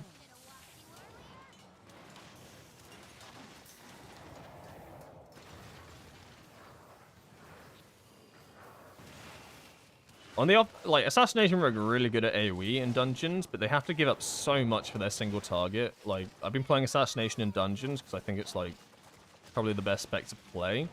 And its AoE is insane, but when you get to bosses, it's like, what is my purpose in this video game? Like, it feels so bad. The talents, like, you feel like you have to give up all of your good single target talents. But then, like, in Raid, it's a powerhouse.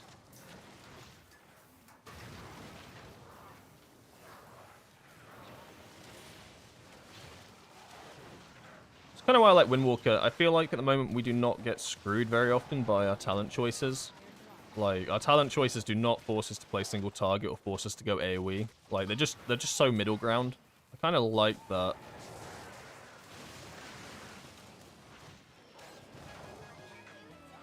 Alright, watch this forbidden tech I'm about to show off. You're going to be so amazed. Oh my god, this is going to be so sick. Wow! Oh my god.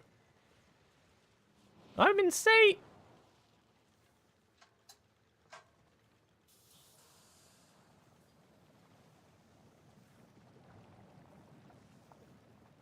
Let's run it back. No. Oh, what did I do? How did I fall that? Can we use corruptions in M+ and Raid or just in Visions? You can use them outside of Visions. So there'll be an M+ buff and there'll be a Raid buff. Pretty cool, right? Attention, citizens. Please remain in your domiciles. I haven't looked into it enough to know how much time you have to spend in Visions to get a corruption. I don't know if I'm like tripping, but I swear in like BFA you could only do limited visions a week. Is that like, does that sound about right? Like I feel like you have vision locked. It was so long ago I don't quite remember.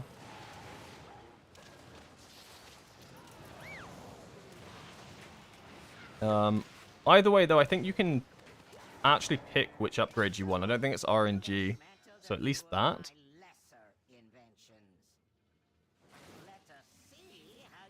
Am I doing Conduit or Shadowpan? I am doing Conduit right now. Did I play Shadowpan next dungeon?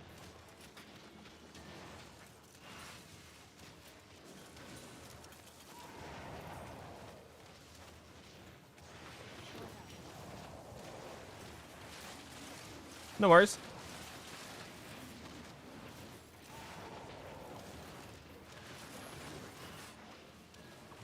Yeah, the reason I'm playing like a lot of Shadowpan, Conduit even, is I think because of the item level and stuff, I'm trying to like work out how much damage it feels like I'm actually gaining.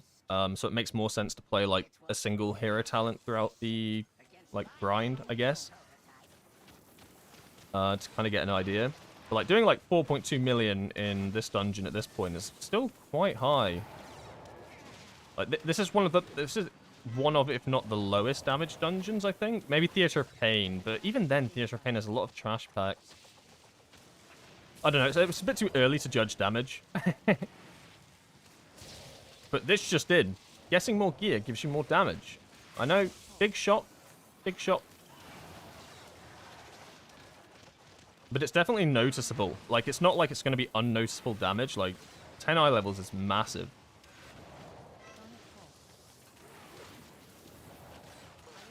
Well, it's not quite 10. It'll be like 8 or something for me.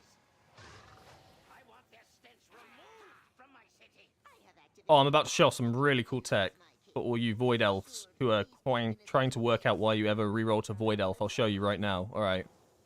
This is why we play Void Elf, boys. Just, like, come on. If that doesn't want to make you reroll, I don't know what would. Come on. What are we doing? Best race. No longer shall you suffer with the detector bots. No longer will you get laughed at by your friends when you get discovered.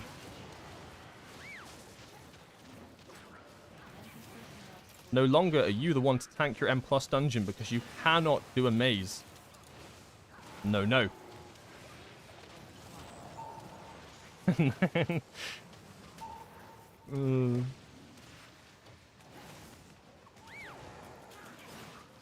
But bruh, you can just dodge them. Yeah. But can you? Panda OP? What do pandas even do? Don't they just take like reduced full damage and have increased food or some shit? Not to like hate on pandas, but like they invented hearty food. Like, does that just not negate pandas entirely?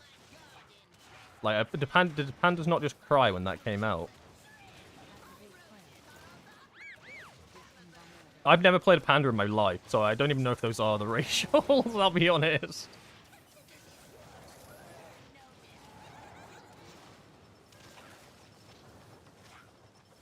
We got 1k Agi food buff. Oh, that's not too bad.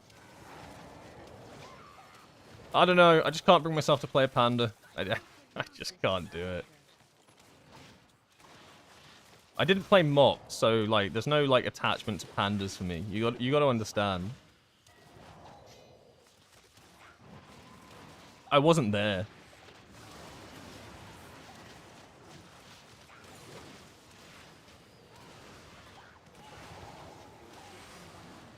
Discombobulate. Where is this ad? Oh, it's over here. Boys, we need to probably kill this, yeah. And probably touch of death it. Yeah, done. Oh god.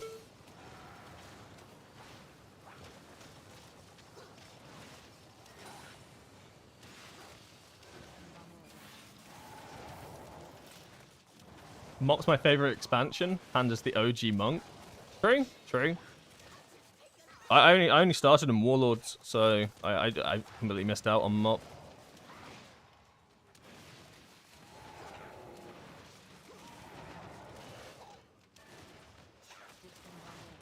Although, I mean, I got lucky, right? I started in the best expansion they ever made. And you might think that's sarcasm, but I actually genuinely think it was my favorite expansion.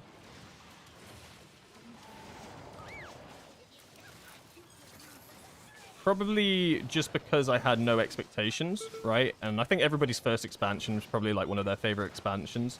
So even though WoD on paper was like a horrible expansion, for me, I had nothing to compare it to. I was in a world, I had my garrison, there was like characters that I knew from Warcraft 3. Oh my god, it was just like actually cinema. It was amazing. Like, oh my god, it was Garrosh. Garrosh Hellscream was there. There was Gul'dan, dude. Like, oh my god. I'll die on the hill that WoD is my favorite expansion. And the best expansion. Legion was pretty good. I did like the class order hall. I just didn't play much of Legion. I played the start and the end.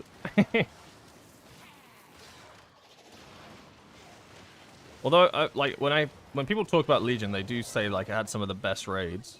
Like, people loved, Nighthold. Like, people always speak very fondly of Nighthold. I never got to play it. I just didn't do it. So, my misguided son returns. A 13-year-old dance was having the time of his life with Mop. What, picking the carrots with in your dailies? This is peak. This is peak farming. I can't say anything. I probably picked carrots in WoD. I didn't even know what I did in WoD. I just sat in my garrison. Fishing and farming. Biss. They don't make video games like that no more. Now they just have me spamming Mythic Plus dungeons. Game's changed, man. Oh! Funnily enough, what is my least favorite? I think what is a lot of people's least favorite. I think a lot of people played before WoD came out, and then there were like loads of like hype for it, and then it just came out short. I remember like, because I was watching my friends play it on release and stuff, and it was the funniest thing, because they were so hyped for it, and then they just got locked on Flight Pass for like 10 hours straight and couldn't play the game. They were just stuck in midair on these birds. Like, how to kill like how to kill your game, like, have a bad launch. Oh, what we doing? We skipping? We probably can't. Oh, we shroud. Cool. We going?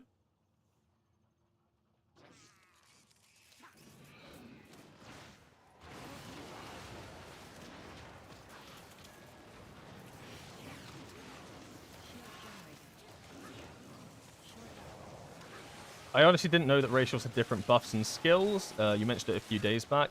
Yeah, so like different races do have pros and cons. Like generally speaking, like they're all within reason of each other damage-wise. That you can probably get away with playing like your favorite one. Just you really don't have to min-max races. But they do get extremely min-maxed at like high level and stuff, because there are some that are just better than others. The best example I think is Night Elf, right? There is a massive difference between a Night Elf tank and a non-Night Elf tank in high M+. Because if the tank is a Night Elf, they can cast something called Shadow Meld?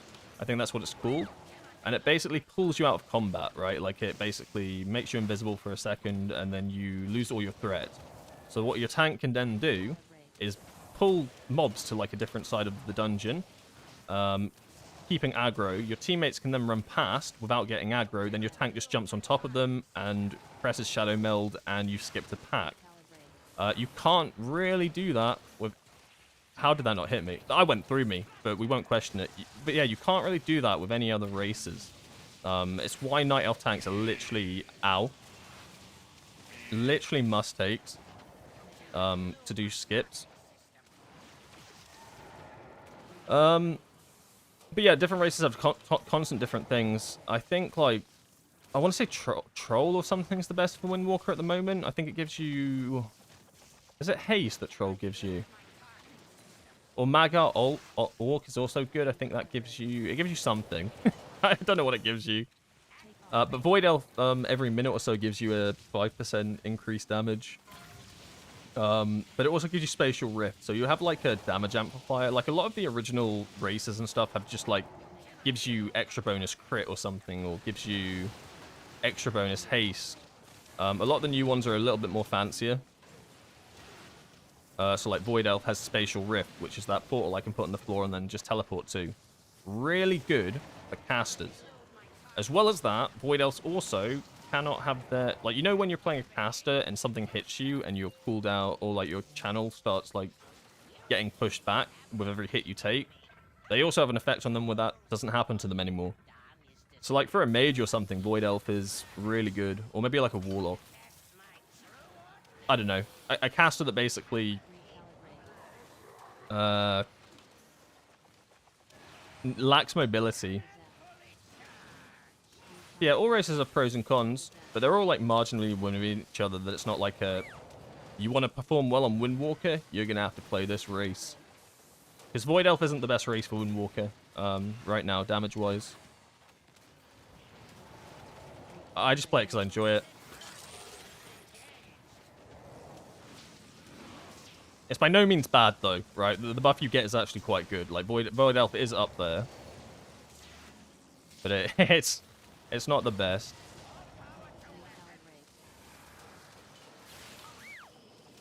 Oh. We got the Mega Zapped. That is horrible.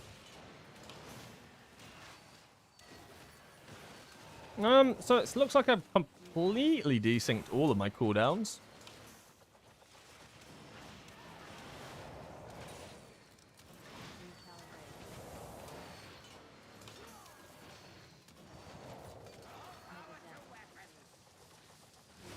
I have no idea what I'm doing with my cooldowns right now. I feel like I've like just kind of zoned out for this last half of the dungeon.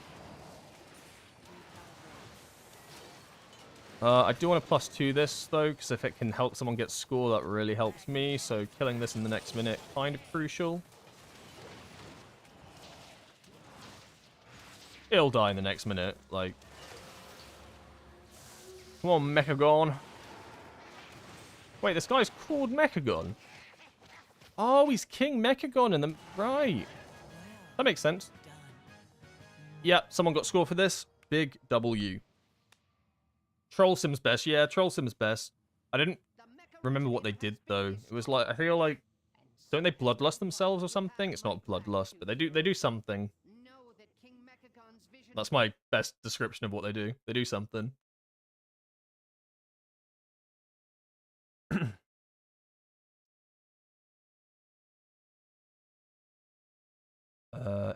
Invented hearty food, and now every class is going to get a food heal built in, so food in general is about to become basically pointless. True. Food used to be, like, so important. I remember when Dragonflight, when they released the thing that you could put in your gear that gave you basically high feast, and it was, like, insane. Like, you had to get it. Food persisting through death? Unheard of. And now everybody has hearty food. Now you can literally just do it with, like, just basic cooking. Yo, no way, Kuyo's flame vents. I'm totally going to use those at some point.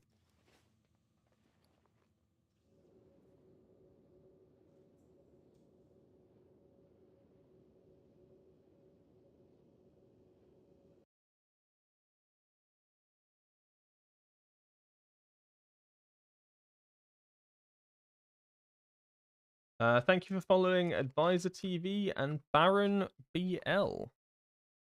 It's very kind. So we can fully upgrade the head now. Yes. And then I think in one more dungeon we can upgrade 2 pieces at once. My math is okay, which I think it is. Yeah, because then I'll be at 30. So then I can fully upgrade something like my wrist. The only downside, once again, ballast stones. Ooh, maybe I'll be dirty and I just transfer a couple of ballast. Like a couple of ballast stones won't hurt, right? Like just a few.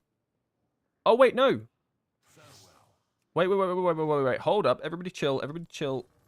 I remember that someone told me that I could buy Valor Stones. Because I have 6 of these and I can't get anything from the SAD. Because I've got full sockets. So I should actually be fine on Valor Stones. I should, in theory, I can buy, what, 75 times 6? Quick math.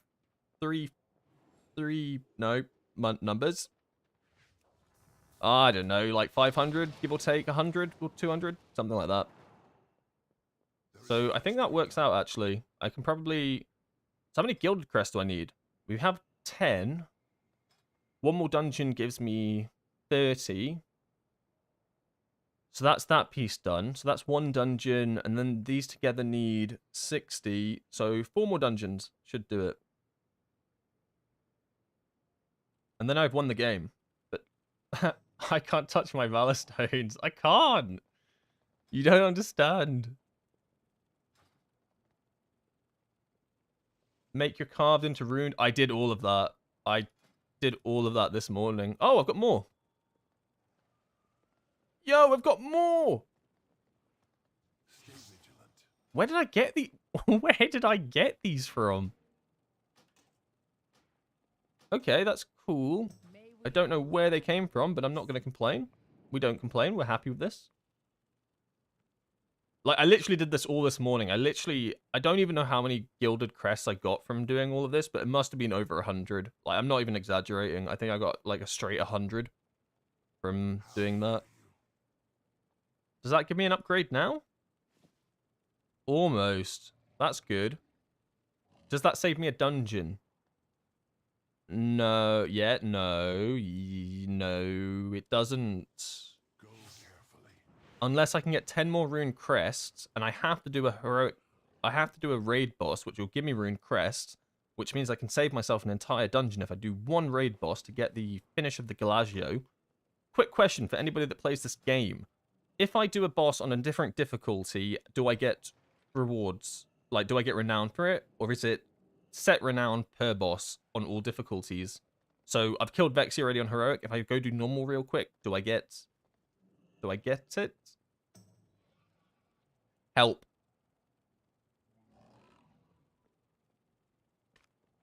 You do. Okay. In that case, let us quickly go for a Vexy normal.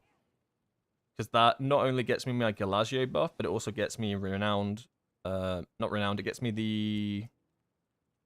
Oh, you know what I mean. It's been a long day. Let's just queue. We know why we're here. We know what we're doing here. Looking for a full, fresh... I mean, I'll do any boss. I just want to get in. 2, 3, 25 Zerg. Galley, Rick, first for Dinar. These groups aren't as full as I want them to be. Full run, gigantic turbo blast. Get me in there. Normal run at Rick. I mean, I'll do normal Rick. Get me in. Lock and stock. I mean, sure, bro. Just get me in. 2, 3, 25 Zerg. I'm sure you can make room for me. 2, 3, 26. Declined? What in the fuck kind of power move is this? Huh? Holy. I don't think I've ever been declined from normal before. Also, I hear a fire alarm in the distance, but I don't think it's mine. I'm sure I'll be fine.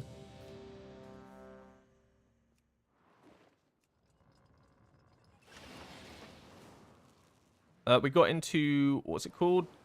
Gigantic Turbo Blast. You know this group's going to be full of pumpers. You only get renown once per boss? No! Wait, so I can't do Vexy if I've already done Vexy on Heroic.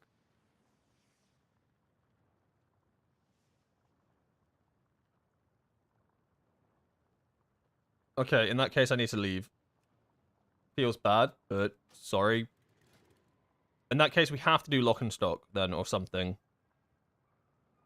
Wait, no, I've done Lock and Stock. We have to do one on Bandit. Bandit? Normal ideally, so I don't have to think about it.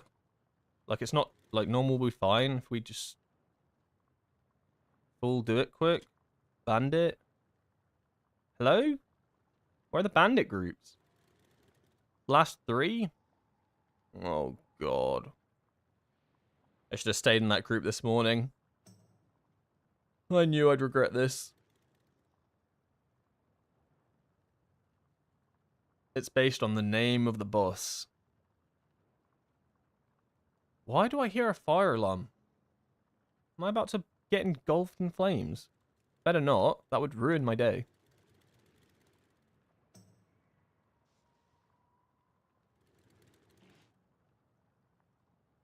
Oh, wait, no. It sounds like it's from across the street. I think I'll be fine. Yeah, no. If it's across the street, the fire can't reach me. Okay. Moving on. I've done sticks. Okay, I'll just type... Okay, I'll do bandit on any difficulty. Jesus Christ, let me in. Bandit, curved. You down bandit. Bandito, one-shot group. Yes, please. I will one-shot it for you. I promise. Why are all these groups full? What is this shit? Let me in. How is everything full already? Bandit waitlist? Huh. It looks like we're wiped. It's my turn. It's my time to shine.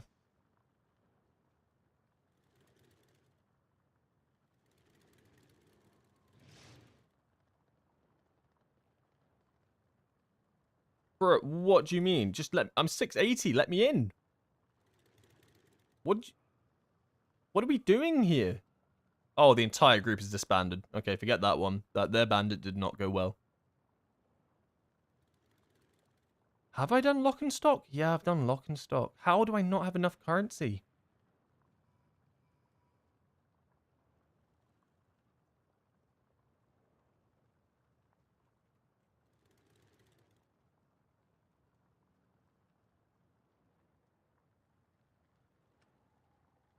Gain 8 high levels in 1 day? Yeah, I know.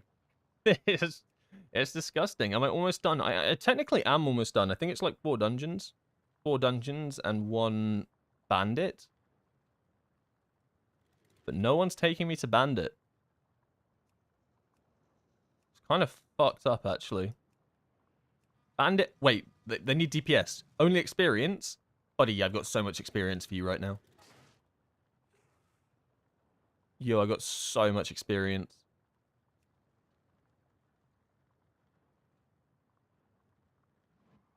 What is this? Is this real life?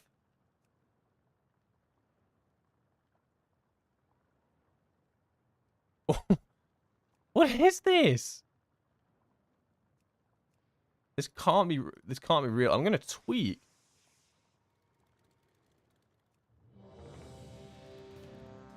Oh, sweet. This is me and the boys. Yeah. Oh, Jesus Christ. Not experiencing enough.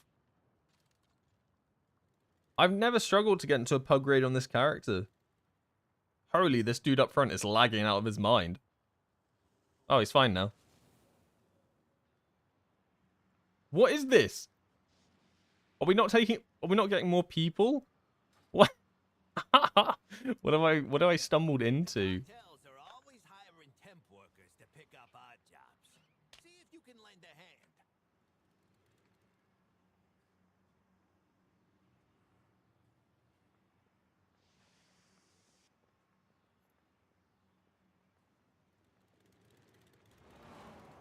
I mean, look at all these people, right? I would be inviting, like, loads of these people. It's literally only Bandit Heroic. Like, you got 670s here signing up. Like, just take them, dude.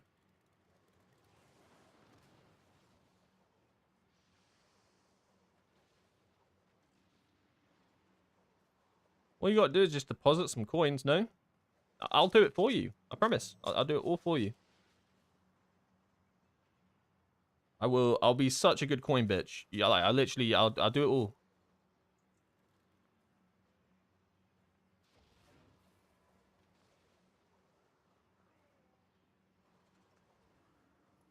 Are they scouting people that don't need House of Cards? I have no idea. Maybe. I don't really know. That'd be funny. I'm sure they're probably not, but that'd be funny, right? That'd be so dirty. I'm sure they're just looking to see if people are curved. I don't know. Hugs. This was meant to take less time than one mythic dungeon. Starting to think I was wrong. But I had to do this anyway for the hot sauce. I mean, Wait, hold up. Do you think that I could solo a normal, like, you know, in the raid there are like generals and stuff. Do you think I could solo one on my own? Like the magician guy. Do you think I can solo him outside of one-armed bandit on normal difficulty? Thoughts? That could be faster. I only need 50 currency. It is a raid though. But raids get scaled down to players.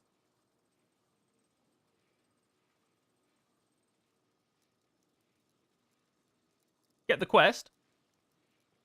What quest?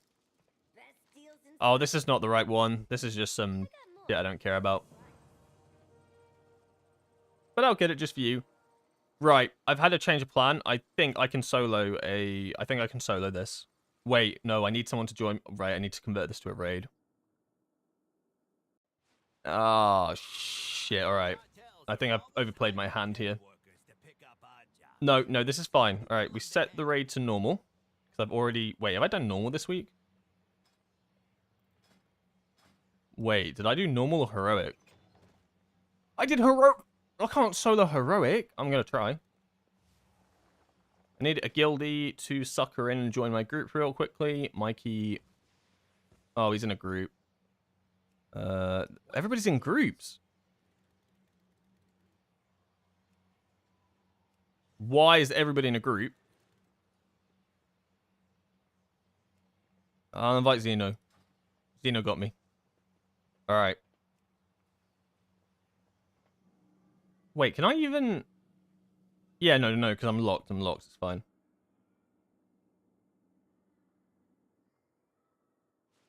Trust me, I think what I'm doing is very smart. Wait, why are these here? Oh, because it's set to normal. Okay, it might seem dumb what I'm doing, but I actually think it's a really smart thing to do to avoid having to piss around with Bandit. So we'll change this to heroic. It's going to be really difficult. But I think I actually think it's possible. Oh, I can go around that stuff and not... Oh. What do you think the easiest general is? But no, I've killed a lot of the generals already. Nah, trust me, this will work. This will work. Alright, need this bozo to land. So it's like Marvin the Magnificent. Marvin the Magnificent or something? I don't even know. And there should be no other ads in front of him. And all he does is turn you into a rabbit. So I think I can probably do this. Oh, it's so smart. I'm literally living in the 4th dimension right now. Okay, we got to be smart about this. Careful. Don't pull the dealer. Pull the dealer and it's GG well played. Wait, is there a demolisher in the way? Oh.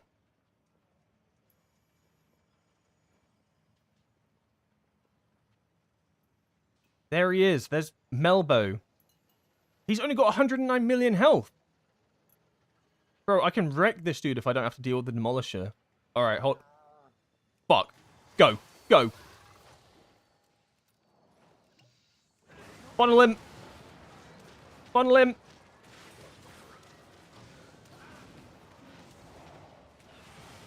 Get off me. No, this plan would have worked if there's... Oh, cartel jumper cables. It's a GG well played. I knew that there was something here that would say, right, now I just wait for my cooldowns, get the jumper cables, kill Melbo, get my reward, get out. Oh, I'm so efficient. I'm so fucking efficient at this game. I'm pretty new to Windwalker Monk and learning Method Plus Key. Should I go Shadow Pan or Conduit? If you're very new to Windwalker and you want to like learn the fundamentals and stuff, I think Shadow Pan's probably like nicer to try and learn like how to use different abilities, right? Like because you don't want to press the same ability in a row. So Shadow Pan, if you go like the more basic talent build, which is usually the recommended one, it's also got a few less buttons. So if you're like learning and stuff and trying to get your head around the mastery and how to do that, I think Shadow Pan's probably more new player friendly. Conduit, like Conduit's the one you want to learn eventually, but I can see it being a little bit overwhelming if you've never played Windwalker before, trying to learn that and the mastery and everything else. So I'd always recommend Shadow Pan for like if you're new to Windwalker. But you will eventually want to play Conduit because it's just better in the raid. Could also use an invisibility pot. Yeah, but that'd be smart. All right, Melbo.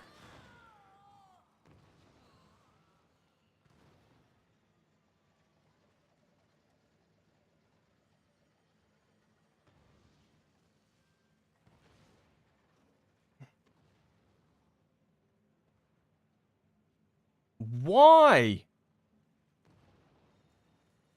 I didn't have full health. Oh my god.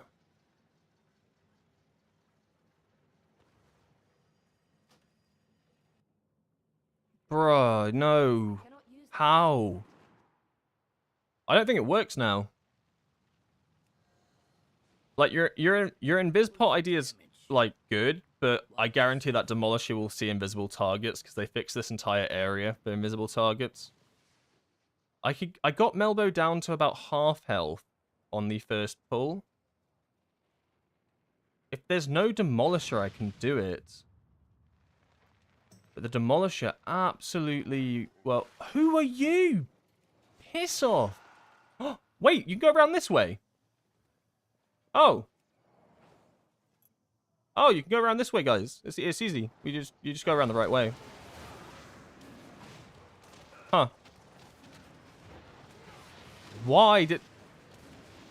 Look, we're just gonna chill. Like, did I kill this guy? He's gonna turn me into a rabbit for a few seconds, sure. He's gonna dark bolt me. That is gonna hurt. Get the interrupts out. I need to probably vivify. Have I got Soothing Mist? I've got Soothing Mist. It's GG. Heal, heal, heal. Fuck! Alright, go back, go again. We know what we're doing this time. We just gotta play it smart. Bro, this is harder than Mythic raiding. I'm not even joking. I have many lucky doos. What did we do wrong? Okay, we did a lot wrong there.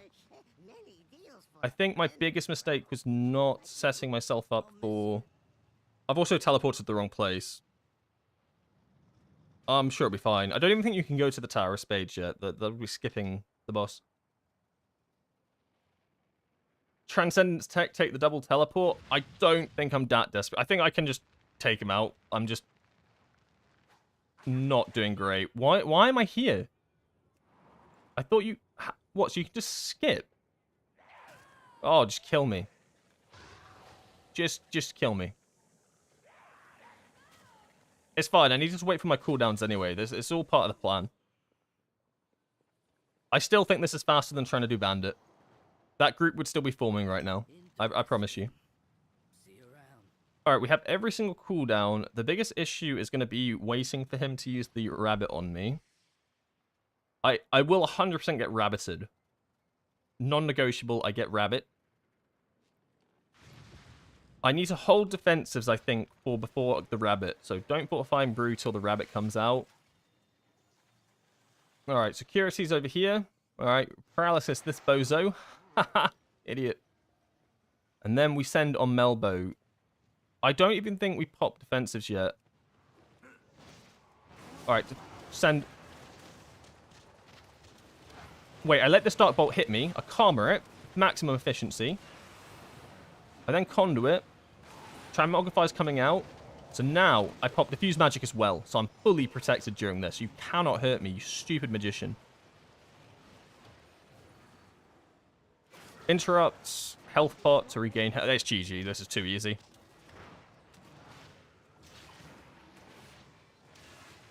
Oh my god, no! And that's how you get Renown 12. Follow my guides for more information. Yeah, if I one-shot that, it's probably faster than Bandit. The way I did it, probably not better than just doing Bandit real quick. And then you speak to this guy under the stairs, and he'll give you your buff. So now inside of the raid, I should get a buff called Hot Sauce. Yeah, Incontinental Hot Sauce. So now my attacks have a chance to deal fire damage. And you get... The bonus is increased by each well-fed flask and potion you have. So basically, you know, your normal raid consumables that you're already using. So, I mean, it's just a small buff that you get. But definitely worth it. Oh, wait, no, I also wanted to do Bandit because I was trying to get Rune Crests. Oh! Okay. What's the alternative? Oh, I knew there was a reason. Oh, I'm not doing Bandit. I didn't do all this for nothing. I'm just gonna do more dungeons. Whatever.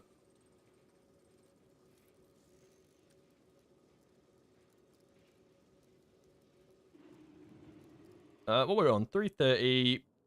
So I have 2 hours to do all of this. I think it's possible to almost do it all. I probably won't be able to get max eye level because I go off in 2 hours to get food and stuff before the raid. Because yeah, I think it makes sense to do it like that. But I don't think it's possible to fully get what I wanted. But pretty close, right? I'll be able to get the arms and potentially the boots.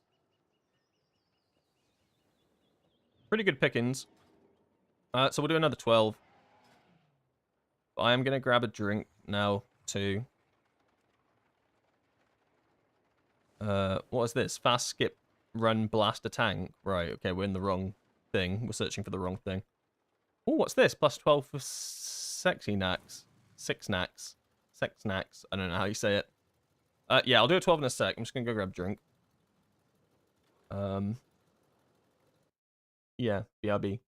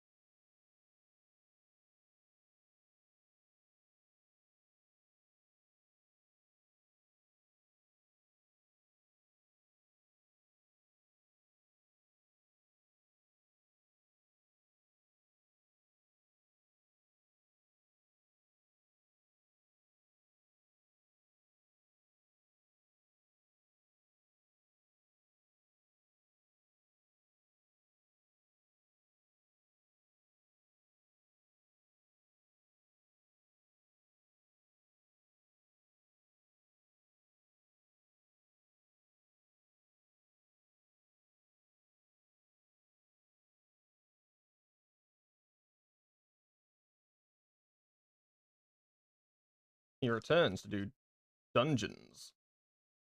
Oh, what have I done to Spotify there? I screwed it. No? Yes? No, it's fine. Okay. Get some 12s in with about, yeah, 2 hours. We have about 2 hours to get some dungeons. I like to mix it up. Wait, oh no. I'm in a party. Oh no, I held someone hostage.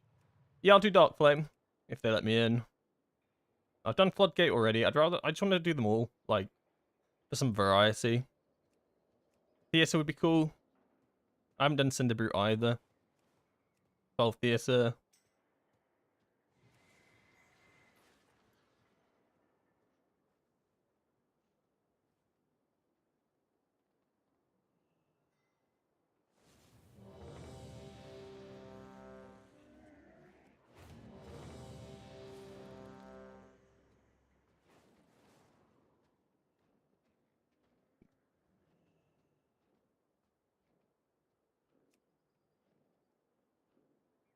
Sorry, I didn't realize that Xena was actually messaging me.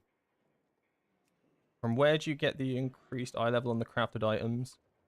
From the vendor that sells enchanted. Yeah, I invited a guildmate to my party so that I could do that raid cheese, and they were messaging me, asking me questions, and I just completely ignored them. I had no idea they were asking me stuff. Does that surprise you? It doesn't surprise me. Where am I going? The Lost Mine, so Dark Flame Cleft. And we'll run Shadowpan for this one. Just for a little bit of mix-up, you know? A little bit of diversity. A little bit of change.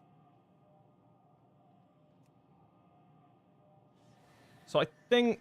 What's my currency at? 25. So we worked out if I do this, that'll put me to 45. That increases the hand. If I do one more dungeon after that, that should increase me to... I should be able to do 2 dungeons then? To almost get max. And I think 2 dungeons will about do it. I just probably will have one piece of gear that I haven't got up. So I'd be surprised if I'm not 681 for the raid, and then during the raid I probably get 682, which is where I peak. I literally cannot go higher. Because I've done all my crafts. I've literally upgraded everything. Like, today has been so degenerate. But my god, it's all going to be worth it when I see Vexy and I one-shot her. Oh my god, the gear grinders don't know what's going to hit him. We'll switch to Shadowpan 2 minutes, but we're going to play House of Cards for this, because I actually get a feeling that it's better. Just because of the item level.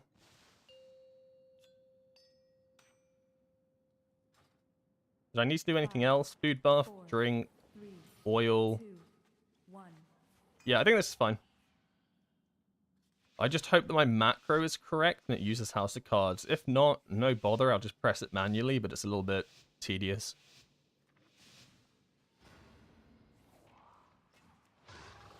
Alright, what we're doing, sir? We're pulling it all? Oh, hell yeah. We going back? Yeah, of course we're going back. Get baited, bozos. Vortex? Amazing. I love druids.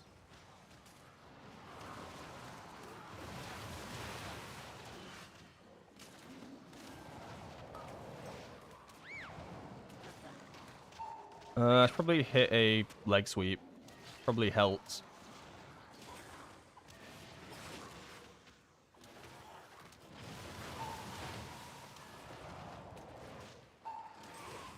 Nice, good first pull. I love druids, vortex, and it's just so OP.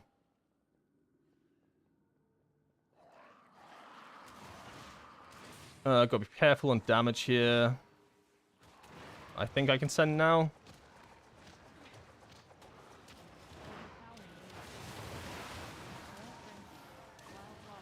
I'm gonna wait for this wallop and then I'm going to send everything. Yeah, wait for it to all group up again.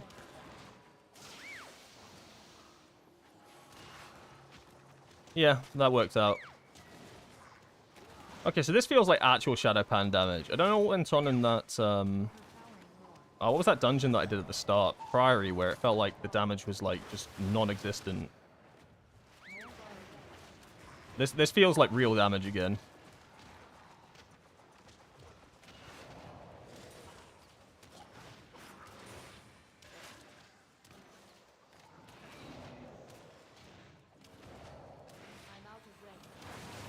Oh, well, you also need to check on the sims that I did, see if there were any better rings. I completely forgot that I did those.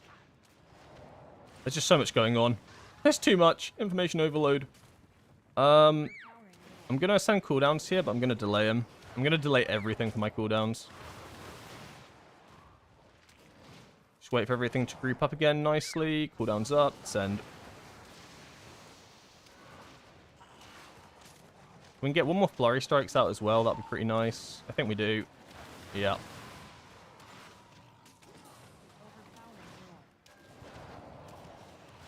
Yeah, the main difference I find between Shadowpan and Conduit is just how much more Tiger Palms I'm trying to weave in. Just to constantly get uptime on the buff. On Wisdom of the Wall. Like, I constantly want it cycling. So that's a lot of the damage comes from. Like, I know Shadow's the most important one to get damage out with Flurry Strikes itself, but it doesn't mean the other ones are bad. The other ones give you, like, passive buff. They are just as good to be cycling.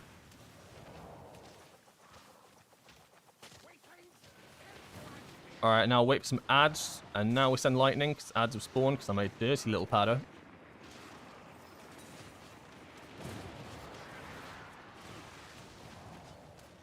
But we never stop main targeting the boss, and that's all that matters.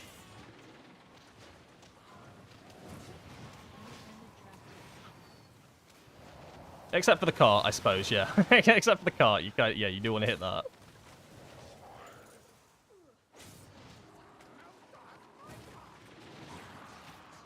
I'm taking a beating right now.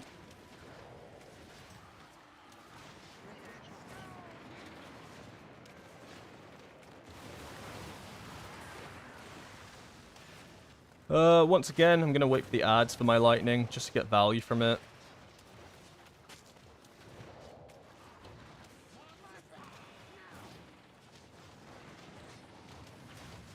Because big number give me dopamine.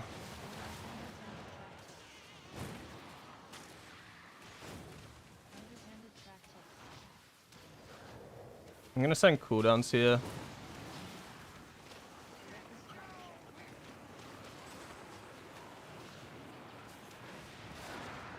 No, come back. Nice.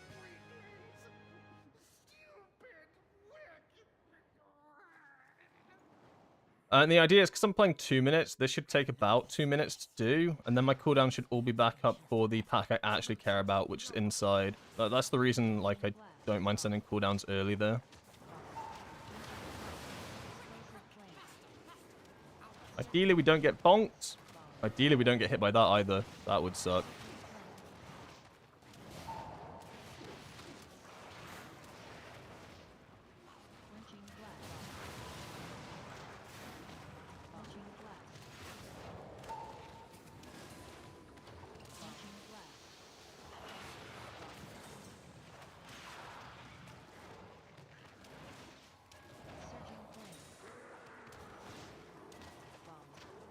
Yeah, so even then, like, my cooldowns still need 50 seconds, so I'm probably not even going to get them. We just down this stuff so quickly. What is this warlock eating? Yeah, I'm not going to have any cooldowns for this. I might send just the Storm, Earth, and Fire. So I'll get the next Storm, Earth, and Fire back up. Yeah, I just want it to all be grouped a little bit more. Alright.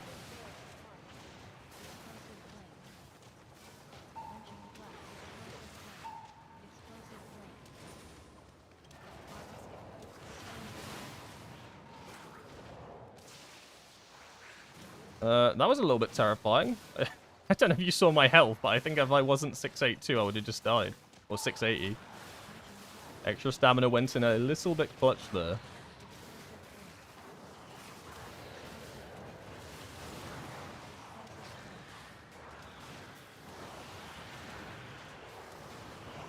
And now just save everything for the boss. The boss is going to spawn on top of this candle, no? Oh, it doesn't. I thought it was just when all the lights were lit. But I guess you have to kill everything. Makes sense. And now we send.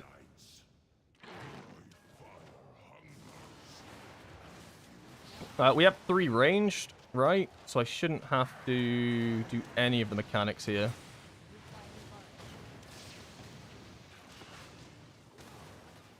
What build is this? So this is a Shadowpan build. Where instead of just going fully down the left tree, you actually take Strike of the Windlord and Slicing Winds. So it is a quite good build. It gives you a bit more AoE. You lose a little bit more single target, but I think that's okay. I think it's the better build. But the main difference between the 2 builds is that you actually play this as a 2-minute. So you basically don't play Zuin's Bond. And you play Shadowpan like it was in Season 1. You just play it like a 2-minute spec.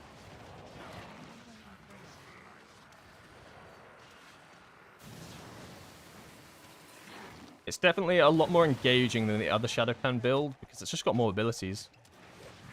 So it actually feels like you have things to think about, and you always have, like, buttons to press.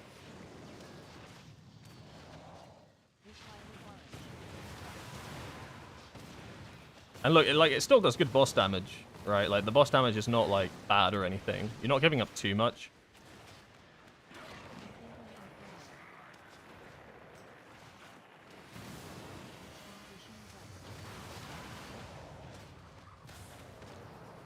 It's awkward.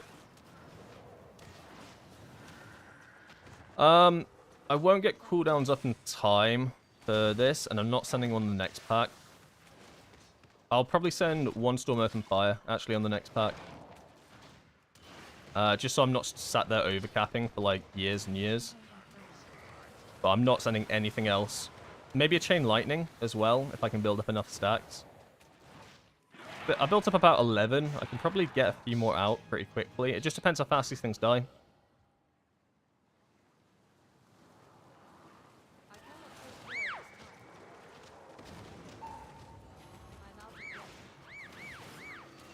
Yeah, look, they die so quick. It's like, is it even worth sending out? Probably not. Like, the Storm, Earth, and Fire, sure, but the Lightning it's just not worth it. Hopefully we do the skip. The skip here would be nice. It looks like we're not doing the skip. Which is not the end of the world. Because I had all my cooldowns ready for this.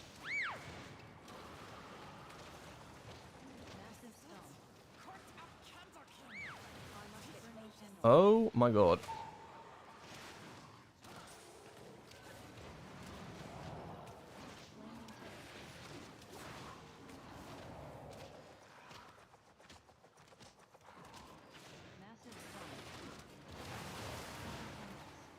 Oh.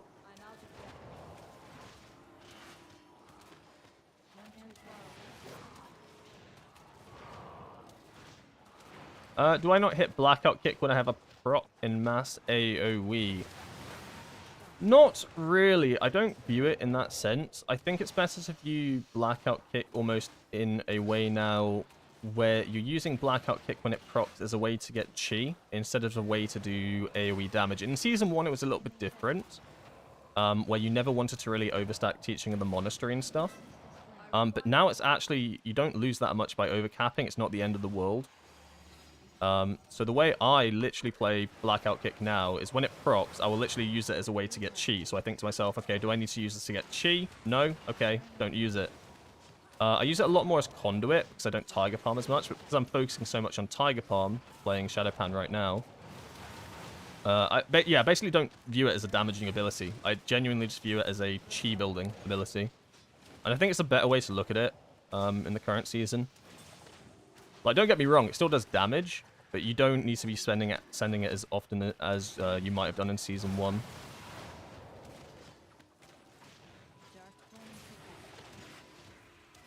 So right now, even though I have a proc, I am not sending it, so I'm still building Tiger Palm stacks. I've got a lot of energies to play with. I've got 2 stacks now. We did not interrupt. Haha, I'm so dead. Unless... Alright, I'm just going to send everything. That's on me. I was too busy yapping. Yeah, it's just the way you use it.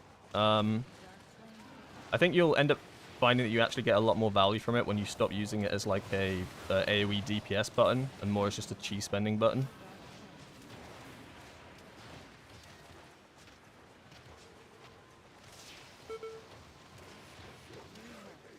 Because that way you end up pretty much only ever using it when it's at 4 stacks anyway, which is probably when you want to use it most of the time. Like, unless I'm in filler like I was just then, I rarely press it when it's not proc.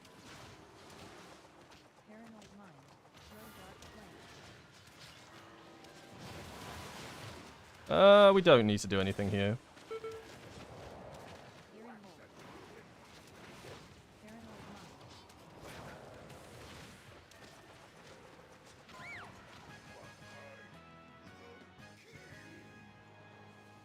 Holy fists of fury. What button? What button are we talking about? We were talking about blackout kick and when to use it, really.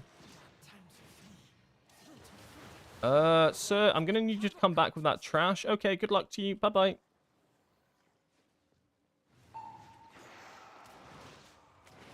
It appears that our tank is just gone. I hope for his safe return. Oh, he's back. Hello, mate. We need to get into the light, otherwise we do no damage. Okay. Rest in peace, my cooldowns, I suppose.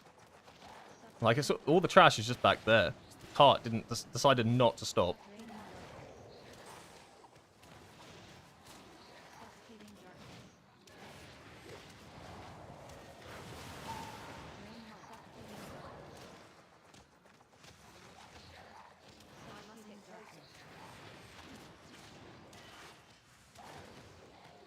Yo, Stivia, how you doing? How you doing after last night? Are you winning, son?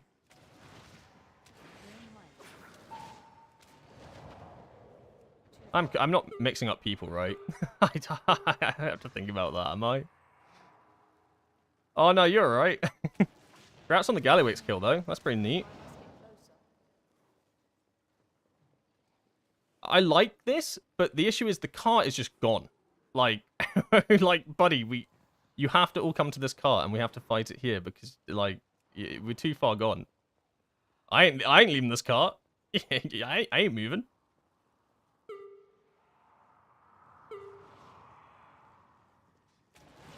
I mean, they're fighting it over there, but they're doing no damage, no?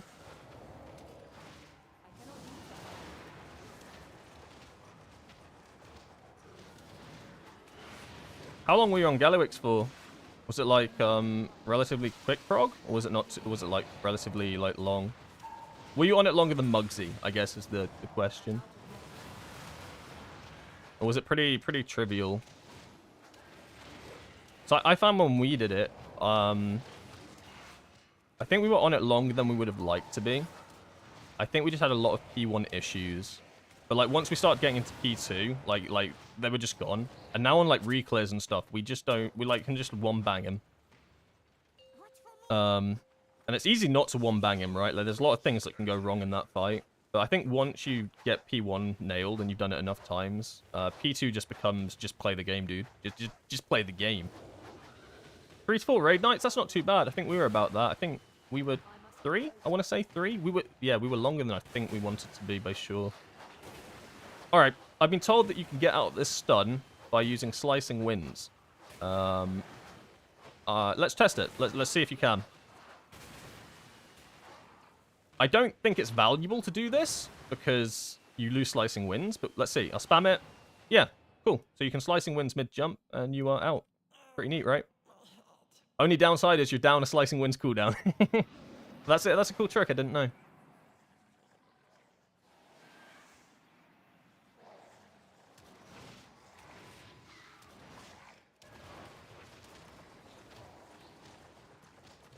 Shadowpan always plays Crackling Jade Lightning. Is this Crackling Jade Lightning build better in M+? So this is the Shadowpan version. I'd probably say the Shadowpan version of Crackling Jade Lightning is probably still good in raid. Like, yeah, basically as Firecloak says, you always play Crackling Jade Lightning with Shadowpan. Pretty much because they just, like, they basically buffed. They inadvertently buffed Crackling Jade Lightning for Shadowpan with one of the last buffs they did. I mean, you always ran it anyway, but it's just really strong. So Crackling Jade Lightning's technically stronger for Shadowpan than it is for Conduit. So it's basically like a must-take. Like, if you don't take Crackling Jade Lightning for Shadowpan, you are doing yourself a massive disservice.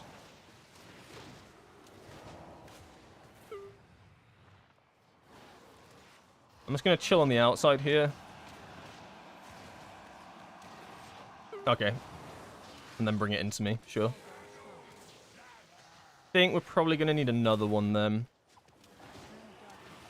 Is it me? Am I going to have to get it?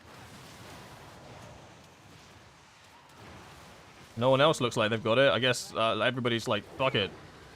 DPS. I ain't tanking my DPS to do a mechanic. That's a vibe. I feel that. Neither. Let us all suffer together.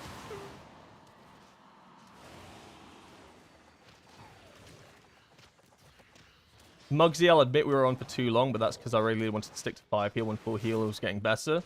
I mean, I cannot say anything about being on Muggsy for too long, right? Like... Oh, man.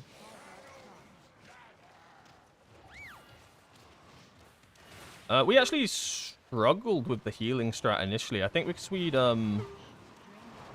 like, we did switch, but on the night that we switched, we found it a little bit difficult. I think because we were so used to the one strat, like, it's like a mental thing. Then you go to another strat, and it was like, oh, no. Even though it is way easier. Like, I can't even, like...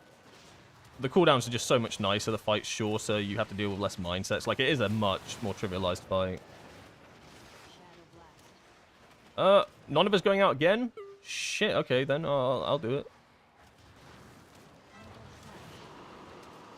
Don't have to ask me twice. I'd probably get one more cooldown window in this. I wanted to save Crackling Jade Lightning because I'm not going to get another cast off. So might as well exemplify it.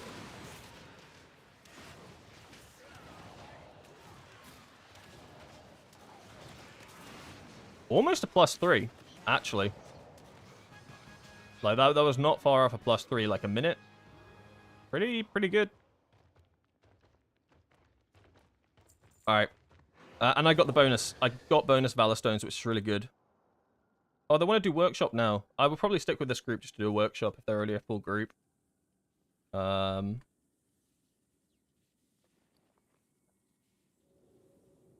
Big difference between us is that you were fighting Race Toward first version of Muggsy compared to our nerf version. Regardless, I'm glad I'm out of there and onto the next chapter. That's fair, man. That's fair.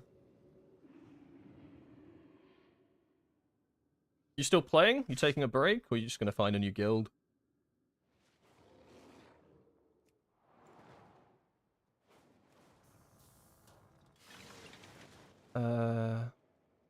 The only thing that changes there is more WUE gear. What's WUE gear? Am I being stupid? What is that? What's that abbreviation to? Oh. I W'd in my party chat. WUE gear? Where? I have no idea what that stands for. Alright, we can do 1 upgrade there. We have the Valor Stones for 2 upgrades, so I'm going to send these golden Valor Stones real quickly. Oh, Warbound until equipped. Yes. Right, okay. I get you. Yeah, I think Warbound... I really like Warbound gear. I'm a massive fan of it. I used to not give a single fuck about it because I didn't play ults. But when I started playing ults, like... Oh my god, it comes in such clutch to help you out initially. Big fan. I don't think anybody has ever bought these golden Valor Stones. I think I'm the first player to ever do it. Ain't nobody ever gone for the golden Valor Stone option.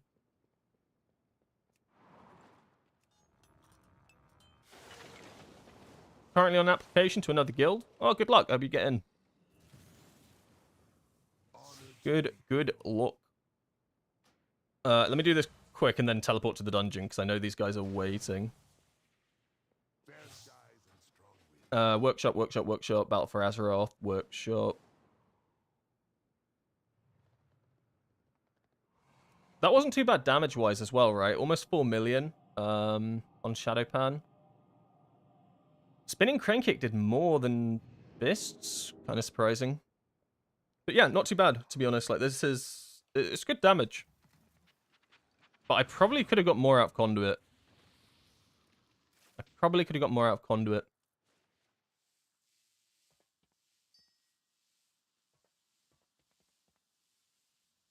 Am I EU or US? I am EU, my dude. Well, I'm from the UK. So actually we left the EU. We Brexited. I'm no longer part of the EU landmass. Trust me, that's how it works. Trust me, we're no longer in Europe. Okay. But yeah, I'm from Britain, EU. Thank you for the Prime 6A. That's really kind of you. Thank you, thank you, thank you, thank you. That's really awesome. Thanks. So what we got? We got about... Oh, we got an hour and a half still, actually. We've got bear time. In that case, I think I can. If it's just the belt and the feet that I need upgrading, I need, what? 30 for the belt, 15 for the feet. I'm on 0. That's 45. I guess I'm running Shadowpan again because I didn't even think about it, but yeah. That's 2 dungeons? No, that's more than 2. That's 3 dungeons? How did we get to 3 dungeons? Brexit means Brexit. I mean it does. Until it doesn't. Brexit means Brexit. Until Brexit actually happens, and then people are like, "Wait, we didn't want Brexit. Who voted for this?" Classic. Okay, we're going for the massive pull. This tank is a Chad. Hopefully, I don't get one shot. It's very hard to see the ground right now. Good luck me, I guess. Don't let the detonates go off. That would be embarrassing. A few of these detonates are going to go off, right? Yeah. Yeah.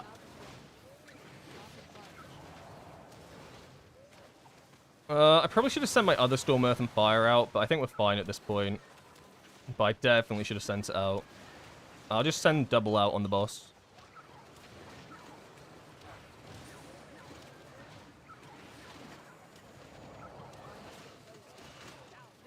Nice. Yeah, that's not too bad. Only 1 death. I think... I was, like, so sure that the detonates were going to go off, I popped, like, defensive preemptively. It was the correct play. You know when you know. You know when you know. The mage did not know. They were not informed. So yeah, we'll send one on pull. And this lines up nicely with lightning anyway, so it's actually not too bad to send it here.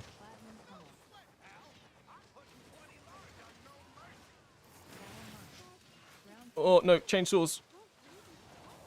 How did I still walk into that? I saw it, I said it, I walked back into it. Ain't no way.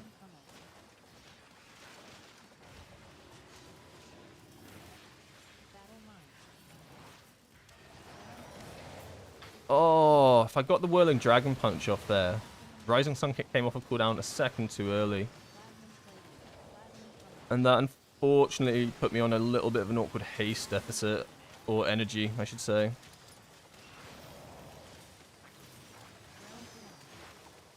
We're going to hold this lightning for all the cooldowns just to empower it as much as possible.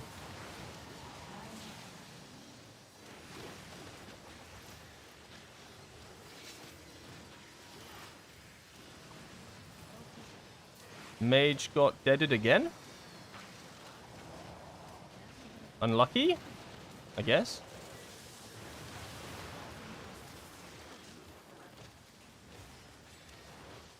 This is some awkward positioning. I don't like this at all.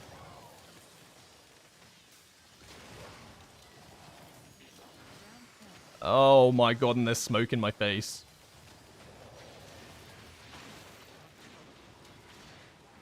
Alright, cool. We're at the other side of the room. Everything's fine again. Oh! Where's the big tank? Okay, there's the big tank.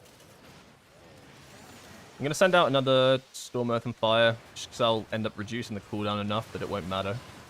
Like, I'll basically line up the charges back again. It just saves me from overcapping, allows me to power my lightning. Helps nuke boss. It's worth it, you've got to trust me.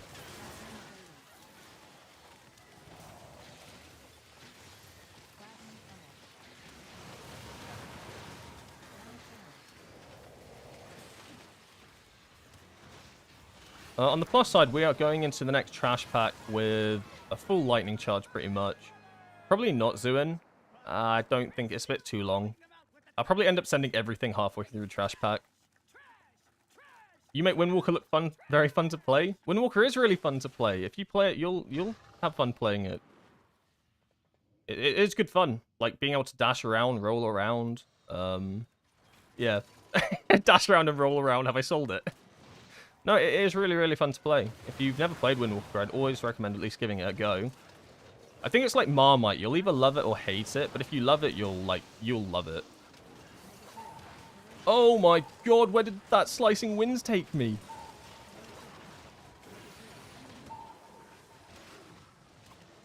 That was definitely not a tap to use. What was that? I just went flying. I left you when you were on the boss and you're still on this boss. Damn, that's a long-ass fight. Yeah, we've been wiping for about an hour now. It's a tough one. The Tonka Tonks.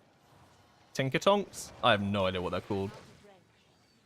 What are these pulls? These pulls are so giga. Bro, this guy tanks. But there'll be a ton of damage coming in now. Good knockback. Bad knockback, but not awful. As long as, like, the corrosive gunk doesn't overlap with the drill, but there are 3 of them. So this is gonna be rough.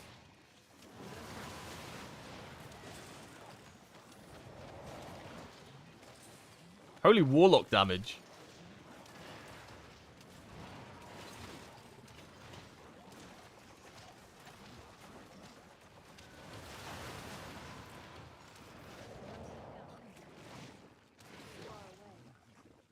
Dog.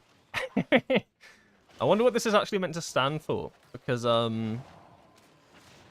you know, it's got the dots, which means that it's actually meant to stand for something. What's the law? What does dog stand for?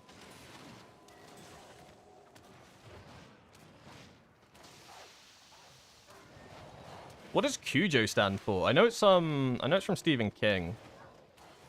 I'm not that out of the loop. But I've never read it. In my mind, it's a book about a dog. And to be honest, that doesn't sound that interesting.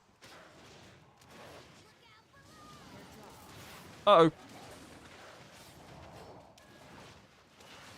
Would it be hard to transition from Mistweaver to Windwalker, stat-wise? I feel like I'm not doing a lot of damage to Windwalker, but I'm haste-heavy. What are the 2 main stats of Mistweaver?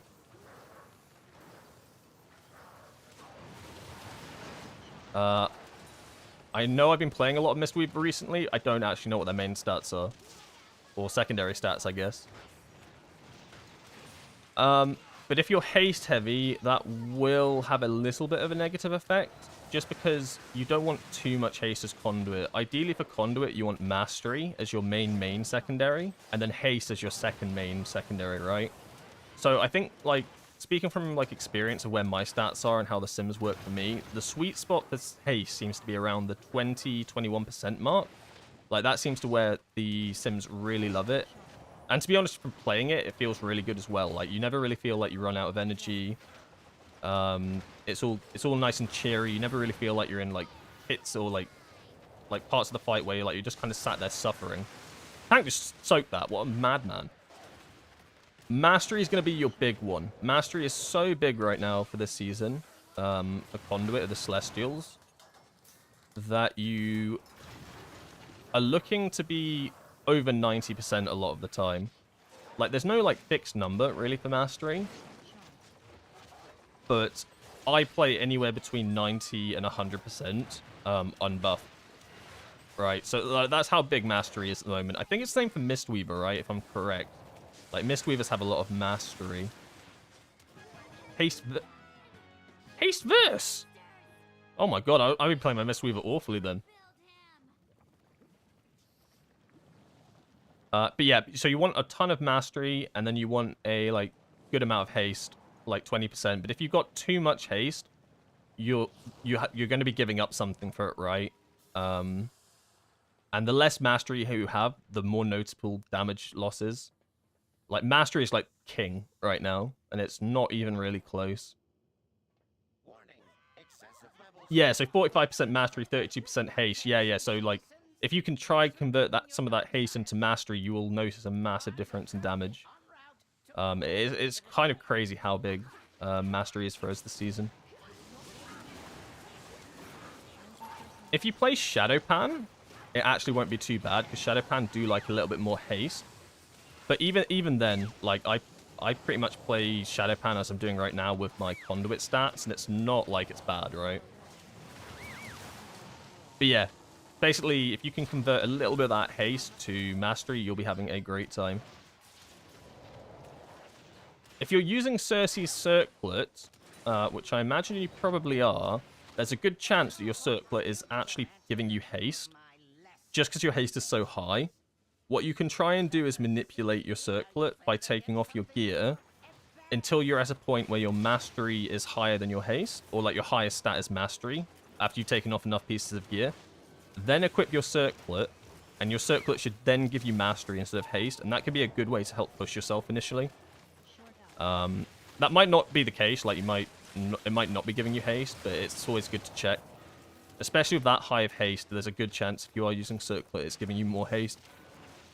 Because it gives you, like, the stat you have most of, basically, at the time of equipping it. So it can be manipulated. Haste and crit. Yeah, so regardless, yeah, it sounds like you do not have much Mastery. And if you don't have a Circlet, get a Circlet. You want a Circlet right now from Windwalker.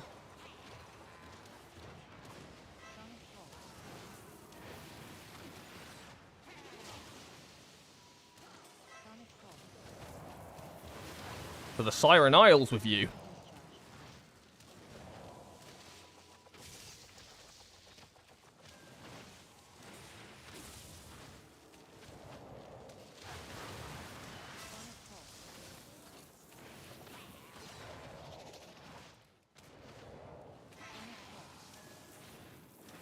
What about the DR and Mastery? I wouldn't even worry about DR and Mastery, to be honest. Like, until the Sims stop telling you to go for Mastery, don't even worry about it. Like, there's no fixed number right now for Windwalker that says, once you're at this much Mastery, stop it. And to be honest, in this game, in general at the moment, like, that's not really a thing anymore, because things are so, like, Sim dependent. Like, eventually when the Sim tells you to stop doing it, you just stop doing it, right? Or does that make it? Just.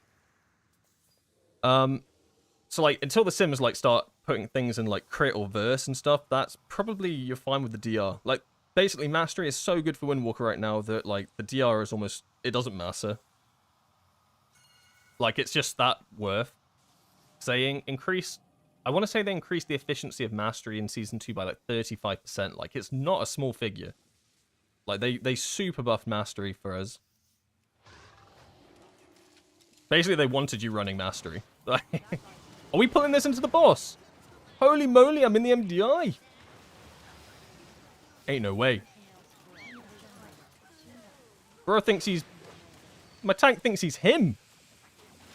Bro thinks he's Himothy. What is this? What is this? I didn't sign up for NDI pulls. What? There ain't no way you pulled this into the boss. Okay, not even that. There's no way you pulled this into the boss and didn't tell anybody you were going to pull this into the boss. Like, they... I think this is something you communicate, no? Okay. I mean, it's not end of the world, but... it's just so... He started running down the stairs. Oh, this plant needs to die. Plant has to die, dudes. Nobody even knows the plant's up. I guarantee it. Ow. I want to cast my lightning, but we've got lasers and... Oh my god, it's not worth it.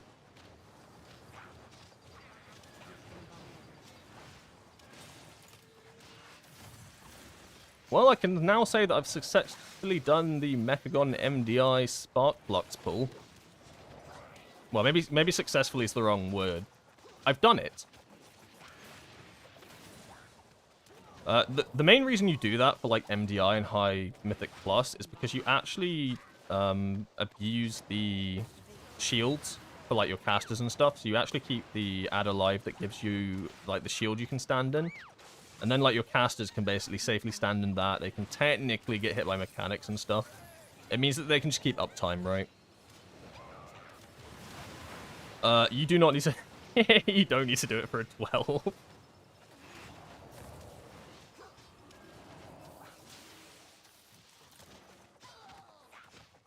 We learned this pull in +2s if you can't handle it.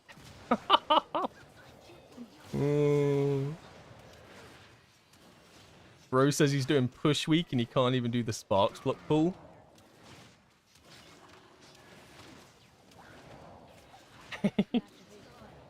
The classic, your peak is my playground.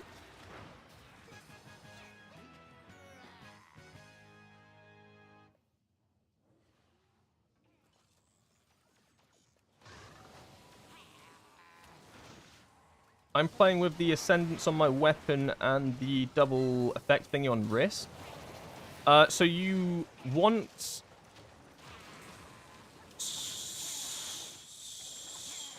How am I wording this? No, so what it sounds like you've done is you've gone half and half, but you need to full commit to one or the other. So just having one of like the Dusk Thread is not as good as having two, and just having one of the Ascendants is not as good as having Ascendant and Writhing Armor Band. So you either need to commit your wrist to Writhing Armor Band to get the double Ascendants, or you need to take Ascendants off your weapon and get another crafted piece of gear and put Dusk Thread on it. So you either need to go to Dusk Thread, like I am right now. I've got wrist Dusk Thread, and I've got legs. Or you need to go for the crafted weapon with Ascendants and then, like, change your wrist to Writhing Armor Banding. But you don't want, like, half a... Like, you basically got... No, I took the ship! Boys! Boys, no! I'm... But... Oh, no, no, no. Don't worry, gang, I'm coming back. They okay up there? How you guys doing? Yo, this cat, it's quite scenic. Oh, it don't look good. Oh, it doesn't look good at all. I'm just on my... Holy shit. How did I do this? Hello, I have arrived. What are we doing up here? Ah, killing trash. Yes, yes, I've been here all along.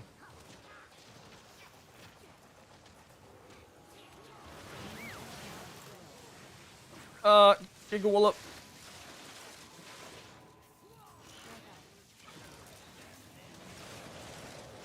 Oh, you want to ask if Ascendance... Okay, you have got Writhing Armor Band. Yeah, Ascendance is good, right? There's nothing wrong with it. What I usually try to recommend now is that because we have so many crafts, eventually it would be better to convert it to double Dust Thread, if that makes sense. So, like, eventually it would be good to remove the Ascendance from your weapon and switch Writhing Armor Banding to double Dust Thread. Because Dust Thread is just better in general. Right, it gives you a bit more survivability with versatility, and it's just probably the better overall embellishment for M+ and Raid.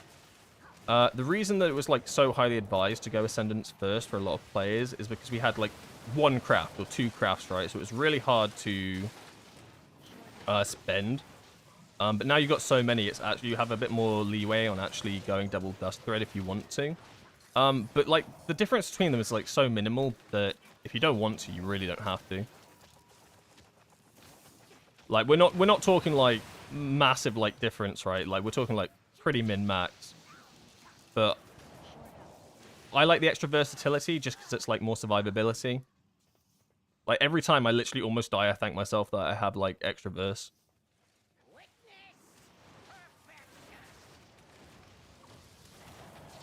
So yeah, basically what I'm trying to say is you're not trolling by going Ascendants and Writhing Armor Band. That was like the main thing that was, get away from me! That was the main recommendation for weeks and weeks. And it's still good. It's still good to go those two. I just think now with more crafts, you can get away with now switching out to Double Dust Thread. Because you'd still keep your crafted weapon, right? You just try to remove the Ascendants from it. But it's not necessary. Am I safe here? Yeah, sure. Why not? Please not me. Please not me. Please not me. I mean, it was me, and then he decided it wasn't me. Oh man, did I miss the yap? What yap we talking about, Jetty? I feel like all I do is yap. You might have to be a bit more specific. Are you talking about the Dinar's yap? If so, yeah. But you are in luck. I yapped for like a solid, I want to say 20-30 minutes about it. But what I'm going to do is I'm just going to cut and paste it. Or like, just make a YouTube video, right? Basically just take the segment out and make a quick video. Or if you don't want to do that, you can literally rewatch it on the YouTube VOD. What time would it be at? Oh, that is a great question. I have no idea. What's time now? About 4 hours ago. No, 3 hours ago. 3.5 hours ago, I probably started it. So it's up to you what you want to do. I'll try get the like section of it out tomorrow because I know that not everybody watches the stream, right? But everybody's going to be using Dinars. So it's why I went like pretty full in on the app.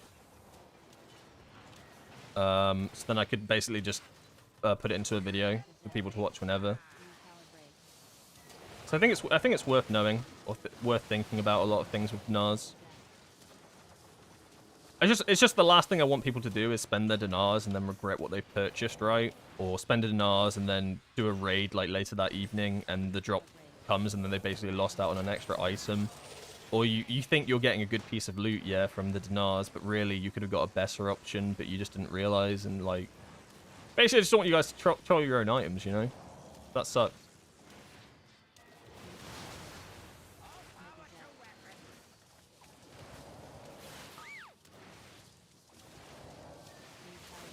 I'm safe? I mean, I didn't feel safe, but I was safe. Bro, this Warlock's gonna beat me. Hold up. I need to perform. I've got to make up about 0.10 billion damage. Hold up. We gotta perform.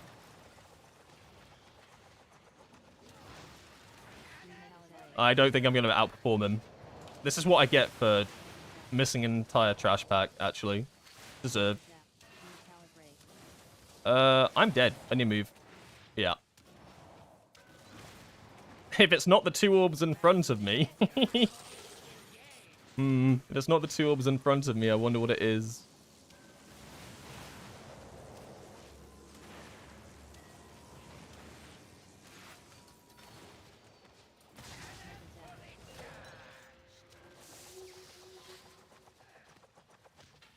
Give me a Mechagon.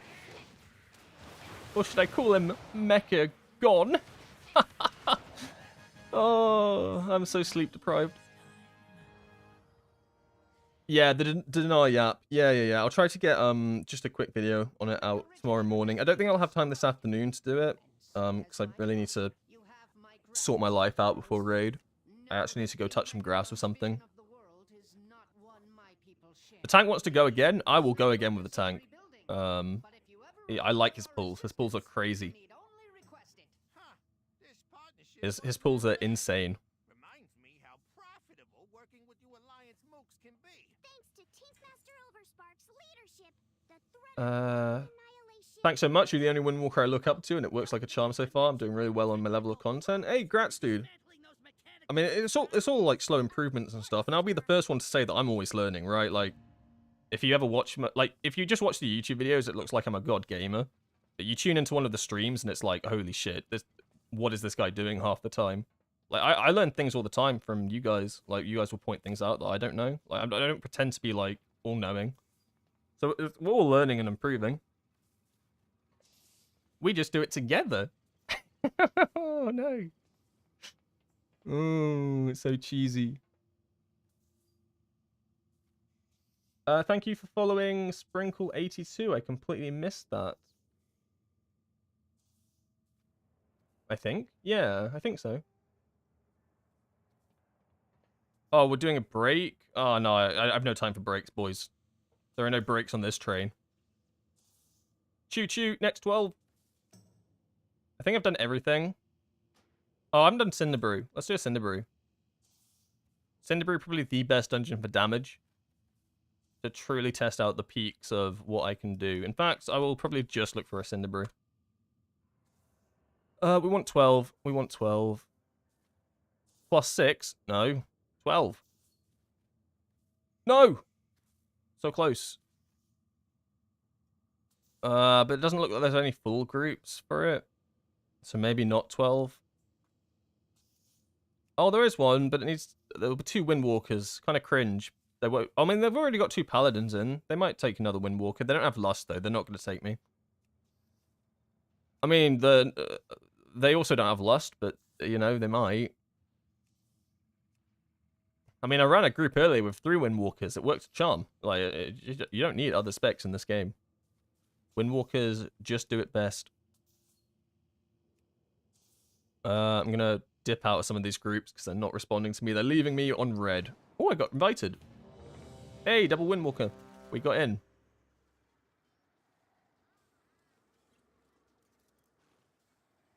Is between 3 to 4 million overall DPS bad for a Windwalker and a plus 14 key? No, that's not bad at all, Attila. It completely depends on what dungeon you're doing as well, right? In like a Cinderbrew Meadery, you probably want over 4 million.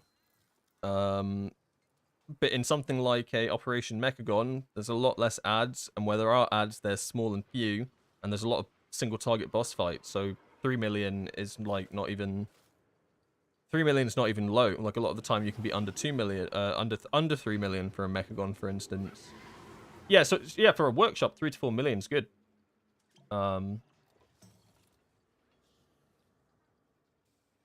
Workshop 12. Oh, sorry, Metalhead. I've joined this group, but I've also done like 2 workshops today. I just want to mix that with a Cinderbrew. I'm sorry, I feel like I've left you on red. I'm sorry, my dude. Oh, no.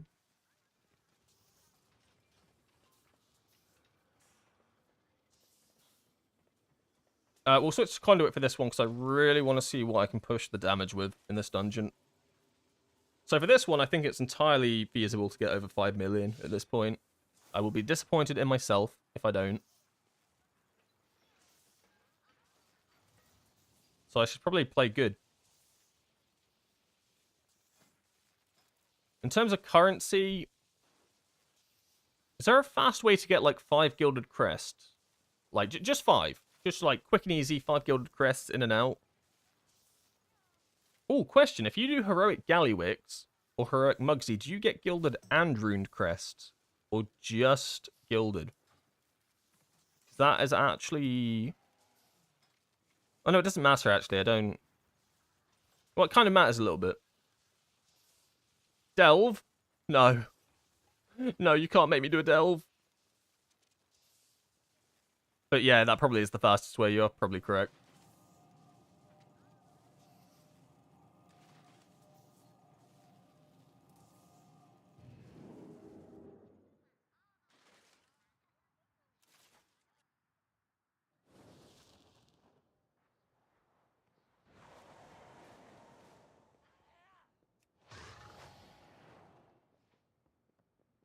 I don't think I can do a level 11 delve. So I've never done higher than an 8. Don't you have to beat the tier below to do the tier above? So I think I literally can't. Feels weird. Right, let me work this out quick math. I get 20 from this. That puts me to 40. I spend 30 to upgrade the belt. And then I need 15. So I need 45. So I literally just need 5. So I can either get 5 for a source real quickly, or do something that gives me ruined undermined crests, and all I need is 10.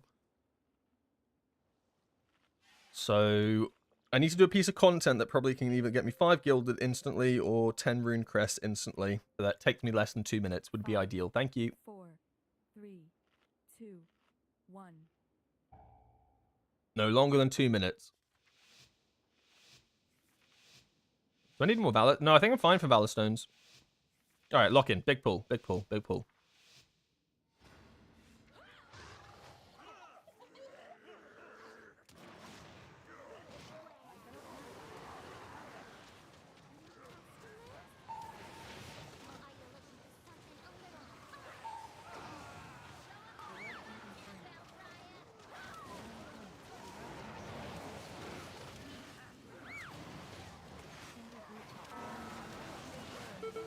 No!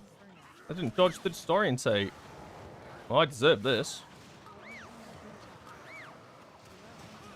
Oh, it's going so well. Ah! That's a lot of damage.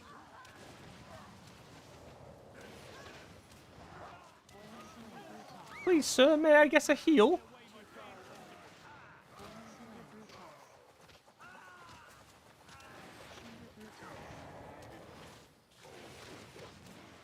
Damn, that was going really, really well until I got disorientated. And then it stopped going really well. It started going really, really bad.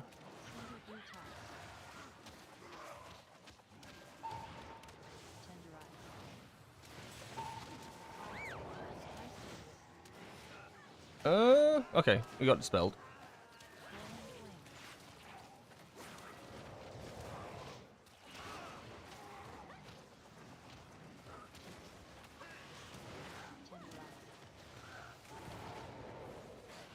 Bro, Chewie needs to stop, like, right now.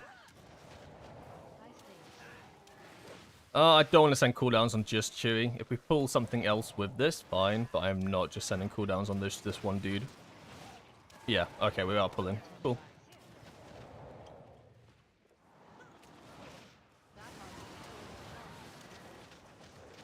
It'd be nice if I had slicing winds for this. Not quite, though.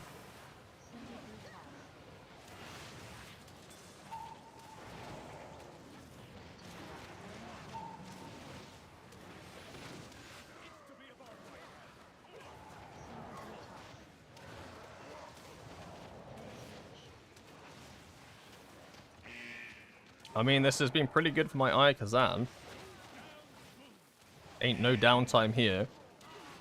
Then I imagine, like, when we're in the intermission of the boss, it counts as not combat? No, it probably does count as combat.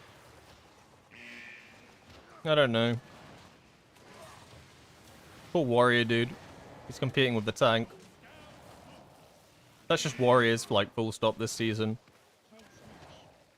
I feel like warriors never fully recovered from their nerfs last year. Like, do you remember warriors at the start of this expansion? They were so good. And then they got nerfed like 5 times in a row, and I feel like they've never financially recovered from it. Which is a shame, because I don't think warriors, like, need to be nerfed that hard.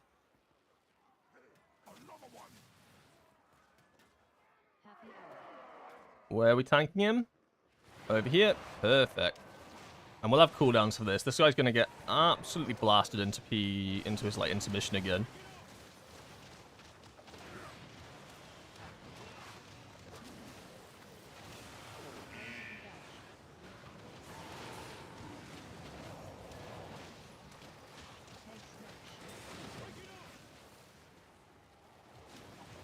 Why, there's so many clouds? Our top DPS warrior stopped playing because the nerf just killed the fun for him. Yeah, I know, like... I just don't know why they killed warrior so hard. I just don't think it needed it.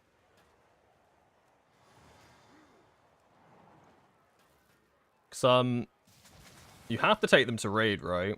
But, like, I don't even know what's too strong about them. They just kept nerfing their AoE, but week after week after week in Season 1. I feel like they never, like, gave them back any strength. They were just like, nah, this is fine.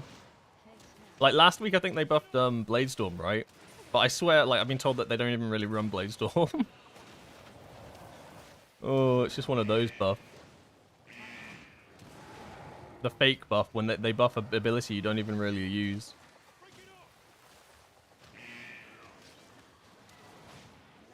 So, like, you've always got that one warrior that you have to take to raid for the buff, but they're just not having a great time because their spec does, like, no damage. Why am I here? What is my purpose? You are a Windwalker DPS buff. Oh, God. We have everything for this. I'm just going to wait for the harvester and then go all in. I'm all in. I get hit by this. That hurts a little bit.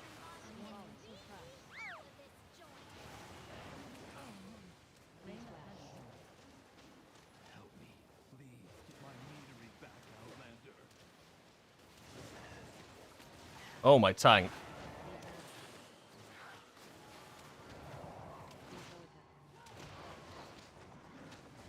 So what is the max eye level speedrun? Basically just because the turbo boost came out today. I wanted to see how fast I could basically get to max level, because the max level was increased, right? So it's a speedrun to that. And to be honest, I should have finished it in, I don't know, 12, like 5 hours, 6 hours, which is not too bad.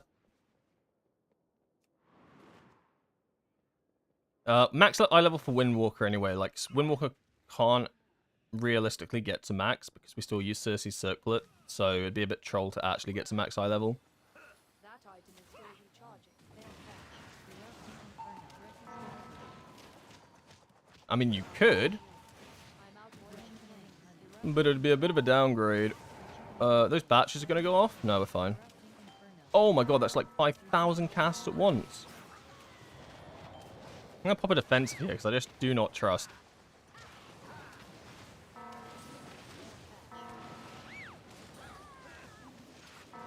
Do I send coolies here? I feel like no, right? I feel like we pulled way too much here for the cooldowns that we had at the time.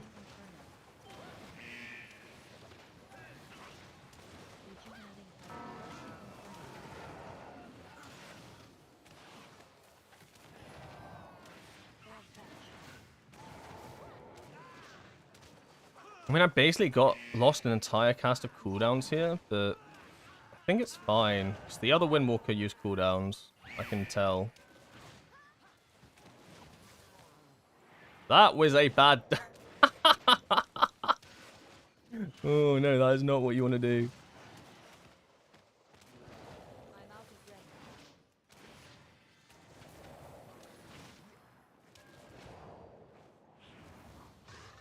Pull more, please.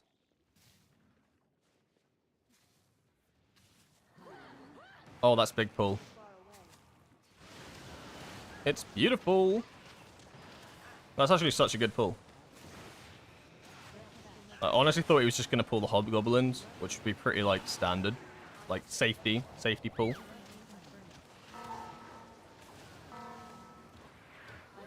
Don't worry about where that's going, boys.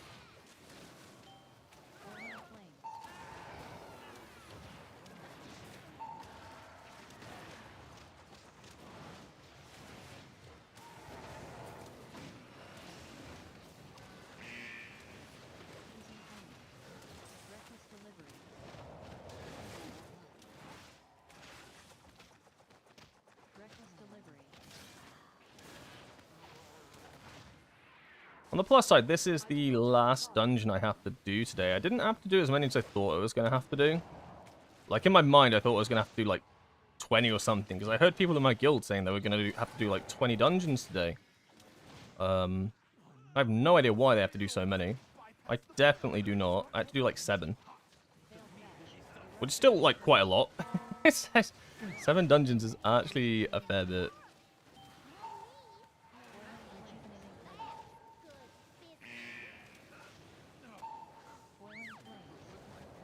We are just fighting this in such a horrible position. Think we're okay now?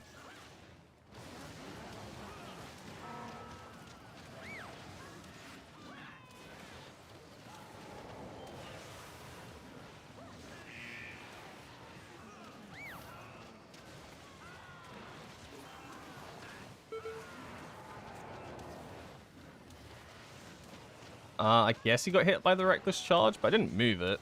I just stood still.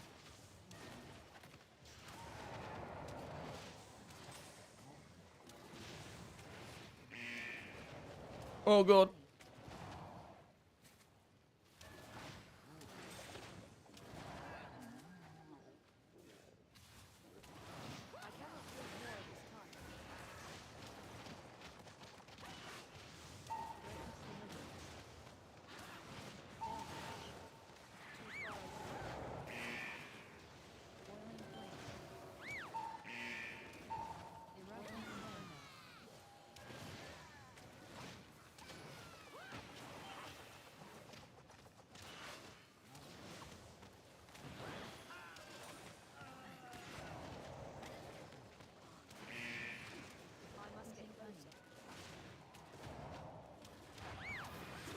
Also, I keep forgetting that I need to look at this drop optimizer to see if there is actually a possible world where a ring is better than Cersei's circlet. I literally have it on my other like monitor hidden behind OBS. I just keep forgetting to look. Because it's worth knowing. One, because if it's from the raid, it's worth knowing so I can tell my raid leader, boy, I need this. I need this ring. And also what I mean, you can't even farm it, right? So it doesn't really matter if it's from M+. Like, there's nothing in my control to force a piece of loot. Like, in M+, if you did the same dungeon, like, 8 times in the week, you'd still get loot from other ones in your vault, right? You can't, like... You can't force the M+ loot, can you? That'd be pretty cool, though. Oh, my conduit cancelled. That's nice. I'm glad they haven't fixed that.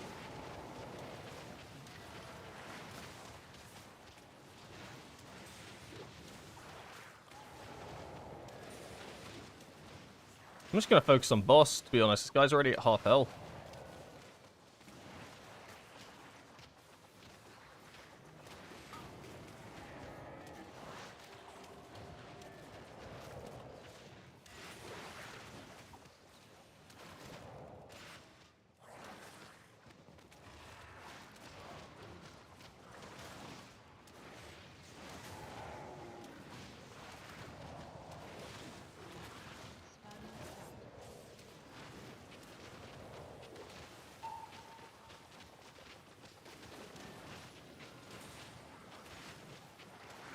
I mean, can I resist slicing winds on like 4 targets? I can't really, can I? I'm a greedy little goblin.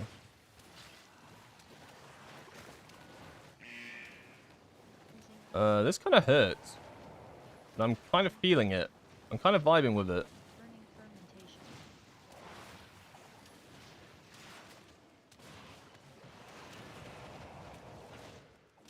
Nah, no point sending cooldowns here. I'll just send them in the next corridor. Maybe like a mini heart window would have been useful, but it's really probably not worth it. So I want everything on pull here. I mean, I know we've already done this trash pack, so it's just around the corner. But it's not the end of the world. Elemental took months of R&D. You goody-goodies don't know who you're dealing with. How big are we going then, sir? Oh, the whole room. I see, I see.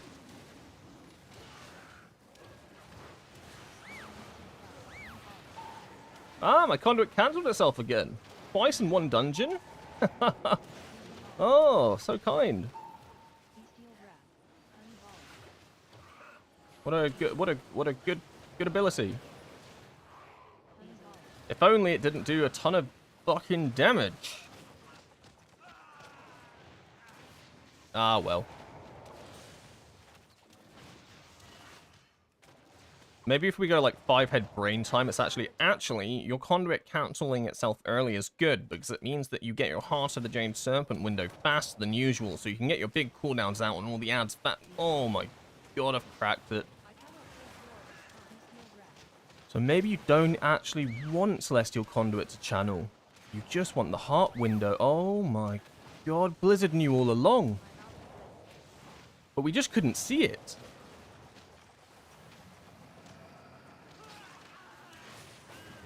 Twice in one dungeon, though, is pretty messed up. It's always Cinderbrew. This dungeon is so notorious for it. Big brain. It's big brain time. I mean, technically not wrong, right? Because if you're casting Conduit and then all the small ads die, by the time you finish with Conduit, and you cast like Slicing Winds and Fist of Fury, you've lost all the targets to hit with it.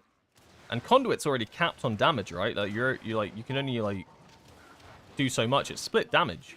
Oh, I actually think I have Windwalked. Does that even make sense? Does it have to make sense? No, it doesn't. Why am I so slow?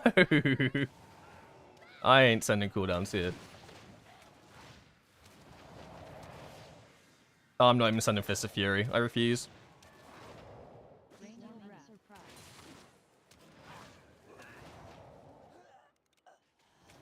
I had back-to-back Cinder Brew the other week where my conduit cancelled 5 or 6 times. I'd be fuming. Like, once, I don't really mind because it's just, like, standard, but once it starts, like, ramping up, I'm just like, what is this? What is this shit? But it's okay, because we've just cracked the case, and actually you want it to cancel itself, so you must have done so much damage.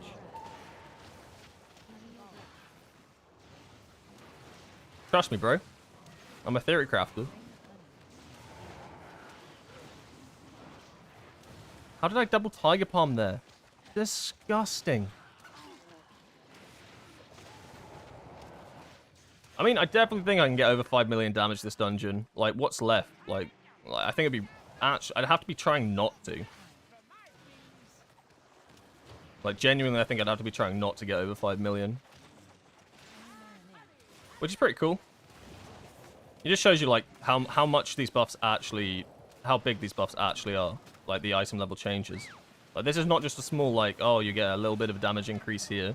This is a... Your character is now really, really strong compared to what he was last reset. If you can get the item... Obviously, you have to get the item level, right? But... Your character has the potential to be, like, so much stronger than it was last reset. It is such a crazy event.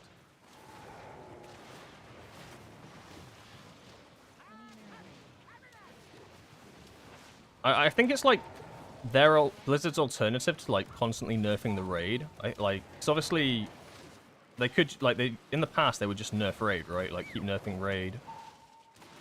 But I guess it allows you to get further into M+. But then it allows everybody to get further into M+. So, like, if everybody's getting further at the same time, then it makes no difference. That makes sense. Like, when I say it, it makes sense to me, but I never know if it makes sense to anybody else.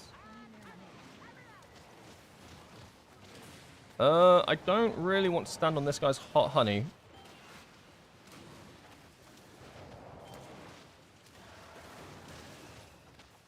Or do I? Actually, I might be wrong. It might actually be hard to get 5 mil overall. So this boss, we're only sitting at 3.5. I mean, we have the 4 goons coming up, but I have no cooldowns from them, so I can't really pad off of them, which is kind of not great. Really, I needed to be able to pad off of them. Oh, can I pad off of these? No, no, no, we're not that dirty. Play the dungeon right. Come back to the taps to use them. Does the recent bug fix guarantee that you get heart in that scenario? Yeah, it should do. I think, like, from testing, it's been, like, pretty much you should always get heart now, no matter what. I think it was, like, worked out that maybe 1 in every 100 doesn't. But I've never not had it so far. Like, they basically fully, like, made the bug a lot better than what it was. Like, it was horrendous before. It was, like, 1 in 10. I will take the change. We did get our cooldowns, so we can pad. We like this.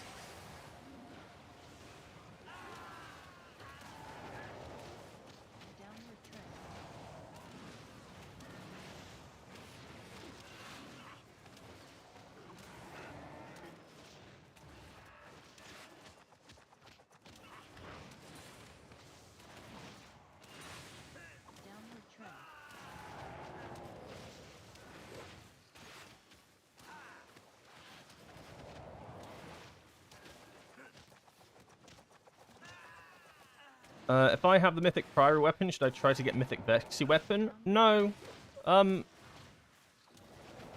No, sorry, that's not the right answer. It'll come down to a sim, but, like, they're both at the same eye level, right? You'll be able to get them both at the same eye level, so it's going to be completely dependent on what stats your character is looking to get at the moment. So I'd definitely not use your Puzzling Cartel chip on it, let's put it that way. But if you can guess it from, like, just doing the raid or from a vault, then there's potential that it could be better. But it's completely going to depend on your character, so it would be worth a sim, like, just comparing the 2 weapons. So if they're both Mythic Track, it's all just going to come down to the secondary stats. They're going to do the same damage otherwise. I guess I'll pop this one, right?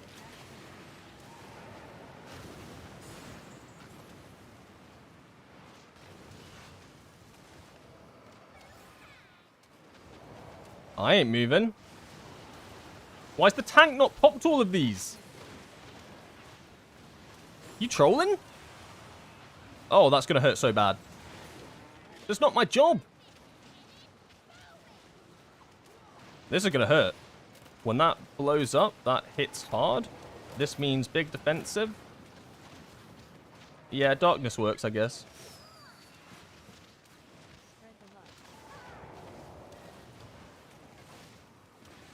I'm not meant to have responsibility on this fight. This fight's meant to just be me, like, laughing to myself while the tank does everything.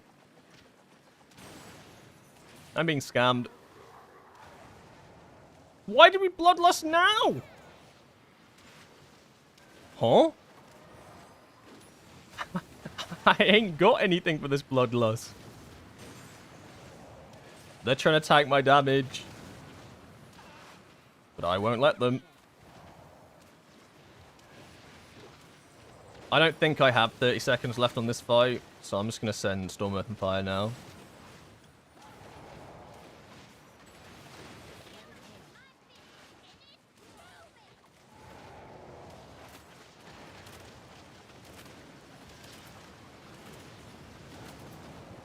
No, I definitely didn't.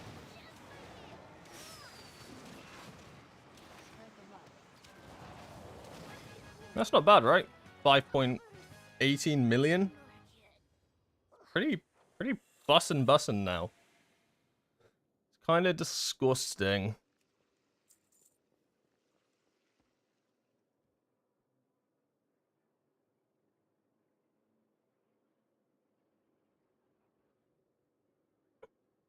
Is the eye only good for raiding? I mean, I wouldn't even say the eye is good for raiding anymore. Like, if we're talking like just a heroic Eye of Kazan, like, you need the perfect fights for it. You need fights to be super long now, but fights are just constantly going down in speed, like length. So because fights are constantly going down in length, you're constantly getting less uptime on it. Like, you need this trinket to get to 20 stacks, and that takes time. And as fights get shorter, you'll end up in situations where you don't even get it to 20 stacks for starters. And then currently in this situation now, as you're on 20 stacks such a limited amount of time, you might as well just use something like a Sephorium, which you get constant uptime from the start of the fight. You know what I mean? Like, the only reason I run it is just for my level. It's like the mastery alone is just better for me. So that's why I run it. Just because the Sims say run it, dude. It's better stats because of how high item level it is. But mine's like Mythic Track maxed out, right?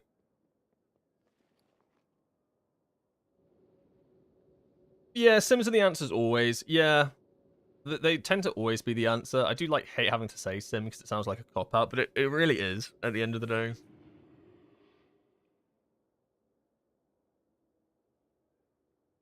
Like, I wish I could tell you the perfect answer to every question every time off the top of my head, but it's so, like, things are so character dependent now. That simming's just so important. Gotcha. No worries, my dude. Okay, let's do this upgrade. And then we're free? Question mark? Question mark? Lock in my time? Upgrade. No! Wait. No, I need ballast. I need more crests. Ah! How did this happen? Where did I go wrong? I don't think I've got another dungeon in me. I'm like literally about to pass out. Well, I mentioned I got a raid later. Oh, no, no, no. There's got to be a way. I think I'll just try join like a heroic Mugsy or something and just try to quickly do it, or one-arm bandit. They'll have to let me in now. So, remember that time when I skipped doing heroic Mugsy because I thought I was really clever? Yeah, me too. So it's just one piece to get me to 682, I think, and that'll be my final form. Maxed out character in 6 hours. How disgusting. There'll still be sims I need to do. I need to run sims on...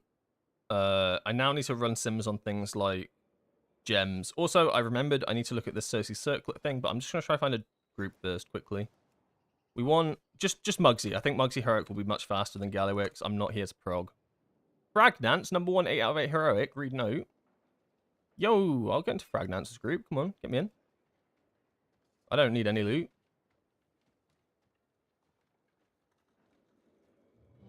Yo, playing with Fragnance. Pog. Pog, pog, pog, pog, pog.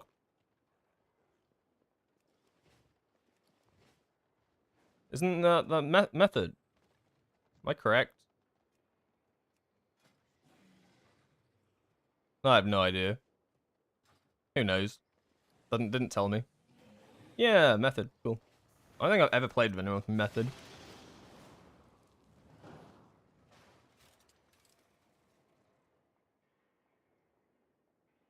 But they're on the server. Because I play Twisting Nether, so I'm on their server. Because it's where my old guild was. I'm so glad they brought in the thing where you can play like across worlds now, because like before, like trying to find like a guild when you didn't have a guild was so awful, especially for like across servers and stuff. I'm so glad they changed that, because like you literally like it was like £40. Like that's insanity, right? Like £40 and then trial at a guild. Huh? Argent Dawn all the way. Shit goes down in Goldshire. What the hell? This is Vexy.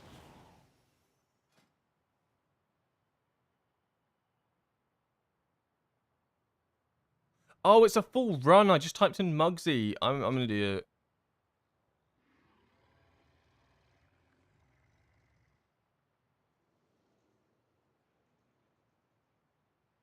This is like an actual full run, no? Yeah, this is like, yeah.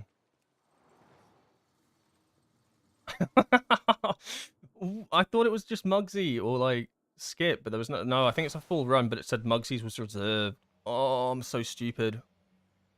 I'm such a dum-dum. Now Fragnance thinks I'm stupid. GG. GG, go next.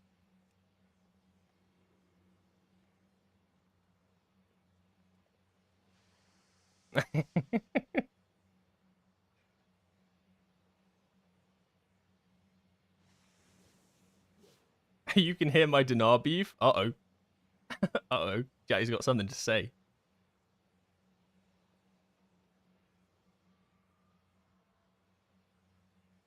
Everything except for Mythic Pacemaker. Pace is 0.8%. So potentially what that's telling me is, what would you be replacing, Jassy, in that instance? So we can try work out the problem backwards. What would it be replacing? Oh, Heroic Pace. Well, it's not too far-fetched, I'll be honest. Which sim am I trying to bring up? Because look, if you look here, right, if we look at my actual improved C4ium one, oh, it's not showing it properly. But you can see, like, even for me, just the improved C4ium Pacemaker at Mythic is only a 0.1% upgrade. Like, when you're replacing a trinket with another trinket of the same sort, the upgrade is actually not as big as you might actually think, because you've already got that trinket. You're basically just increasing its numbers a little bit. So the big difference comes from having a trinket replacing another trinket, like completely different trinket. If that makes sense. I know it feels super bad. I mean, what you can do is is like just not spend it right now. You don't have to feel pressured to send it like straight now. Should I use my Dinar and House of Cards heroic or get a Mythic Plus item? I'd say Sim it, Lord Crippulus. Like, it's going to be like so dependent on what your character is. Like, if you don't have a House of Cards and you don't have a Funhouse lens, then there's a huge likelihood it will probably be House of Cards. But it's going to depend on if you have those or not, and what's your other trinket. There's so many variables that, like, literally, I'll show you how to quickly do it. You basically, this is like super simple. You go on your WoW, you need to install the add-on SimC. Once you have SimC, copy it in, and then you just go to Droptimizer, and they've got a new thing that they've added here called Puzzling Cartel Chips. And then you either go Hero or Mythic, depending on what you do. So if you've got like Mythic raiding and stuff, then I'd go Mythic. Or if you want to do the M+ stuff that's Mythic, then go Mythic as well. If you have only got Hero for raid, but mythic for like M+, then I'd do 2 sims and then compare them. And then you literally just run this Droptimizer, and this will help you like compare it to what your current trinkets are and what looks best. But there's nothing forcing you to spend your dinars right now. Because let's say, like, 'cause I've said it quite a few times, and it's worth reiterating. If you have a raid in the next couple of days, and potentially you could get the drop from that raid, and it drops, but you've already taken your dinars, you're going to feel so bad because you could have got 2 pieces of gear, right? Instead of just the 1. So think of it like a vault, you know? If you open your weekly vault at the start of the week, but you have raid upcoming or whatever, it's okay to then wait on that vault till you finish it and see what loot drops from there. There's no Mugsy groups. Oh, Mugsy curved only. Let me in. Let me in. I'm curved, I promise. Probably. Right, maybe Gallywix is easier. Because people actually want Gallywix, no?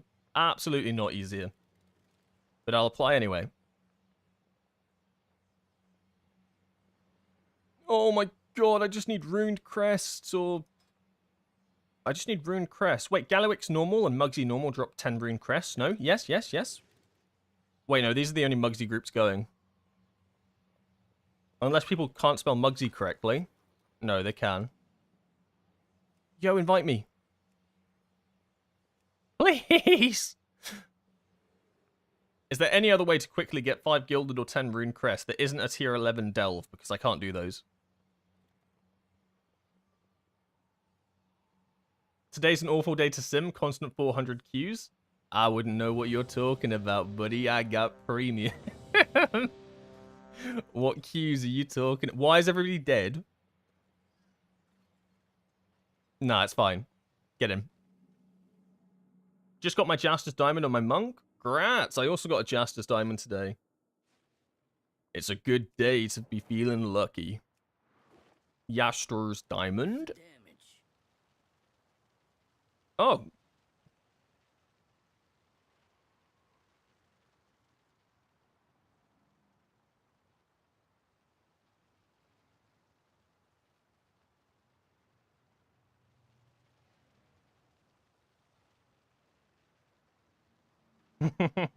Sorry, I was just talking to the guy who invited me to the group. Is this Mugsy? Yeah, this is Mugsy, so I'll just go to the Tower of Spades. Oh no, it's high. Yeah, it's Tower of Spades. So I just need it down this. This will be fine. Can we replace Circlet? You have just reminded me to now check this thing that I've meant to be looked at for the past hour, so thank you. Where is it? We ran a Droptimizer sim. Here? Wait, where is it? Right. Yes, I ran 2 sims, right, to see if there's any ring in this game on the mythic track that is better for me right now than Circe's Circlet. So try to give you an idea of if you're ever going to replace your Circe's Circlet. Because obviously I'm pretty much max eye level right now. My gear's... I'm going to say my gear's pretty good, right? Like, let's be serious here. So I'm in, like, the best position to be like, okay, is there going to be a mythic track, max item level ring that's going to replace Circe's Circlet? So it's a pretty good idea. It doesn't mean don't sim it yourself, but it's a pretty good idea. So let's see, any rings? I mean, I don't see any rings. I see a 0.2% decrease on the Priory ring, if I have it. I don't see a single ring here that's an item level, like, that's a damage upgrade. That's not a good start. So from the dungeons, it's looking like there's not a single ring I could get right now with my current gear that would replace Circe's Circlet. I mean, they're very close, right? Well, these are very close. You've got 0.1% differences, 0.2. So they're practically on par with each other. But for my current stats, it looks like they just don't quite push it. 0.1 again. So you can see how close these rings are. Anything from the raid? No. Again, nothing from the raid. I don't think it... Well, 0.2 on the miniature roulette wheel, even with 6,800 mastery. I mean, from my sims, right, I guess what I'm trying to show you is that they're still so tight. Like, the Circe's Circlet and other ring, even if the other ring is max eye level. For me right now, I'm going to stick with Circe's Circlet. Because just from that Droptimizer alone, it shows me that right now, with how my stats are balanced, there is not a single ring that I really want to upgrade it for. Now, maybe when I finish this stream in like half an hour or so, and I do some like crazy sims and stuff to switch out like gems and stuff like that, maybe another ring pops up that is good enough. But yeah, right now I'm not replacing Cersei Circlet is what I can say. It doesn't mean that you won't, because maybe for you don't have as much mastery as me, or maybe your crit strike is super low or something, or your verse is nowhere near as high, and there's a ring that perfectly fits that bill that dominates Cersei Circlet, or your mastery is super high, for instance, but your haste and your crit are really low, but there's a ring that's crit and haste, and it's perfect for you right now, and it helps you get rid of some of that mastery that, like, the Sims don't think are too bad. Does it kind of make sense? Like, it's so tight right now between Cersei Circlet and any of the top eye-level rings that it's like, it's going to be very character dependent on your stats more than anything. Oh god, are we progging? Oh god, are we progging? This is meant to be half an hour! Quickly in and out, Muggsy Adventure! Oh good god. I should probably switch to Conduit Raid build. Yeah.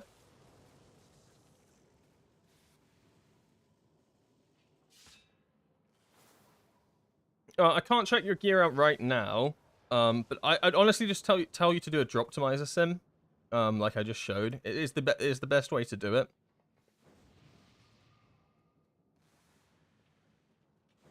But I'd be very careful straight away, like, because I've heard a few people asking if they can craft rings and stuff.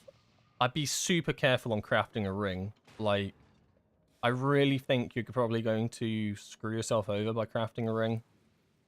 Unless your stats are so iffy-wiffy that somehow it makes sense to craft a ring. I'd just be very careful with rings right now. Because at the end of the day, even if a ring is better than Cersei Circlet, it's so minimal. Like, you can see how close it was. It was like 0.1% between them. That even if one like goes 0.1% better than Cersei Circlet, they're so close to each other that it might not even be worth looking at it right now and focusing on other pieces of gear.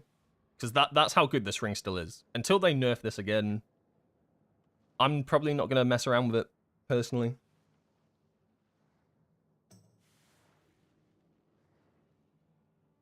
Yeah, if you haven't done the raid in Mythic, you will have to pick a heroic Dinar piece. If you're talking about Dinars, yeah.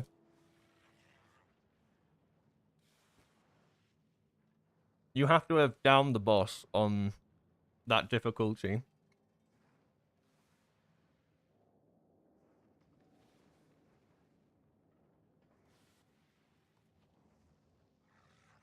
My Funhouse Lens still sims so much better than my House of Cards right now with my stats. Yeah, there's a perfect example, right?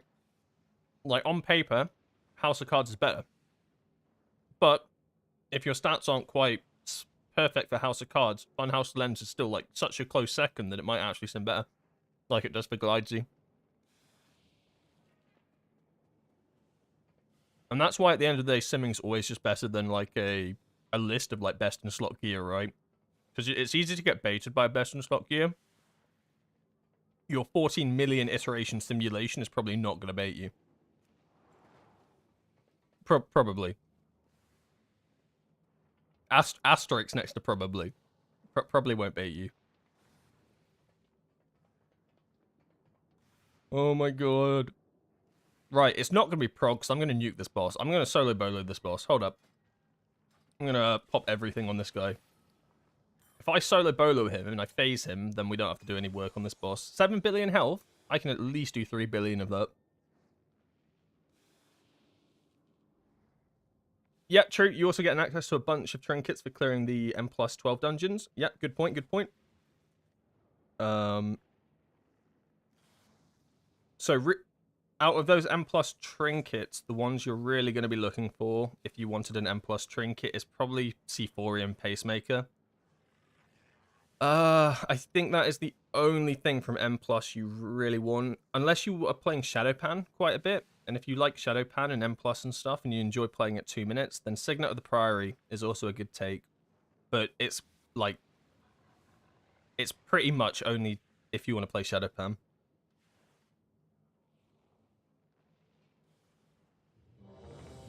Is Ive Kazan better than C4M for M+?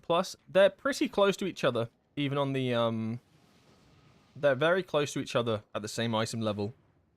You're probably going to get more value from C4M in, like, your pub groups and stuff. 5, Because you're basically, Kazan relies on, like, good uptime time in the dungeon. So if, like, you're pugging it and stuff, you might end up in situations where you don't get as much, like, as good uptime. If you're in, like, pre-made and stuff, and you plan your routes and whatnot, then you probably have a good chance of consta pulling to take advantage of it. But you're probably more likely to get better results. I'm so sorry. We popped every single one. Boys!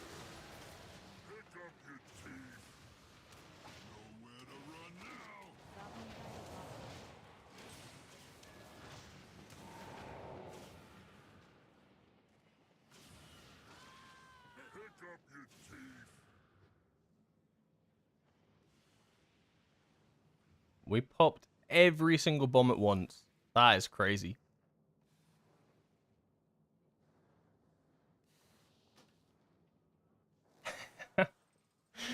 Oh my god, and I was one of them.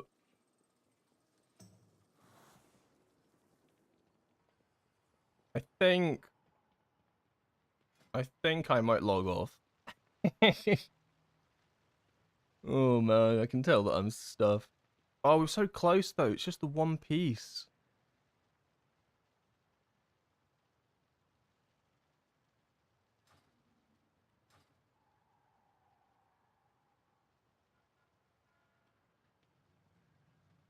A lot of people are left. I'm just gonna...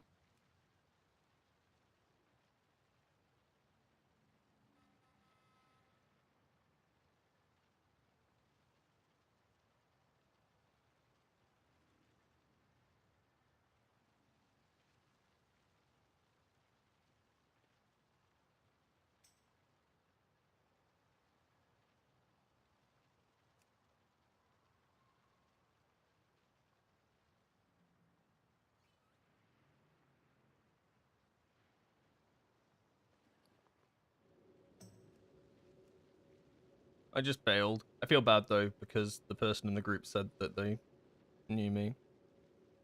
Oh, it's not that group. Oh. Well, I still apologized. Eye level check. We're literally there. Right. Quick. Spitball me some ideas. How can I get literally 10 rune undermine crests? 5 gilded crests. Plus 8 delve? Yes, plus 8 delve gives me 10 runed. World boss. World boss? Please, help. Help. I can't go back into the raid. I cannot go back into the raid. I'm so cooked. Delve. Right, we reckon a delve can do it? Wait. Okay, what's a good one? Ashkahet? Nightfall Sanctum is right next to Priory. We'll teleport to Priory. Battle for Azeroth. Priory.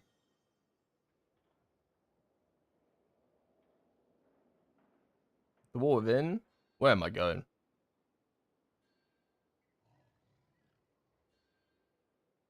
Bro, where is this dungeon? 10. Either 10 runed or 5 gilded. Surely you get 10 runed from doing like a plus 8 delve, right? Like that sounds like it'd be tight if Blizzard didn't give you 10. That'd be messed up, actually. I will go to the forums.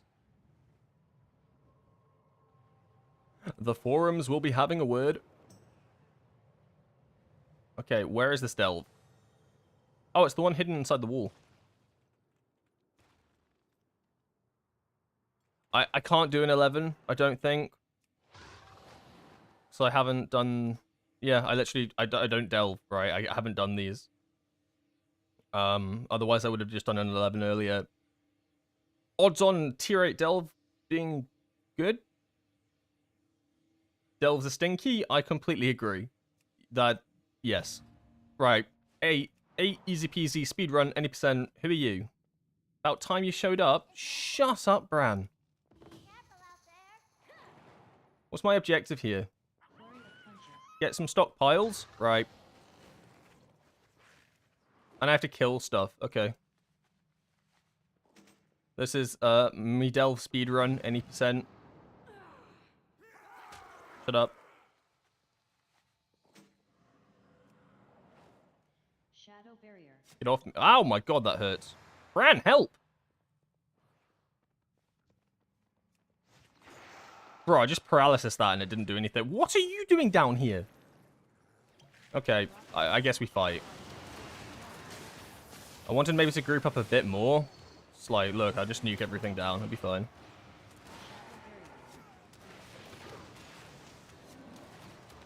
Okay, things stopped getting nuked down as much as I thought they were going to. Stop.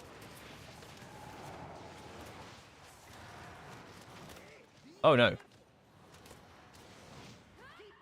Okay, fine. One life down. Let's go. Go.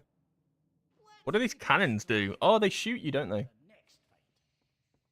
Make sure to get the 3 Nemesis gold piles. What does that even mean? Too far away. What does that even mean? Like at the end of the the delve?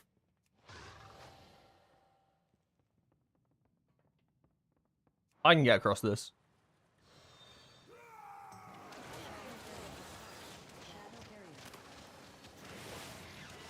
Bro, what is you? Am I just dead again? Where is Bram? Bro's doing negative damage. What are you specced into right now, brother? Oh. Oh, I should probably give him a roll. You want to heal for me? And then, I don't know, this, and we'll bioprint. There are rival enemies that appear, they're goblins and hobgoblins. Right, just look out for those then. I don't see any gold piles. I think my delve is bugged. Oh my god, this is slower than Mythic Vexy. Vexy, Mugsy.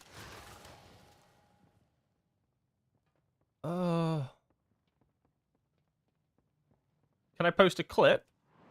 It probably won't let you. You can try. Like into the chat.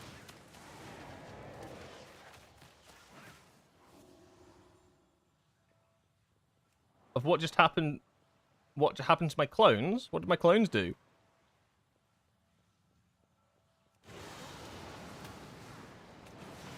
You can always like make a clip and then it will like show up on my featured clips, I think.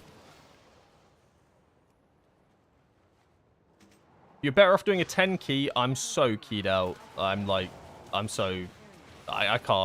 do it. I'd actually rather just log off. I'd rather log off. Oh, I'm gonna be so tired for raid. I'm an old man playing a young man's game.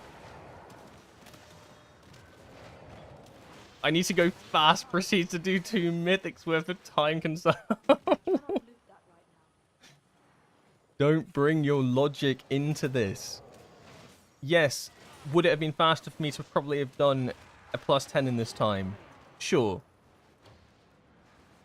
But I don't need to hear it. What is the shield? Huh? Bro's got infinite health. Oh my god, please die.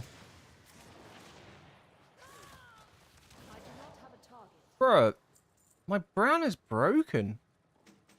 Doesn't do anything. Oh, it's Freelancer. Cool. And then we've got some boys over here. Oh, I should have waited for Zuan. I have some regrets. Okay, regrets are over. They get nuked.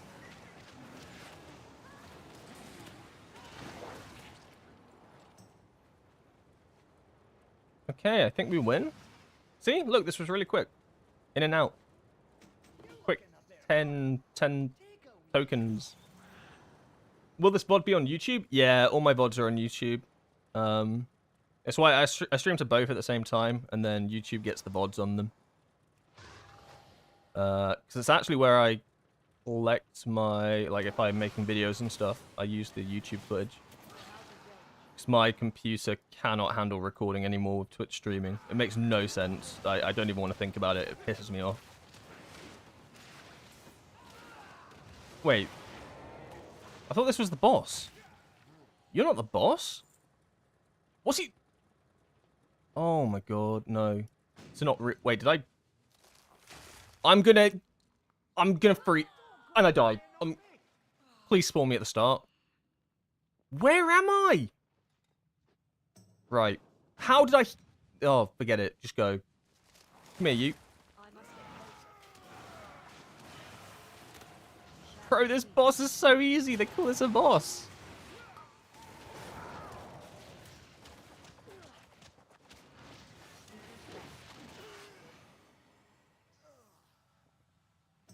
What the hell's Renalash? Uh-oh.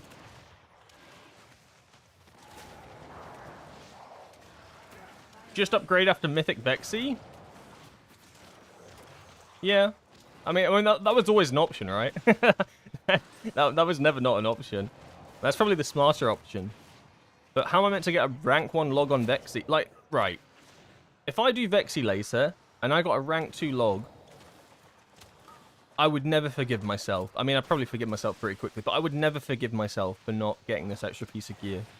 Because there'll be someone else who did. Someone else who did what I couldn't do. I won't do it. That's not what we want. 3! I'm gonna fucking tweak. Oh, Nemesis box. No, please.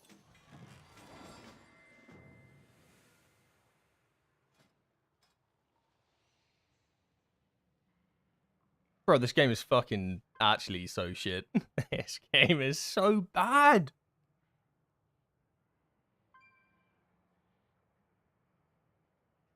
You didn't get all of the Nemesis kills? I don't even know what Nemesis kill... Right. We're doing a plus... dungeons. Wait. Yes. Yes? Yes. 7? 7. 7. Let me in. We're speedrunning this. No surrender. Everybody would... Oh, we're going so fast in this dungeon. Yep, we're going so fast. Wait, why am I still with Bran? Get me out of here.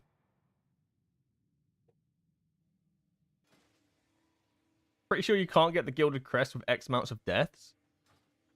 Oh. Why do you just ask if the tank can tank a +7? Oh my god, no. Oh dear god, no. I mean, it's not that bad, actually. There's a few items in there that are a bit concerning, but it's not that bad. Yo, wait, hold on. Radiant cool. Hold up. Quest. The Cobus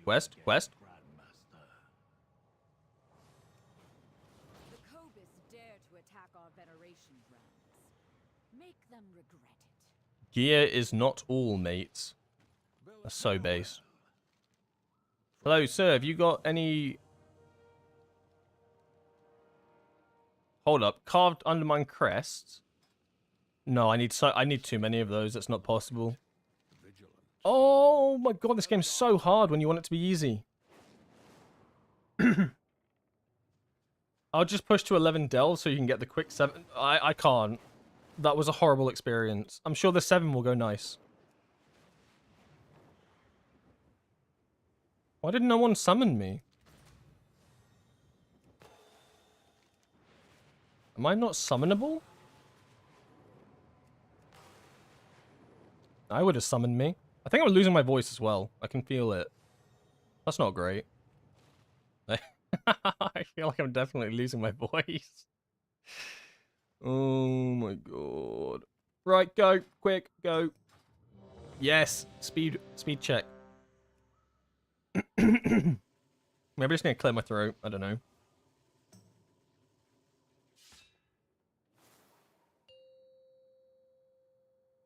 It's a 7 key, expect new players? Yeah. 5, 4, Yeah, you're right. 3, 2, I'm sorry, I'm being too mean to them. I'm just trying to be fast.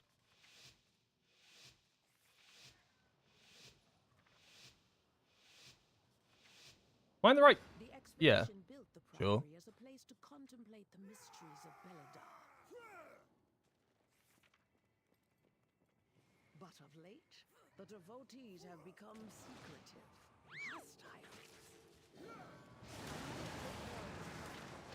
The gods sought to Why aren't these ads getting one shot? What is my slicing winds doing?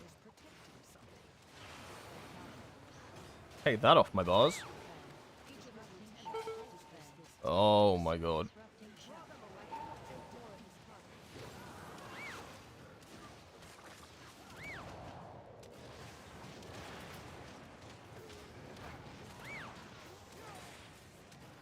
Slicing Winds did that stupid thing where it, like, becomes the bad version that I don't like. Just the usual.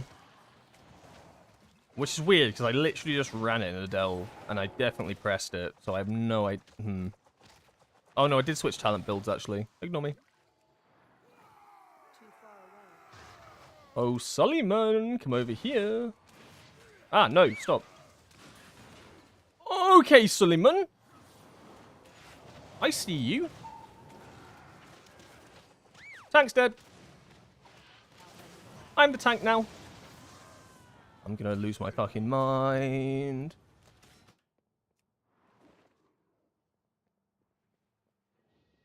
Remember when someone suggested to do a 11 delve? That was a good idea. Bro, just kill Vexy. There's a Void Emissary? Oh, cool. I love this one. This one's, this is the good epics. Oh, no. It buffed them. My tank's so dead again, then. Alright, focus Suleiman. And everything will be okay.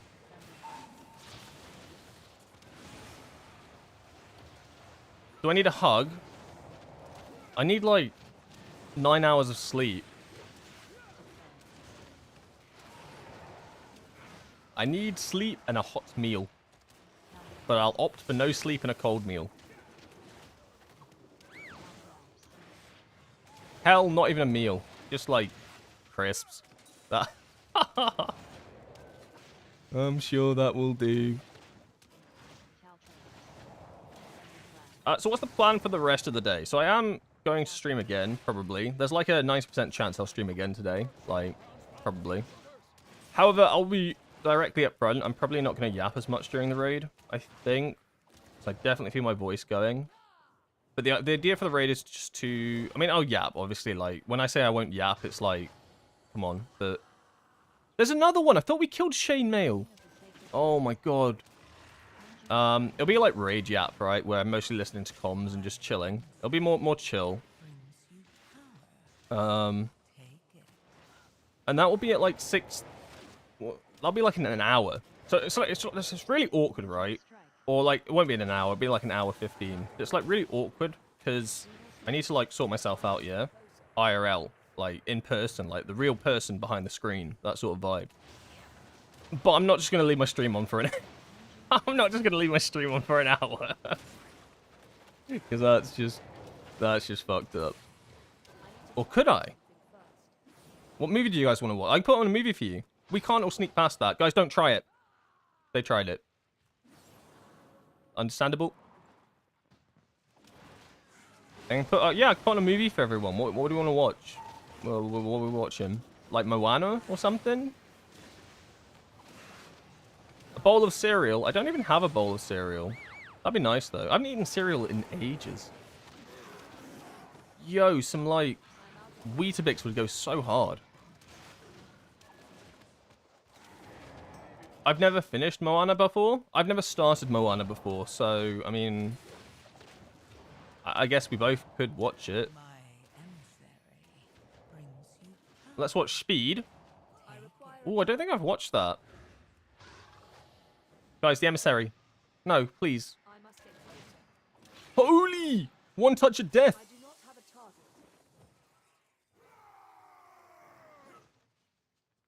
I love having 48 Weetabix in one go.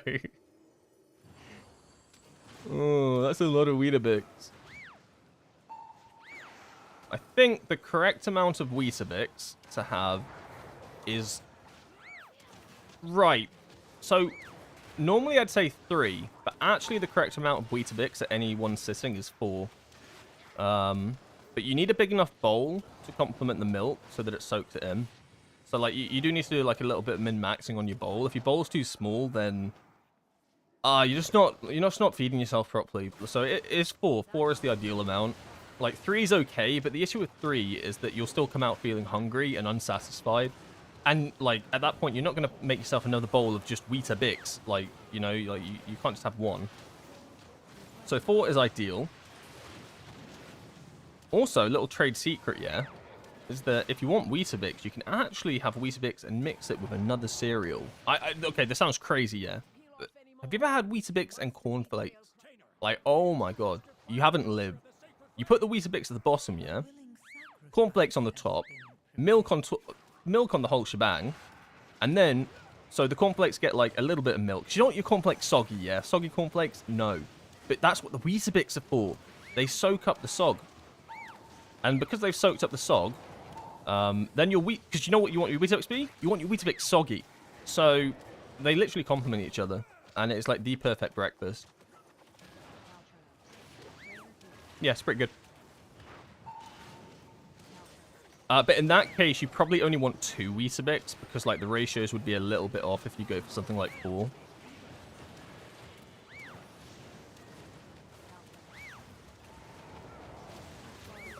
This is kind of not good. I mean, I don't think I'm taking damage, but everybody else doesn't look like they're having a great time.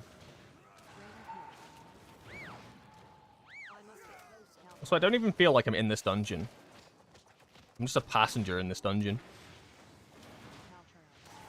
What are you saying? What of it? The fuck is happening? NA brain can't comprehend. You don't have, like, cornflakes in NA?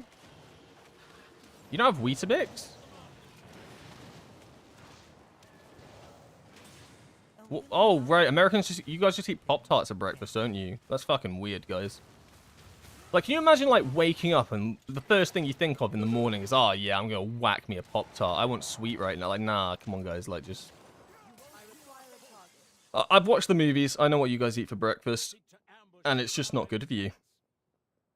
Like, for starters, right, if I wanted a nice sweet treat, I would not put it in my toaster, right? The only thing going in my toaster is bread. Yeah? I ain't putting a Pop-Tart in my toaster that takes like 2 seconds to cook. There's something wrong with that entire situation. But I would try. I mean, to be fair, I've never tried it. So maybe I'm just out of the loop. Yeah, maybe it's one of those, buddy, you don't know till you tried it.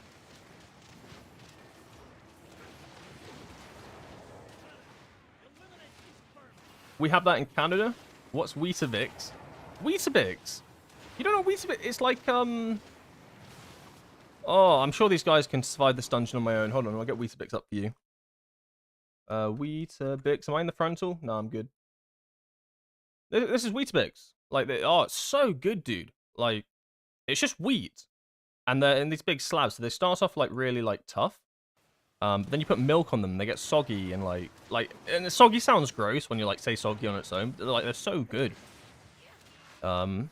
And if you're, like, feeling really brave, you can actually raw dog them and eat them dry. But, like, I don't recommend it. You have to be really hungry. Like, you have got to have no food in the house to do that. But it is an option. Just make sure you have, like, a glass of water or something if you're doing something like that.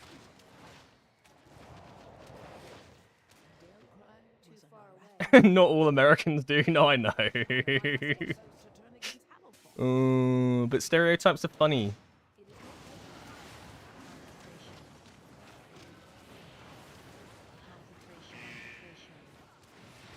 I'm not a massive fan of oatmeal. I like I don't mind porridge, but like it has to be like fully like flavored. Like there has to be like alright, there always has to be banana. Banana is like you have to eat banana with porridge. It's the rules. I don't make them up. It just makes it taste good. Otherwise it just tastes so bland.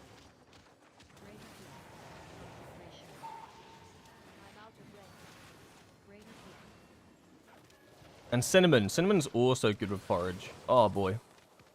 Guys, I'm so hungry. Guys, I'm so hungry.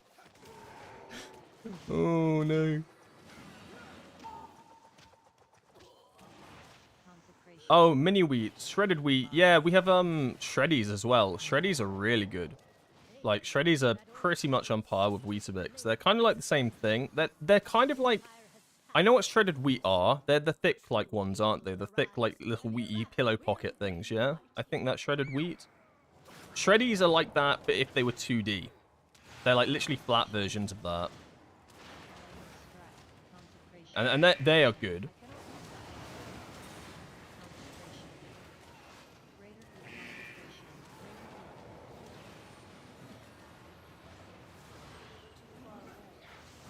Cinnamon's also good to add to your post-workout to help with muscle regeneration. Is that why I'm so beefy? Oh, that must be why I'm so beefy. All the cinnamon I eat. And all that working out I do. Yep. I gym. I do the reps.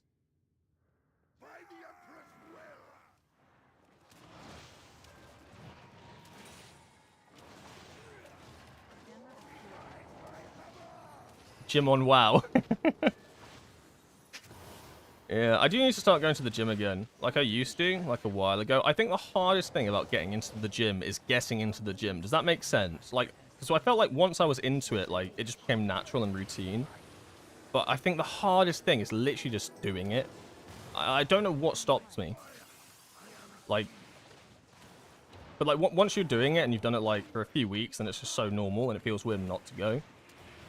But it's just like the instant, like, the initial going to it.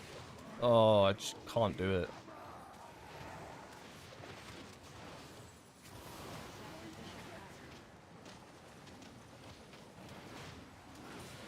Getting out the door's the hardest? Yes, exactly. Like, leaving house?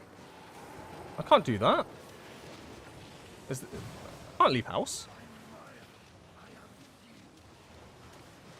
Is this dungeon almost over yet? Oh my god.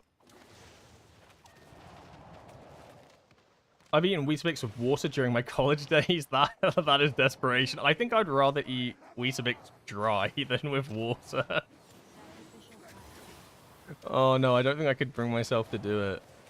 I would actually like raw dog them dry and then drink water to the side. I don't think I don't think I could bring myself to mix them.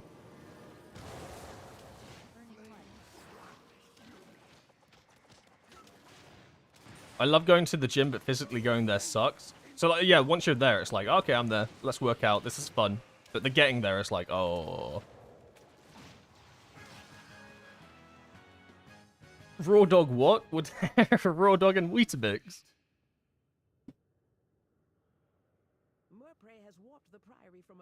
Hold on. I need to get the door.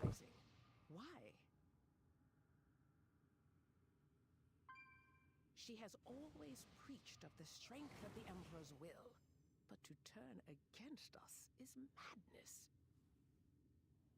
Consecration. Greater heal. Consecration. Greater heal. Sorry, I thought I locked my girlfriend out again. I didn't. It's okay. It was just strangers. But you can never be too sure. It's the last thing you want to do.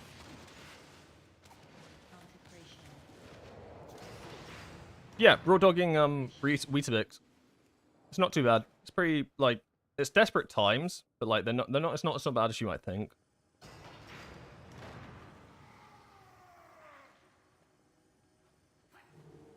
Hey mate, when do you plan on changing the 658 ring? I do not. Not currently, anytime soon. I've done a few sims with my current gear, comparing it to max item level rings from the raid and max item level rings from M+, and there's just no ring right now with my current stats that outweighs the circlet. Like they're all in like there's a few of them in 0.1% range of each other, but that's just not good enough, right? Like 0% on the wrong end, so it would be a damage loss for me to take that ring, for instance. So, at the moment, there's nothing even making me want to look at another ring, because the circlet's still just that good for my current situation. Like, eventually, maybe if I do a bit of stat rebalancing. But right now, the Sims just say, nah, not good enough. And I like that. I mean, it means I'll not get, like... I'll not be able to get max eye level, sure. But it also means I don't have to, like, get lucky and get, like, a M+ ring. Because that kind of sucks. Like, you think you want the upgrade for the ring. But then what if I told you, okay, the ring that you have to change it for is a Mythic Plus ring that you have to get from the vault. And it's this specific ring. And if you don't get it, you're never going to have the best ring on your character. That sucks. Like, that's the worst situation. You never want your best piece of loot to be from the vault. So if Circlet can still be the ring that I used, I'm so happy with that. Because it means I do not have to worry about getting lucky in the vault for weeks and weeks and weeks.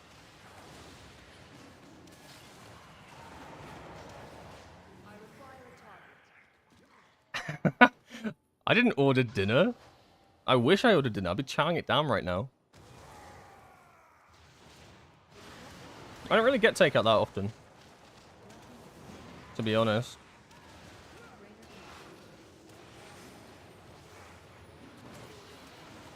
I'm almost free from this place. My damage is so bad for this dungeon as well. I feel like I haven't even been playing.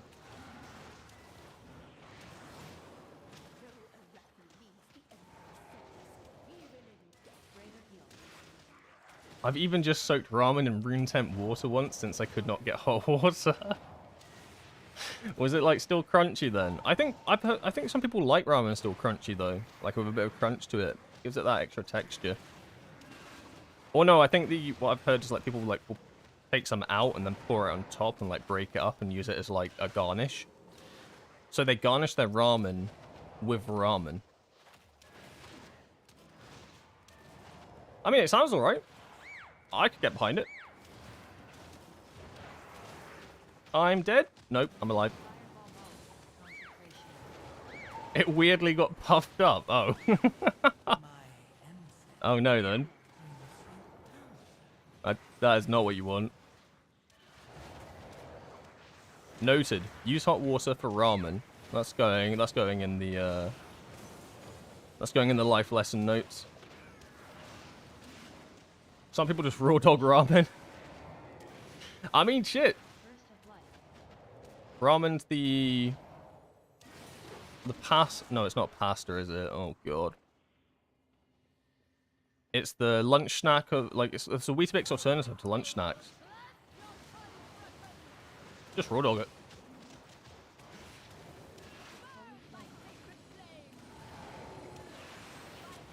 Hey buddy, what are you aiming to spend your dinars on? So I've already spent my dinars. I spent my dinars straight away this morning. Don't worry about what's going on here. This is all fine. This is normal. So yeah, I spent it on the Jaster's ring, but that doesn't mean that I recommend you spend it on the Jaster's ring. Because our characters are going to be quite different, right? Like, you might have a Jaster's ring, or you might not have like a House of Cards or something. So there's potential that you could end up with something that's more valuable to you than the Jaster's ring. It's just for my situation, it came out as the best simming thing. So if you're looking for like what to get for your dinars, I'd always recommend just trying to run a Droptimizer sim. They've added like the new puzzling cartel chip one, so it's really simple to do. And yeah, like it's going to completely depend on what gear you have. But for me, yeah, I got the Jaster's ring, and probably next week I'm likely to get something like the Seaphorian Pacemaker. And the week after that, I'm likely to get nothing. Right? No, Signet of the Priory I probably get, but that's just for Shadowpan. Don't worry, I can stand in this, I can take it. Out.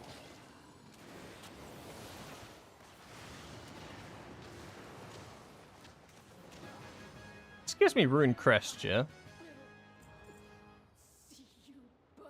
Where are my Rune Crest? Oh, it gives me Gilded.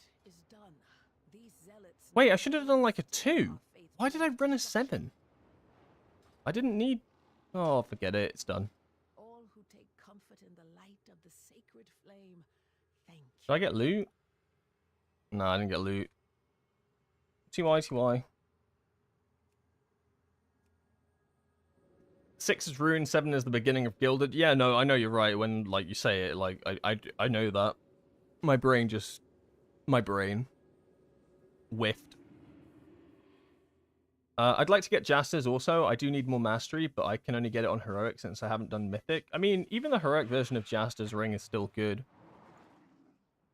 Like, because it's got a ton of mastery on it.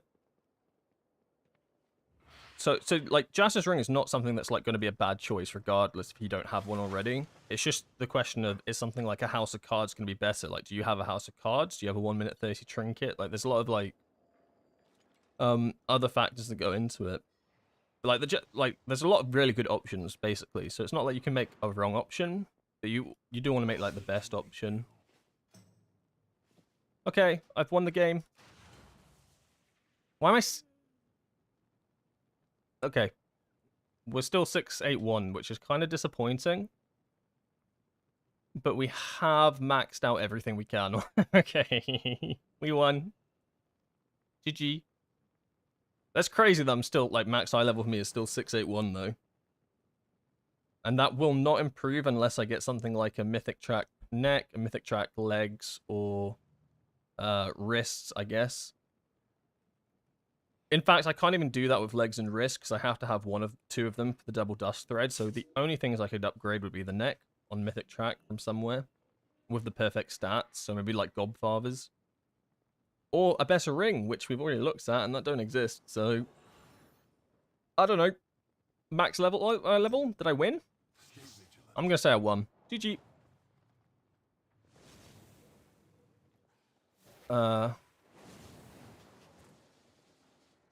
Yeah, so you have Signet, but you don't have House of Cards. So then that's the trade-off, yeah, because the Signet is it's a decent trinket, but it's like there are better ones for Windwalker at the moment, especially for Conduit. Like House of Cards just like lines up perfectly.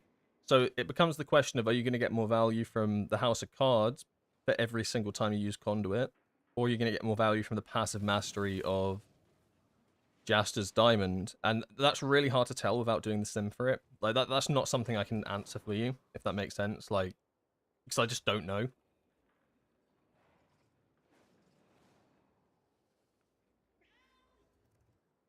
What keys you push in? Oh, that's not for me. Oh, good. Yeah, just sim, basically, yeah. I'll never do Mythic Galley, so just going to buy Hero Jaster. Yeah, I mean, that's a fair thing as well, right? If, like, you also need to take that into account. Like, do you think you're going to do the content? Like, do you ever think you're killing Mythic One-Arm Bandit? If no, then you know that a Mythic House of Cards is never something you'll be able to get. So that's fine, but it just means you need to take that into account. That means you're going to max out at a Heroic House of Cards. Do you have that? You don't have that? Well, maybe that's going to be better for you, you know? So everything with Dinars is so personal, I guess. Like, there are some general rules you can follow, and I'll try to post the video tomorrow morning that I went over earlier, when I spoke about Dinars in, like, quite a bit of detail and thoughts on it, and how you should look at it. But for right now, yeah. That's going to be it for me. Well, I say today. I will be on later, in, like, an hour. Lol. I'm not going to leave the stream on because that's just cringe. So it's a little bit cringe to just leave the stream on. I'll be back in like an hour for the raid. I think it's an hour. Wait, is it? Yeah, it's an hour. I'll be back in an hour for the raid. I might just do it on Twitch. Because I don't know if I can be asked to set up an entire new YouTube. Because I have to make a thumbnail and everything. Oh, YouTube's like so tedious. You have to make a thumbnail if you have, even if you're doing a live stream. It's like, why, bro? Just let me like live stream. I don't know. I might do it on both. I don't know. We'll find out. But yeah, thanks for tuning in for like the whole day. It's been really fun hanging out with you, talking about cereal, getting max eye level, and I'll be back in an hour. Sorry that the stream's a little bit broken up, but I do need to like do some stuff. Otherwise, I will just pass out and die. Just play your own videos for an hour on stream. Easy ad money. Yeah, but also, nah. Also, nah.